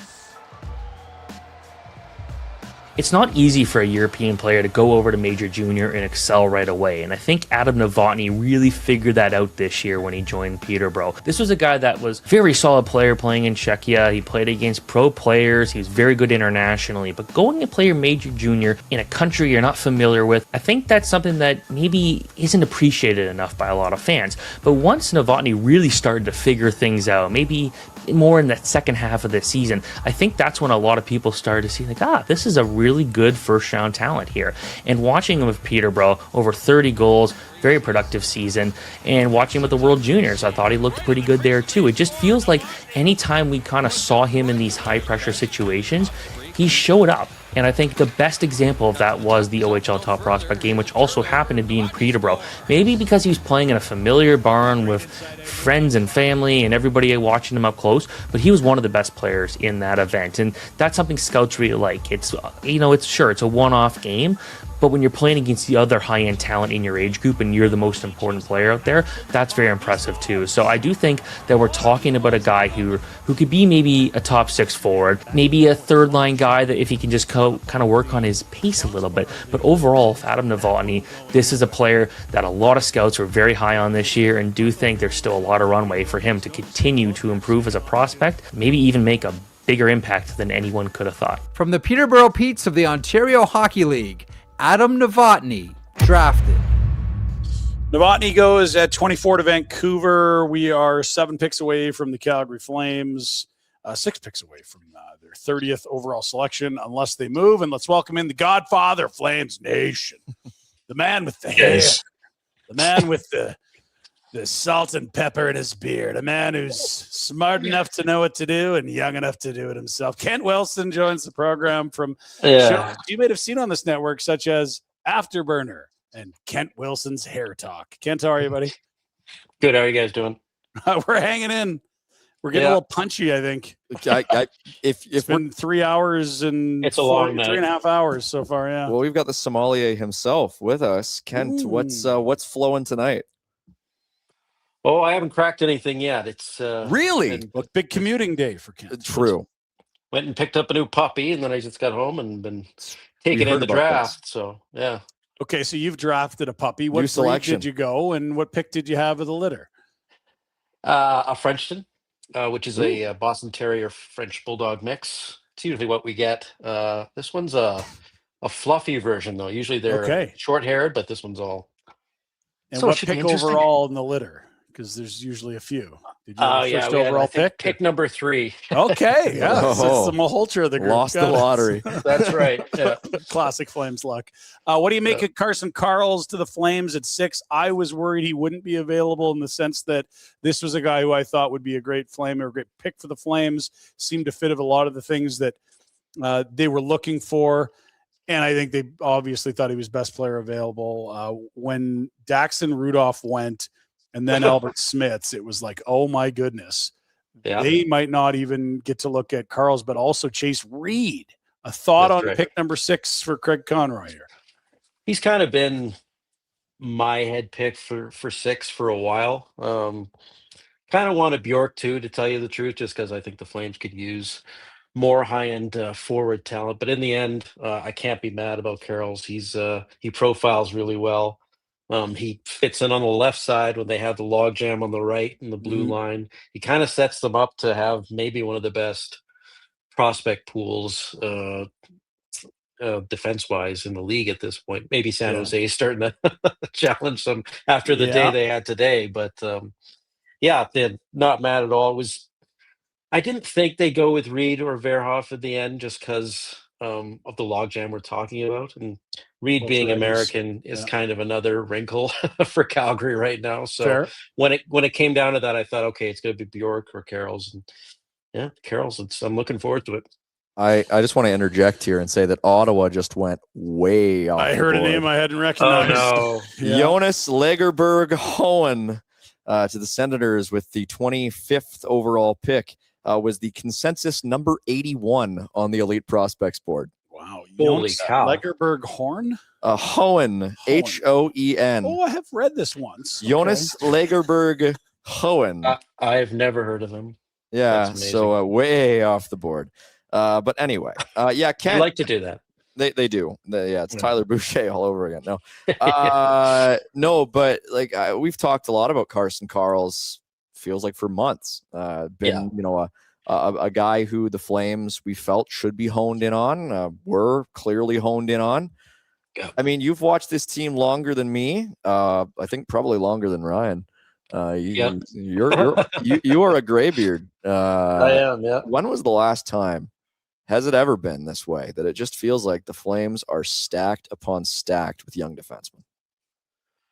No, No. Not really. It's been a Like- very long time. Like back in the McInnes and Suter days. Yeah. That was what we said today on the show. It's like, when have they had two offensive guys? And when we mentioned Nemec and Perek, and you're like, wow. keep going back, keep going back, keep going back. And it was like, yeah, Suter and McInnes was pretty legendary.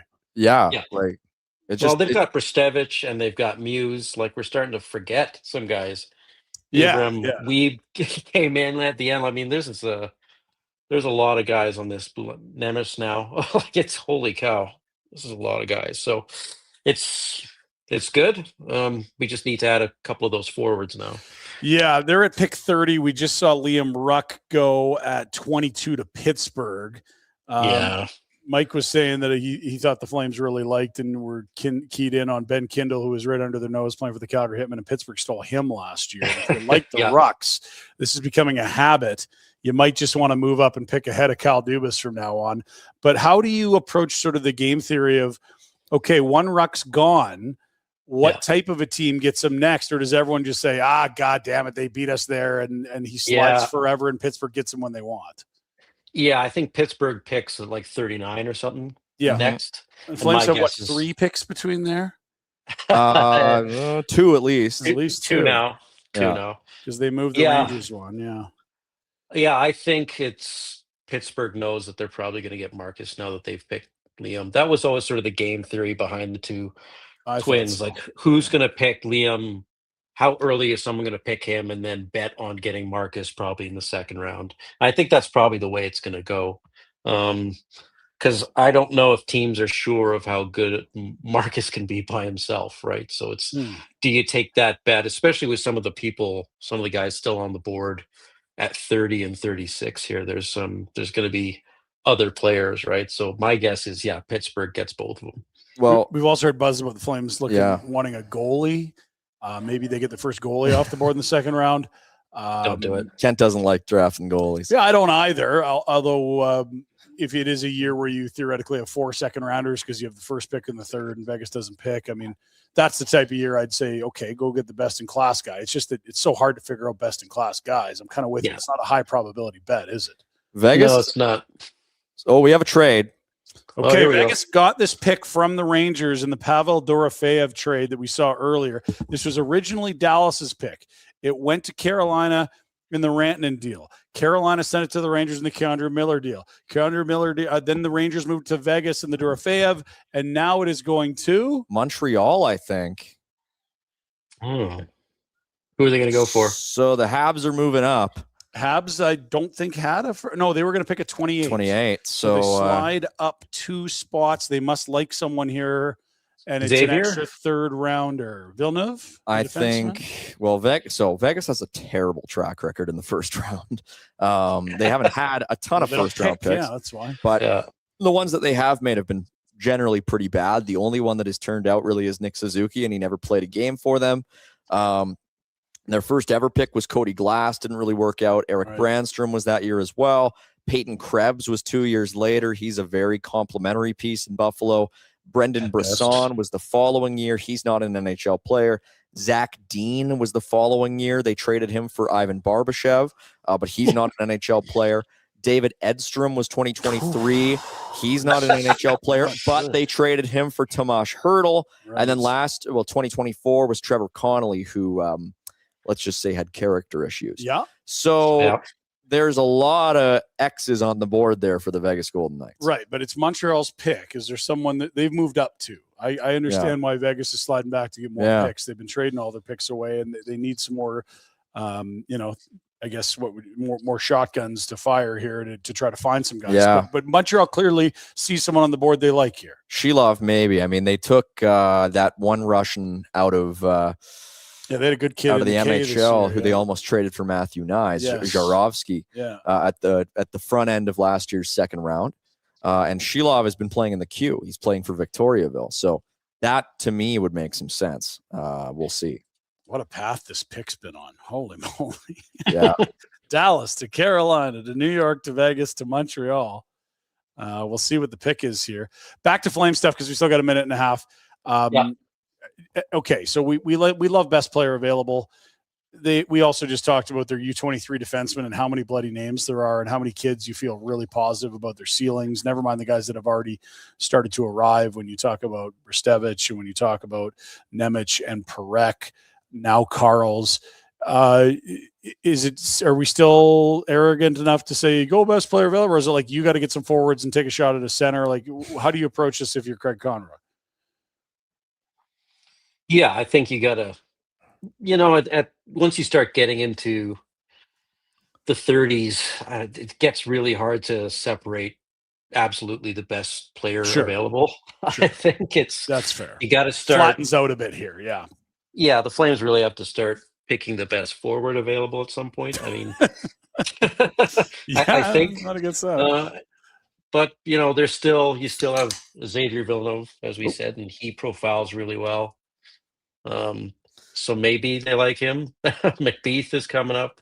But yeah, for me, you got to start stacking some centers here, I think. All right. Here's the pick. Here's the pick coming in from Commissioner Bettman for the Montreal Canadiens. This is pick number 26, excuse me. Oh, it's Gleb. Gleb, your boy. Gleb Pugachev. Oh, Boomer's going to be distraught. It's Gleb. It's Gleb. Boomer's a sucker for a good name, and we were in Vegas when John Mustard was available. He's like, you got to reach for the mustard here. He was very excited and didn't have a name for us this year, but Mike nominated Gleb because, well, any Gleb you've met's a great Gleb.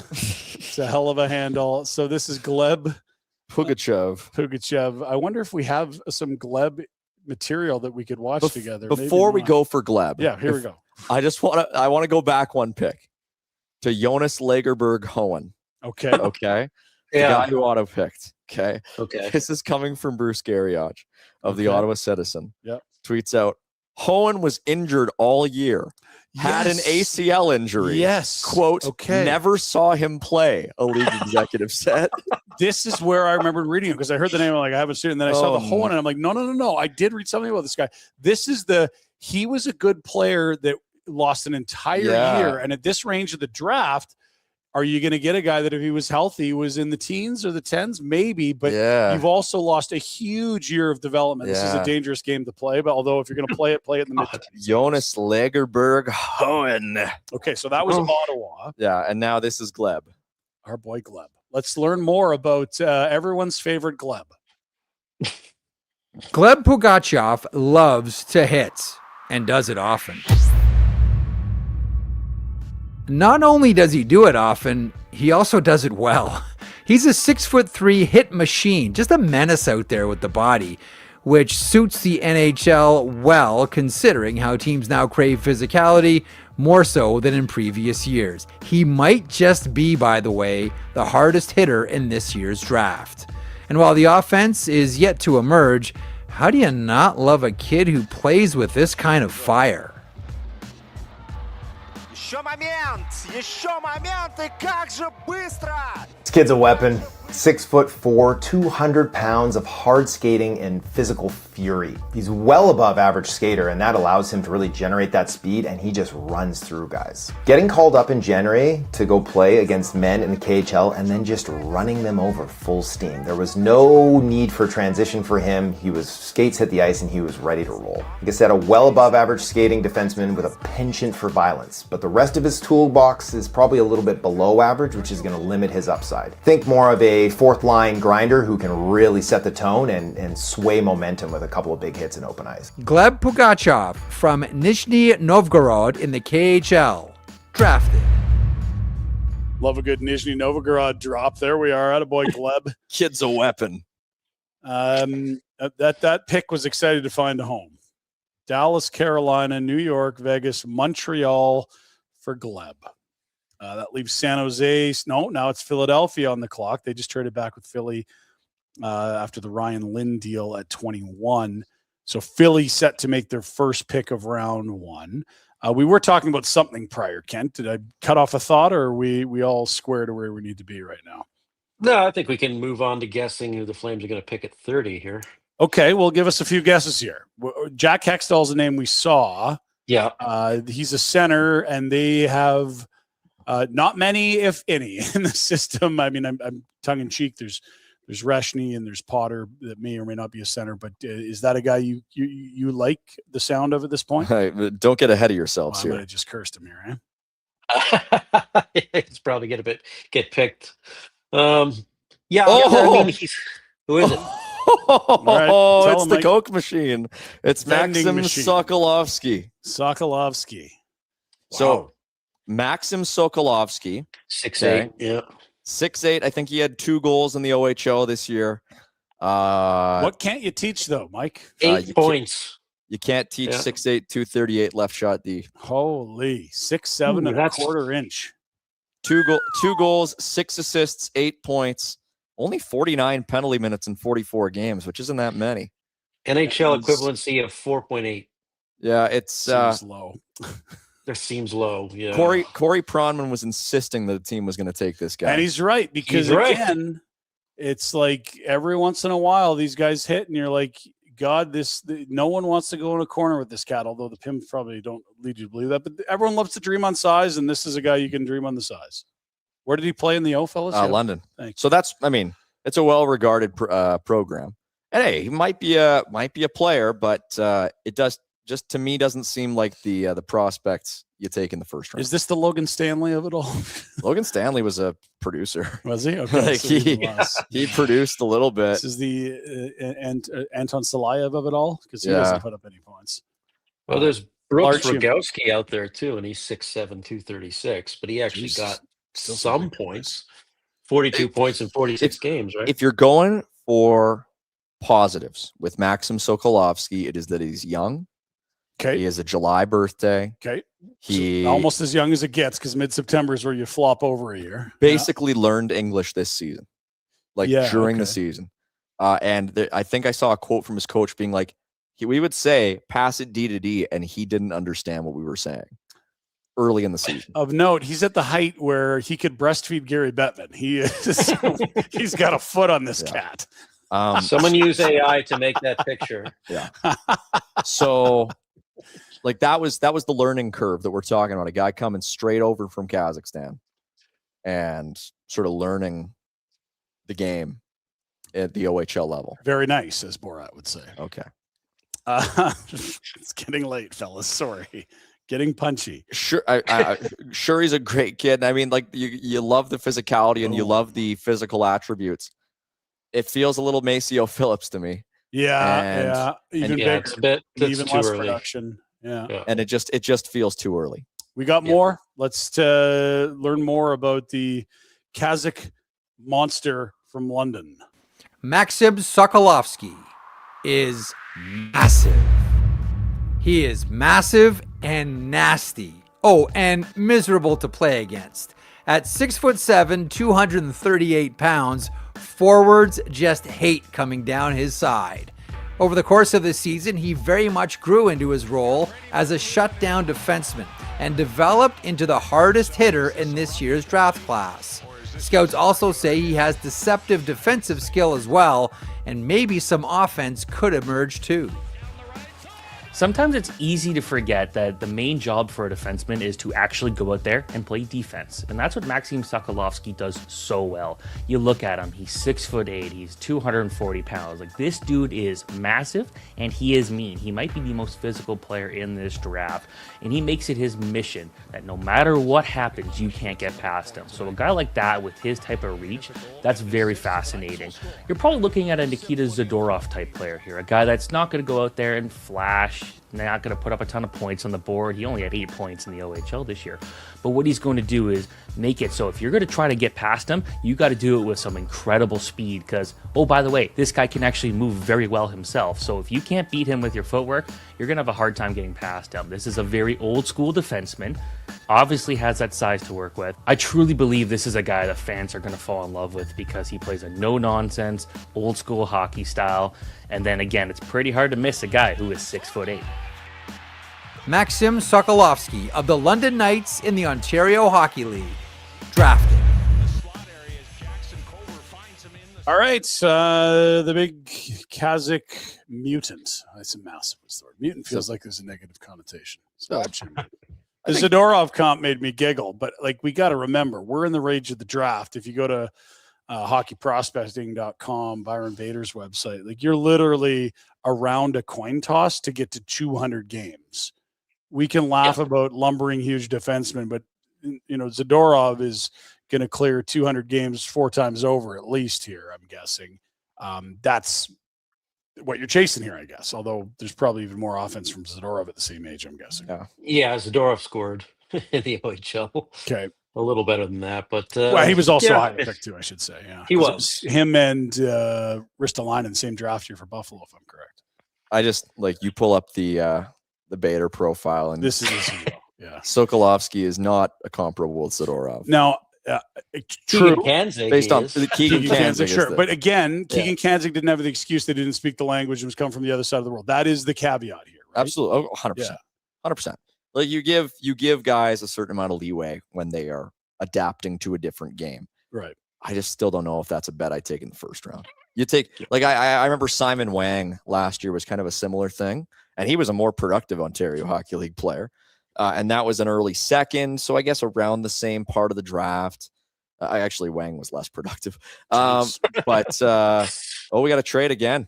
Another trade to announce. Another slide back by Vegas.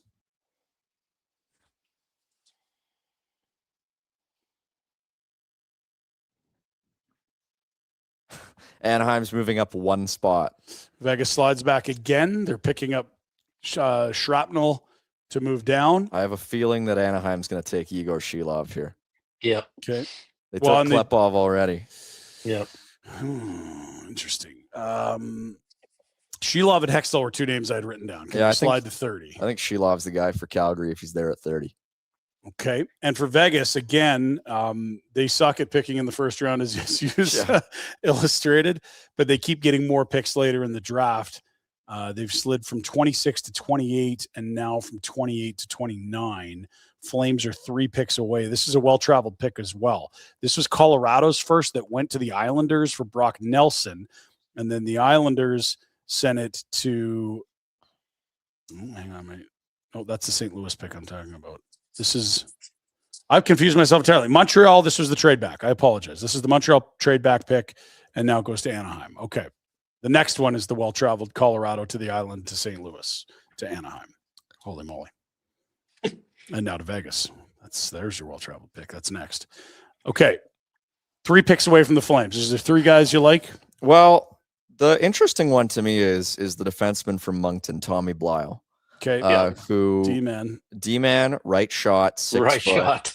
Yeah. But 81 points in 63 games with Moncton. That's a great offensive profile right shot D. Hilarious. Another offensive type D at this point in the draft is Xavier Villeneuve, who has gotten a lot of love with Blainville, going to BU. Another little guy, a left shot. 38 points in 37 games. You keep talking about D, and I keep waiting for you to tell me about forwards. Here's the pick. Oh, Sweden. Nordmark. That was one of the forwards who I was gonna start talking about. This is a solid little player for Anaheim here. Again, Djurgården, good program, 32 on the consolidated list. Had a very good season with Djurgården in the U20. I have a hard time myself getting too excited about guys who play in the U20 in their draft years. To me, it can be kind of hard to get. It's a late bloomer is what you're hoping, right? Yeah. Oh, totally. To me, if a guy out of Sweden is really worth taking in the first round, to me, he's at least playing with men. He's at least in the Allsvenskan league. Okay, the second division, yeah. But so U20 is a little bit harder to gauge, but still, there's skill.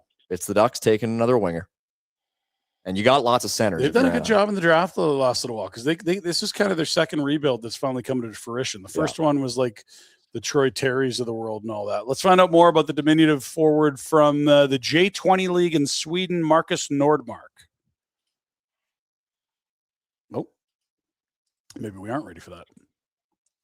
We have a Nordmark or no Nordmark? Let me tell you about Jamie Lundmark. Different guy, not related. He was a high draft pick. I thought you were waving at me, Jack. Apologies. Kent, you got any It's Jamie? not on screen here. I think Jack's grinding. That's okay. You got any Jamie Lundmark stories, Kent? No, aside from I know he played for the team, and I remember he was a pretty good quadruple A player. Came up under Daryl a couple of times. Marcus Nordmark. He was a nice little. Yeah.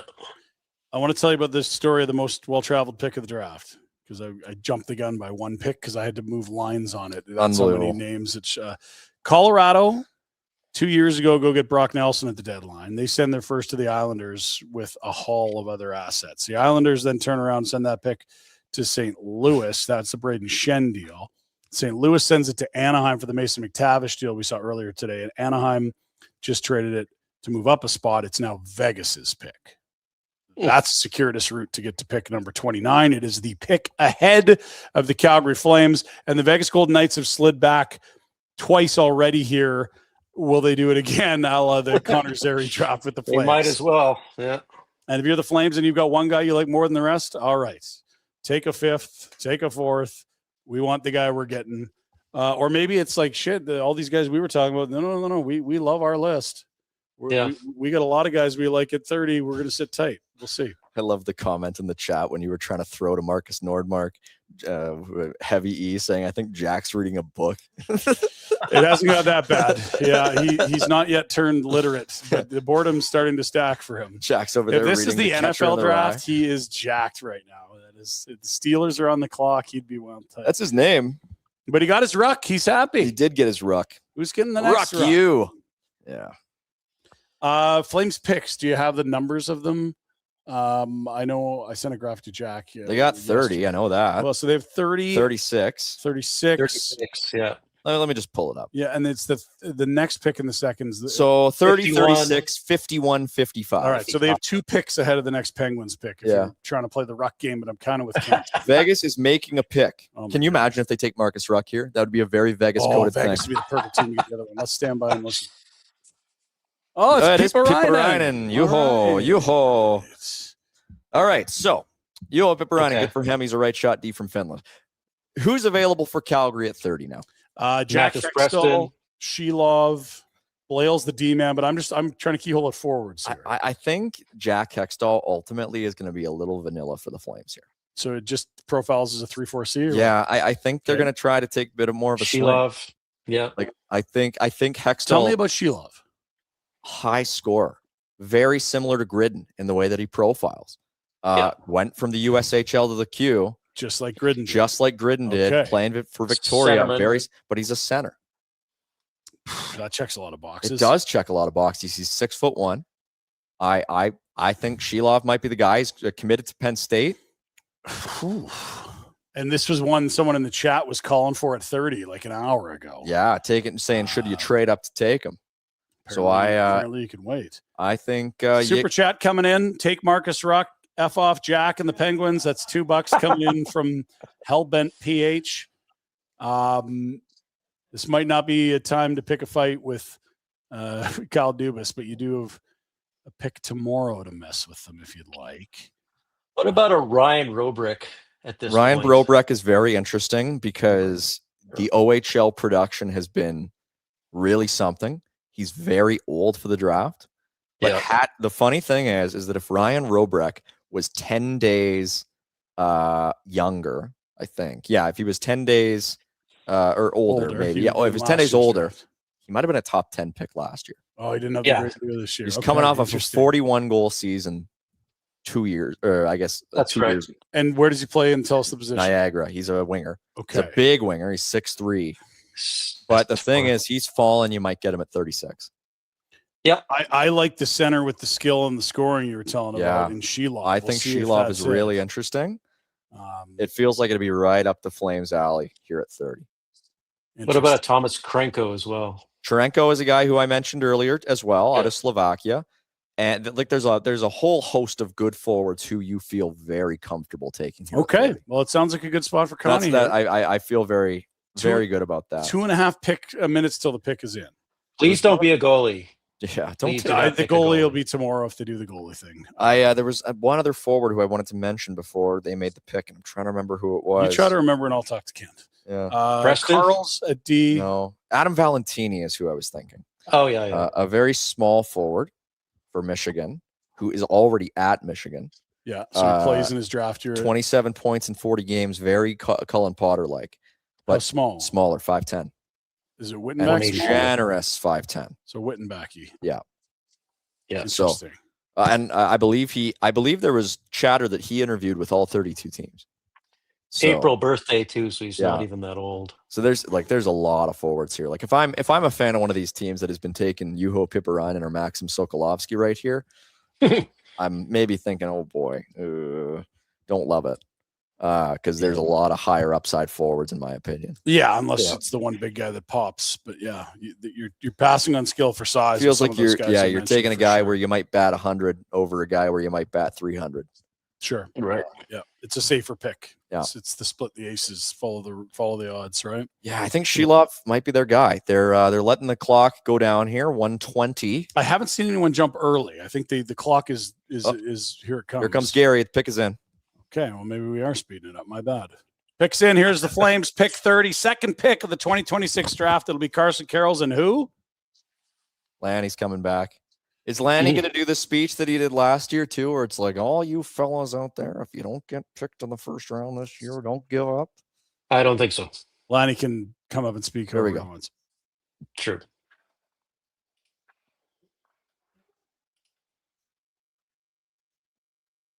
Lots of love for Buffalo. Yeah. Great fans, great city. Good to see him back in the playoffs.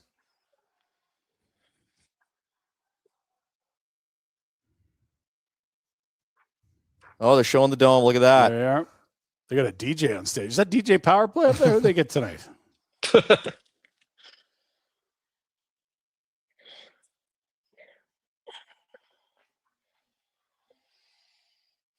It's congratulating the players that have been drafted. Yeah, here we go. Here we go.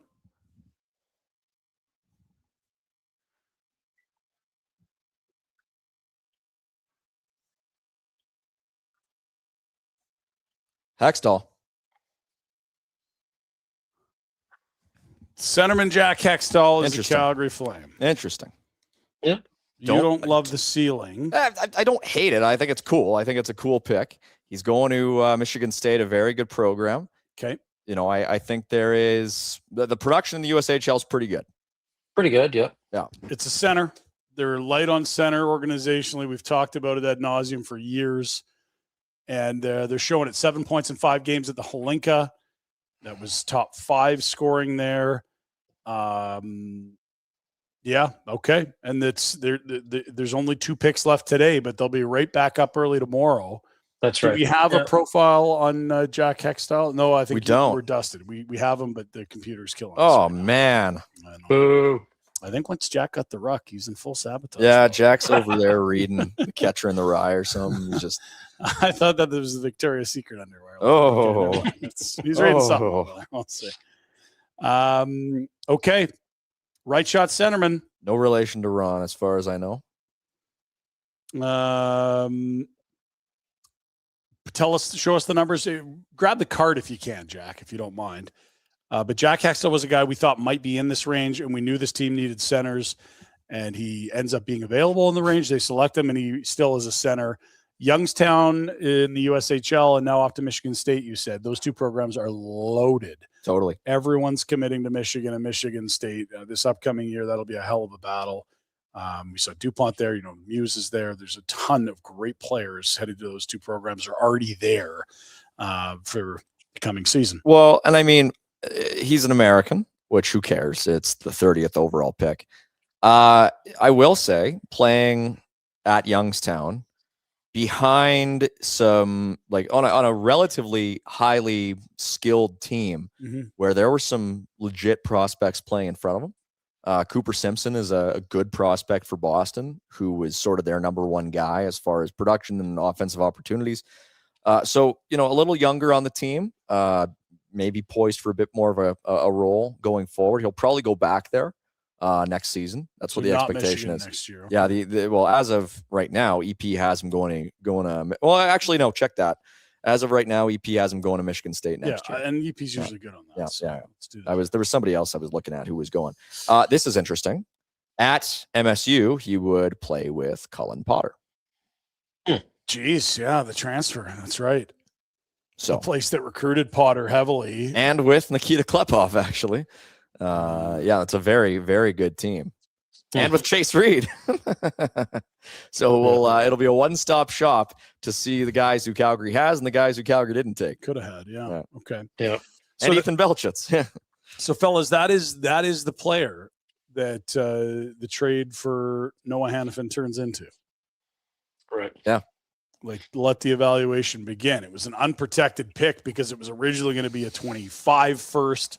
And they said, but hang on, if we trade this other first, then we're going to slide that one back a year unprotected. It was not a good year to have an unprotected Vegas pick in one sense, for certainly this pick, because it ends up being 30 of 32. A year after Florida's first rounder that could have been anything, like 9 this year, ended up being 32. Yeah. It's going to be tough for this player to be anywhere as good as Noah Hannafin. Of course. Just knowing before you even see his name. It's nothing to do with Jack Hextall. It's picking 30. But yeah, this plus Daniil Miramanov. And Kirill Zarubin. The thrill. Kirill, the thrill. Yeah, that's the deal. I mean, you can see why it makes sense when you're in a contention window to trade your firsts. Yeah, I mean, like this is a pick where you like him relative to the other players who've gone in the range. And I think Calgary has done well in that sense, where this is the part of the draft where teams start to get silly, where teams start to chase size, chase physical attributes. And Calgary took a guy here who I know there are some players or some fans out there who think Cole Reshny sort of profiles as a middle 6 type guy. And I'm a lot higher on Cole Reshny than that. Tusi? Yeah, well, I think he could be really, really good. Okay. And I think Hextall is maybe the guy who profiles the way that people think Reshny profiles. Right. Yeah. And so at this part of the draft, there you go. You totally understand it. Maybe he goes to MSU and is a point a game guy, and all of a sudden you're saying, okay, if you are drafting a guy at this point and he's committed to Michigan State, that the framework has been laid for him to establish himself. So that's what you're hoping he does. Mm-hmm. Not terribly old, not terribly young. He's right in the middle of the sort of the draft window age-wise, and I guess he's a little younger, but not huge. Going to a great program. He's going to play against a lot of really good players. I mean, the Michigan States of the world, you're going to get to see him against the best of his age class and older players. Are you, as a point per game at the USHL for a centerman, impressive, or is it, hey, this is a 200-foot center and the offense isn't his calling card anyway, or it's just this complete center where he's not cheating for offense? Well, I'll say this. God, I keep saying that. Hextall was 15th in the entire league in scoring. Okay. And that's the USHL is a full-on junior league. And that's not, most of those guys would be not draft eligible. That's what I was going to say. Older, like there are guys there. Of the players ranked ahead of him, only 2 were NHL affiliated.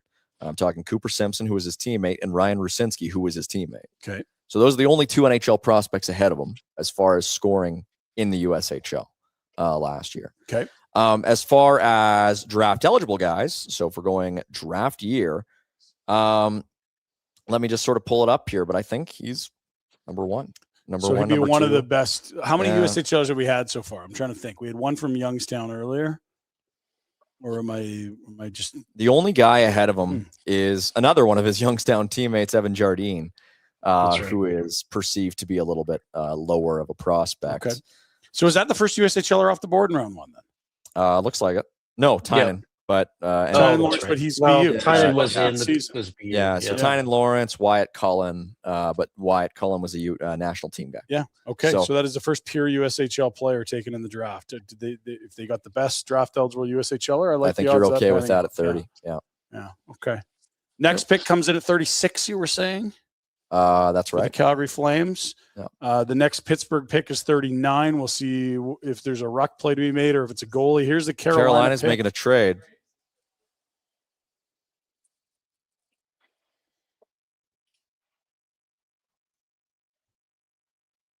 Nashville gets into 31. So that's a second and a third to move into the first round. Into the first round. I wonder if this is this a Shilov Maybe. type? Is this I think so. Blale?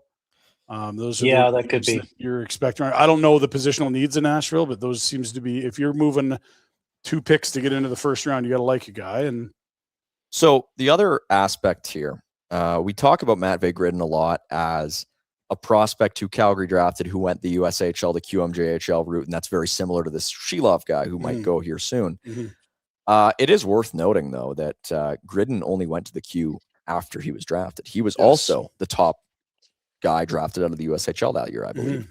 So some similarities there. Obviously, and I think Gridin, he was going to go to college, but eventually it was like, gonna go to that Michigan. wasn't going to be the path. I'm going to go play in the Q. That's right. And Connie's like, come back, or Huska says, come back and make this team next year. He lights up the Q nicely, and he does indeed end up on the team looking like their most dangerous forward a lot in the second half of the year. Also, people are disappointed right now in the chat about Yegor Shilov, a guy who, in all likelihood, you had not heard of or were not And maybe available 36. and that's the other aspect of it. The pick, but a guy we who were may be upset when available Basha 36. passed. Exactly. Noting that. So, I think if you are posting in the chat, I'm done with this team. Over, I don't like your pick of a coin toss NHLer. I wanted a different coin toss NHLer. Like Hextall, I was sort of saying, like this is a player who we have identified since the 20s range as being a player who is on the board as a player who is a possible draft pick. Yeah. And he goes to Calgary at 30, and all of a sudden it's the ceiling. And I myself said, I don't know necessarily about the ceiling relative to other players who have not been picked yet. Right. Yeah. So that was a lukewarm vote of confidence. Well, it's just like it's just where like, you're at in the draft. Yeah, it's like okay, yeah, we didn't like how you picked Jacob Battaglia. Well, okay. Nationals pick is in. We'll see who the Preds take here. This is the second to last pick of the NHL draft, round 1 here. Ottawa does have the last pick for the Dadonov. Pierre Dorion makes hockey decisions mess up. There's Blyle. And again, he's a defenseman, right? A guy who Calgary probably would have had no interest in anyway. Defense. Yeah. Out of the Q? Yeah. Moncton. I want to just reply to Hot Poop. Is Hot Poop in the chat? Say hi for us. Hot Poop's in the chat. Okay, good. Mike, you were way too high on Reshny. Guy had 6 goals. He also had 29 assists for 35 points in 36 games as a freshman. NCAA. I'll take flirting with points per game as a freshman. If Jack Hextall puts up those numbers next year, very good team, right? In Nodak, like he's going to get more opportunity this year, and everyone's happy with his development. I haven't heard anyone be like, we're worried about this guy. Tommy Blale goes to Nashville at 31. That's the D-man from the Q in Moncton. Yeah, I think if Jack Hextall puts up those Reshny numbers next year, you're saying, hello, Dolly. That is a great pick. Who says hello, Dolly? In the year beyond 1960? Mike says it. Yeah, exactly. Yeah. While he's reaching for his Persimmons driver, he says, hello, Dolly. Okay. We interrupt this broadcast to bring you a message from Bosco chocolate syrup. Goodness. It's time for the show to end. There's one more pick left. The 32nd pick is brought to you by Crisco. Ottawa pick 32. They've already picked once here. They took someone that they took Jonas Lagerberg-Hohen. that played 0 games this year. That's right. Now it's time for a 7th rounder. Who's that 7-foot tall guy? Oh, this is totally Alexander Karmanov territory. There you go. Are we there already? We are Gold Star. I don't know if you know this, but Alexander Karmanov is Gold Star. Well, until he doesn't make money, and then he'll not be Gold Star anymore. Yeah. We'll see. 7'4" on skates. That is insane. Yeah. It's like Bull on skates. Yeah. From Moldova. Yeah, there was. I think he was the guy they wrote the feature on in The Athletic. I want to say a summer or 2 ago. People have been talking about Alexander Karmanov for just because you don't see humans that size skating since Manute Ball did it in an exhibition for minor in a semi-pro hockey league. Okay, Tommy Blale, 81 points. That's a ton of points for a D-man. I don't mind that for Nashville. Chris McFarland's taken over there. I wonder about Kent. You would have a take on this. I was shocked at the return for Valeri Nichushkin. I thought you'd get way more for one of the better checking wingers in the league. I understand there's off-ice issues, But like you're talking about a winger that gets Selke votes and a guy that can hit 30. He's a little longer than tooth. He might not be that guy again, but didn't get a first, only got a second, third, and a fifth. Would Chris McFarland have made that move? And is this a Chris McFarland type draft pick? Those are tough questions, but I'll throw them at you. What do you think, Mike? It's a good teammate. He passes the puck. Nuke is a weird one, isn't it? Like he has a bigger contract. He's older. I don't think 6.1 million in today's NHL is. Like he's clearly a second line winger. Like what are we talking about? I get it. Like he's making Igor money. Are you literally thinking that you'd rather have Igor than him? Like it's an extra $4 grand. Like, it's not even close.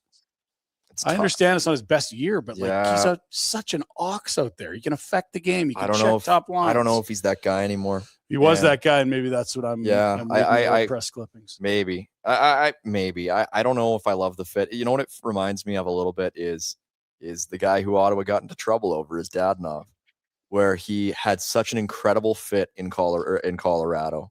In the exact right situation. I think Big Val's so much better than that. I mean, maybe he's not anymore, but like at the peak of his powers, it's like 30 goals, hard hitting, elite checking winger. These guys drives can fall. possession. These guys can fall so fast. But and then again, when you get found in the lobby of a Seattle hotel at 4 a.m. and someone needs to be resuscitated, maybe there's off ice issues. You know who I'm reminded of is Alexander Radulov. Yeah, I love Radulov, but once it stopped for Radulov, it stopped really quick. That's a great point. That's a really good point. And it was that quick. Mm-hmm. Like he had, you know what? It's maybe a little unfair. Alexander Radulov had he went from a 72-point guy in 1 year with Dallas, and then he didn't score 72 more points in the rest of his career. Jeez. But he did have one more good playoff run. Yeah. But that's about it. Like he literally, I'm not even joking. He went from 72 to 34 to 12. See ya. And he was done. 10 seconds to the final pick of round one. Who's it going to be? It's Ottawa. I don't know. I mean, they've been a better run team.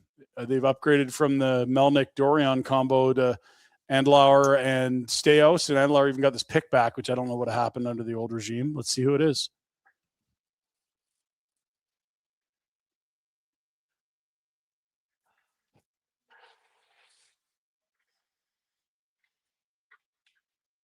Waiting with bated breath here.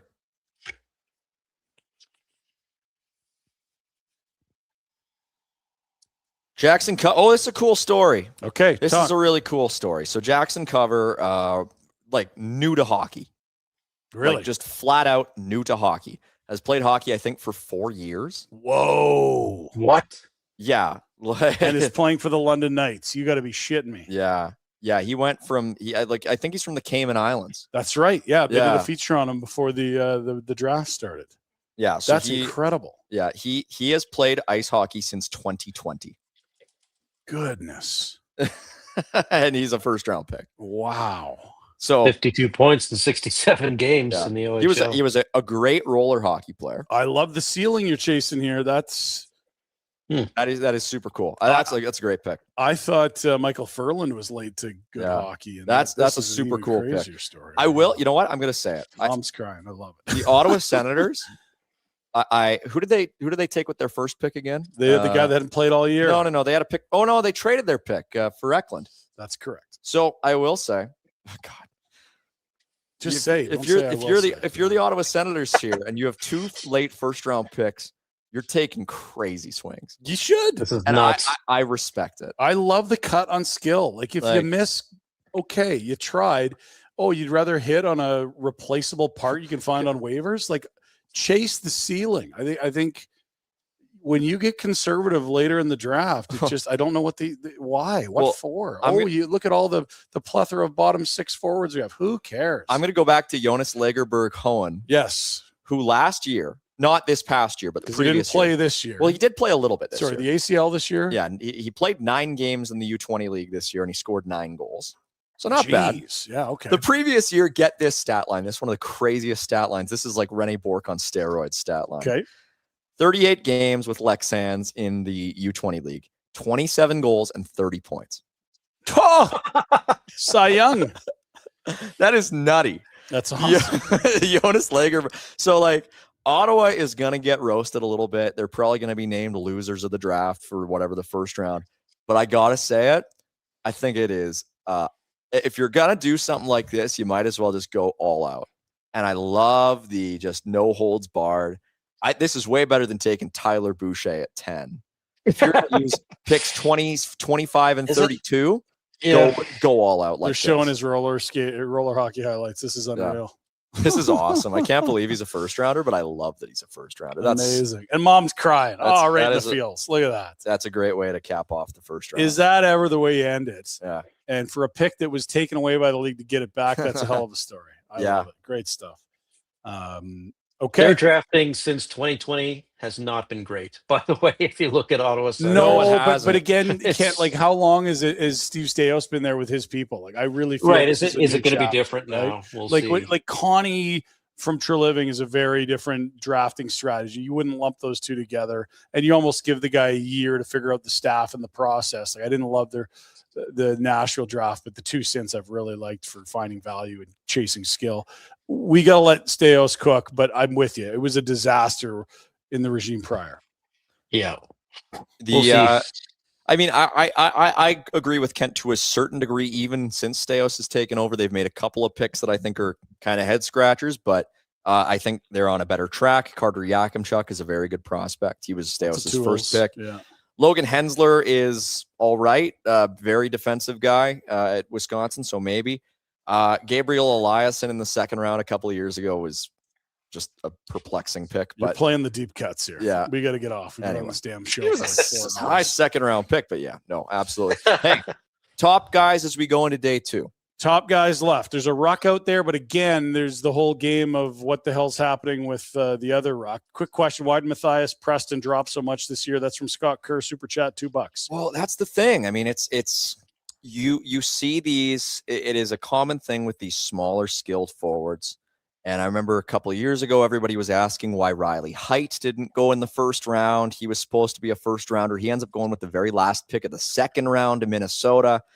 And it's just, if you don't have that differentiating factor and you are also under 6 feet, you are a second round pick in the NHL. That's fair. That's fair. You're 44 points in 46 games too. Just it's not overwhelming. That's not enough as a smaller player, right? To get to the first round. So you're looking, you're probably looking at Andrew Basha. There are lots of these guys who go in the second round, and it ends up often aging well when they do. Okay, so the super chat's done. Kent asked the question: Who are you yearning for to be a Flame at 36 or the first pick tomorrow morning at 33? Like, best players available. Is the Sheilov kid still out there? He is. It feels very much like Chernyshov, doesn't it? It's Calgary Flames. Go get him. Chernyshov was the first pick on day 2 a couple of years ago, and I could see Sheilov being the first pick on day 2 this year. Xavier Villeneuve for anybody still looking for a D. Mobile, nimble, but not big kind of thing. Exactly. Okay. Obviously, ruck. There is a Lithuanian available, I believe. Get yourself a Lithuanian. 6'3", 201-pound right shot center named Simas Ignatavicius. Oh, that's right. There's been a couple Lithuanians play, not many. Yeah. Can we name one that played in the NHL? This is great trivia. A Lithuanian NHL player? I believe there's been at least one. Jeez, you'd have to give me a hint on that. Well, I'm going to make sure I'm not making it up. I don't think that.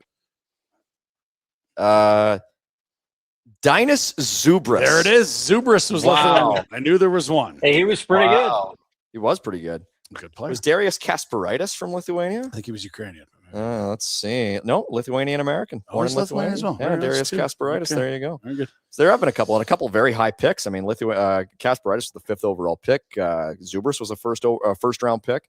So and this is a funny one because Ignatavicius has actually played in the 2nd tier Swiss league, which I don't think I've ever seen anybody. That's a thing.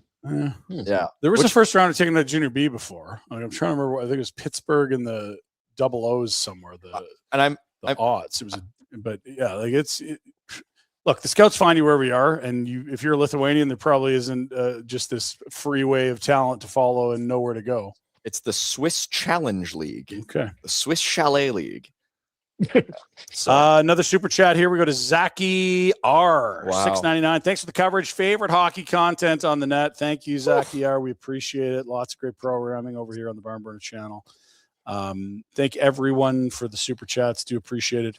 I think we're going to do an after hours. Mike talks about obscure draft picks until breakfast. And Jack, I'll come in. What kind of omelet do you like? He's so ready to go. Jack, what do you think of Nikita Sherbakov? He'll do this. What do you think of Rudolph's Burskowns?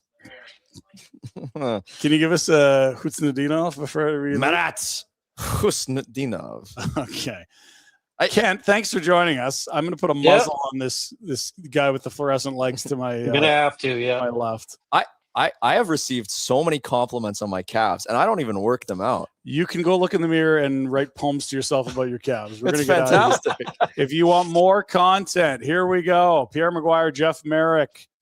They're on their post-draft show. Scotty Kerr's jumping in again. With Ritus Ivanov. Flames got Ritus Ivanov. Hey, 2 fights, 2 losses. Yeah, well, everyone can laugh. Ritus had a full year before he could walk without concussion-like symptoms. That was a tough one. And that was awful. I got to see Ritus in Abbotsford. A great guy, but I there was a lot of concern for his health, and still is. Was that Steve McIntyre? It was Steve McIntyre. Vending machine. Yeah. See what I did there? Yeah. Okay. Thanks for joining us. Appreciate it again. Join Merrick. He's got a sheet post-draft show going on right now with Pierre Maguire. I don't believe we have a corn dog guarantee for Maguire, but it'll be entertaining nonetheless. Jack, you've put in the biggest week in the history of this YouTube channel. You're an absolute warrior. We can't do what we do without Jack, and he never complains and works his ass off, and we're going to pay it back to you with a lot of pre-recorded shows this summer, so you can go to Montana and meet your first and or second wife. Thanks for being with us on the Barnberta Draft Show. Kent, thanks for joining us. Mike, you were sensational today. Wow. And anyone else that helped out, super chatted, joined along, or predicted picks, or cursed us with the Rucks going to Pittsburgh, thank you. We appreciate it. Great sponsors are how we get this done. Temple Golden Lager. We've been staying clear-headed but enjoying beers while doing the show. Bet365. The best sports book out there, and tons of fun with the World Cup on right now. Also, we can tell you the Prairie Toyota deal is a big part of what we're doing here. And it's been a hell of a run today from the McLeod Law Studios. We will not be doing rounds 2 through 7 tomorrow, but I believe Mike will be doing it on his Instagram for free. That's right. Oh, tune in, everybody. We're going to be going nuts. We're going to be having some Dr. Peppers. Can't even sleep. He's so excited. See you, buddies.